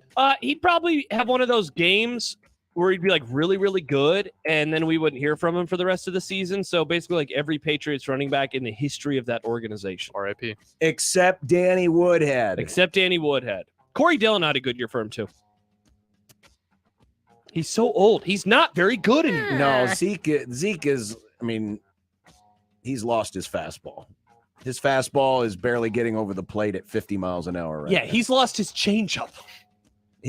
Maybe they're trying him out at center. He has experience, John. He does. People forget. And I'd be all for it. I mean, if New England's going to just go ahead and tank, they might as well go all in. But yeah, I don't even know why the Patriots are looking at him at this point. Yeah, trying to get him for cheap. You know, well, they will. Even if he was still the Zeke Elliott of 4 years ago, Yeah, they'd still get him for cheap. Well, $5. maybe not because Jerry Jones did overpay him. That's true. Running back, more like a walking back. Speaking of running backs, Nick. Speaking of running backs, has Jonathan Taylor played his last game in Indianapolis? So, Jonathan Taylor, Thomas, not him. Oh, Nick didn't get that. He's already upset. He wants a trade. Wow. His team's owner, Jimmy Irsay, oh boy, was kind of going off on all the running backs who had the Zoom call last week. Well, now he's got back pain. Now, is it legitimate back pain or is it the back pain that comes with, oh, I'm not feeling myself today. I'm going to take some time off. Jonathan Taylor then later tweeted, never had back pain, never reported back pain, not sure where the sources are, but find new ones. Yeah, he's probably played his last game in Indianapolis. I would definitely say that. I think he's like still good. Like he's so young. See, it's going to swing. The running back stuff is going to swing so far into that they're going to be like way undervalued assets. Like if we're treating Jonathan Taylor like this in year, 3, right? Year 3 or 4, he's a young guy. He's a good player. It's getting a little ridiculous. The Women's World Cup match isn't until 2 a.m. tomorrow morning. Given that the U.S. is the biggest name in this tournament, who's organizing this crap? Time zone. Big time zone is out to get America. Okay, so they played in prime time in this country against Vietnam, and the Dutch game was another evening game. Why are they putting the stars of this in at 2 a.m.? Doesn't Fox have some say on all of this? Not really. FIFA does. Yeah, but okay, it's no different than when the Olympics would move things around so that some of the highest profile events happened at convenient times. I don't think FIFA cares as much about America. Maybe it's more convenient for other countries, John. Yeah. Other countries so exist. you mean the sport that is always whining about, oh, how come they don't love us as much as America, isn't going to acquiesce to the Americans when the Americans have the best team in the field? Are they whining? And they're going to play them at 2 o'clock in the morning. Yeah, I don't think they care about what we think at all. Yeah, they don't care. They wanted a primetime game in New Zealand or Australia or wherever it's at. This doesn't make any sense, but no, I am not staying up past 2 a.m. to watch. I didn't stay up to watch the Bud fight, man. I was sleepy. I was in bed at 10. I'm tired, John. That fight was over early. Not early enough for me. I was in bed at 10. Normally those fights don't even start until like 11 o'clock because they stall. It was over at like 11:30. Dude, I'd been asleep for an hour and a half by that point. I thought the fight was woke over up at like and 10:30. Wasn't it around didn't it start like around 10 o'clock? I thought it was way later than that. Either way, I was tired. I'm not staying up till 2. I'm an adult. I'm a grown man. I'm old. Yeah, I'll be up early tomorrow. Folks, July is over in like 6.5-ish hours. Where did the summer go? Oh, it's over. 99 days to college basketball. Don't see Nick. Tomorrow, All put it the on leaves are brown. Put it on your It's going list on my for list. tomorrow. Thank you. I want that song. Well, they do. They play college basketball. I don't in the want fall. that. No. Yeah, they Do not put the evil of college basketball on. 99 days. Nebraska won today in overtime against a team across the pond. Cool. Sam says Brian Kelly won natties in 02 and 03. Small college football matters. He did. Do you know where he did? Oh, so you're saying Matt Rule's going to go up to Wayne State and win a couple of titles? He won That's at Grand cool. Valley State, John. That's in Michigan. Cool. The disrespect. So that means UNK. We're going to look forward to UNK winning a national The championship. disrespect That's you awesome. have. If Matt Rule turned into Brian Kelly at Nebraska, that would be incredible. And you're poo-pooing it to get some cool internet points? I'm not trying to get any internet points. Despicable. Also, Happer's Meme Guy says, would John rather Rule be compared to Ryan Day? LMAO. Yeah, a loser who always loses to Ryan his rivals. Day, who has single-digit losses in 5 years. He'd be a huge That's a guy. Now there's a guy right there. Loser. Man, that would suck. If Ryan Day, if Matt Rule turns you're into talking Ryan about being Day. held prisoner by a bit. I give you, ladies and gentlemen, Exhibit A, Mr. Peterson, Because everyone Josh. knows I'm obviously joking, but you're obviously joking. If he turns into Ryan Day again, they'll build him a statue for that too. No, It'll they're suck because not going to build. No. I will protest any statue. You don't build statues unless you win titles around here. he would win a conference title. Ryan Day's won conference titles. You're Frank saying he has Solich to won a conference title. He doesn't deserve a statue. I'll probably give him one anyway to apologize some more. Sorry, Oh, Frank. Jeez. Yeah. Have some pride, people. Yeah, seriously. All right, coming up next is the bet of the day. Oh. I guess you can bet on the soccer match. That's the I good actually news. think I might have done that on accident on Friday. Oh, did you? So it'll carry You over. moron. I thought it was a Monday one. Oops. Well, it is. It's like Monday over there. It's Monday in Hawaii. I was thinking of Hawaii. 1620 the zone. Live from the Host Coffee Studio, this is 1620 The Zone. Did you know that radon is the #1 cause of lung cancer for non-smokers and that our region has some of the highest levels in the country? Radon Defense Midwest can test and fix your home. Visit radonradio.com for an exclusive offer for 1620 The Zone listeners. That's radonradio.com. Hi, everybody. Kent Pavelka here to talk about your local concrete experts at Everlevel Concrete Repair. Now, if you have cracked or uneven concrete, Everlevel can do it all with their complete repair solutions. They fix cracks, lift sunken slabs, and protect the surface, all at a fraction of the price compared to replacement. And better yet, they offer long-term transferable warranties. I'm so glad I chose Everlevel for my driveway. Give them a call for your free inspection. That's Everlevel, Everlevel, Everlevel. Try saying that 3 times fast. 1620 The Zone's Unsportsmanlike Conduct, brought to you by a great friend of the program, Union Bank and Trust. Prescriptions require an online consultation with a healthcare provider who will determine if appropriate. Restrictions apply. See website for details and important safety information. Subscription required. Price varies based on product and subscription plan. Hey guys, did you know there's a generic form of Viagra that works just the same, but is 95% cheaper? And you can get it online? Just go to 4hims.com/radio. Through Hims, you'll get a free medical consultation, discreet shipping if prescribed, a 100% online process, and trusted generic alternatives to the name brands at up to 95% off. That's right, get generic for Viagra, the same active ingredient as brand name Viagra, but for 95% less. It's the same medication, still prescribed by a licensed medical provider, but with zero copay, no expensive appointments, and no awkward face-to-face conversations. To start your free online visit, you need to go to this exclusive address, 4hims.com/radio. That's 4hims.com/radio for your free online visit. FORHIMS.com/RADIO. Attention sales professionals. NRG Media is looking for an accomplished business-to-business salesperson who wants to take their success and skills to a new level. Is this you? Our account executives work with local businesses to create marketing plans to help them get more customers. On air, digital, on-site, audio, video, it's all part of what you could sell. A sales career with NRG lets you make a real difference. Get more info and apply online at nrgmedia.com. NRG Media is an equal opportunity employer. We're going abroad for the first time in years. To Spain. But we don't speak Spanish. So we started using Babbel. And started learning Spanish fast. With Babbel, you can start having conversations in another language in just 3 weeks. Babbel's conversational method teaches you real-life words and phrases. And with Babbel's interactive bite-sized lessons, you'll remember what you learned. ¿Cómo te llamas? ¿Cómo te llamas? ¿De dónde eres? ¿De dónde eres? When you learn a language, you want to actually use it. Babbel is designed with that goal in mind. In just 3 weeks, we're starting to have conversations in Spanish. Estoy muy emocionado para ir a España contigo. Aww. He just said, I'm very excited to go to Spain with you. Vamos a tener mucha diversión. And that means we're going to have so much fun. Sí. Gracias, Babbel. Babbel, language for life. Celebrating 10 million subscriptions sold. Now try Babbel for free at Babbel.com. Just go to Babbel.com and start learning a new language today.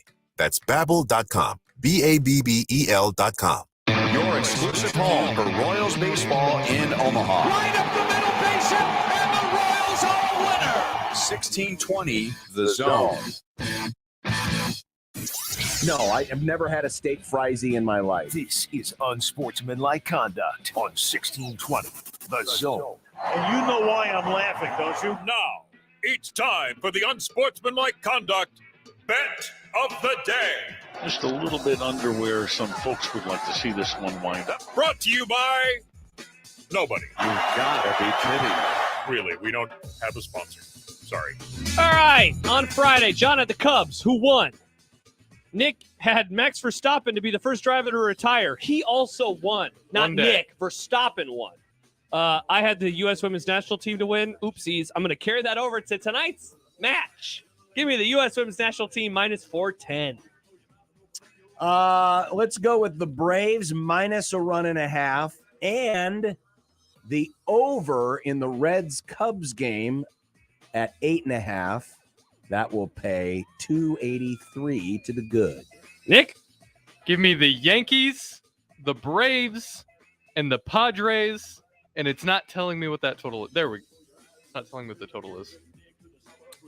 What'd you say? The Braves, the Padres, and the Yankees? The Yankees. Nick, you got to scroll up on that little bar over there. There you go. Plus 391. Plus 391. Oh, there it is. It wasn't showing up. But yeah, plus 391. That's the bet of the day. Iowa. All right. So Michael Brunt's tomorrow. Another Mitch Holder's training camp update. And who's our team tomorrow, Nick? Maryland. Maryland will join us. Johnny Holiday, the voice of the Turk. That's right. This is a real person. Yes. Who's famous. Yes. He sung songs. And tomorrow is the trade deadline. Thus, Farron is going to wait until Wednesday. Oh, man. No baseball tomorrow. We'll definitely recap, all the exciting plays of the night. Baseball, again, another record weekend last week. First time in a decade they had the kind of attendance numbers. Yeah, what's up with this? Do people like baseball, or are they pretending to like baseball? Oh, the world I'm sure will never I'm know. sure people are spending $100 a ticket to pretend. They're doing they it like for baseball. the bit, John. For the bit. Someone just asked me, is John his Brian Kelly thing? Is it a bit or is he serious? You're in too deep, man. You're in too deep. I'm not in too deep. Yeah. I just don't think he's a great fit for LSU. Why? Again, why? Even though he just won the division, he's going to win a natty there this year? He's not going to win a natty. Because he pretended to be He's Cajun not going to for win one the natty. day. He is not going to win the natty. Marcus Freeman ain't going to have the success he did. I bet they get gumbo at their training camp. Oh, I bet they do. Gumbo. Yeah, and I'm sure he probably says things in Southern speak. Oh, I thought you were going to say something else. No. Bye!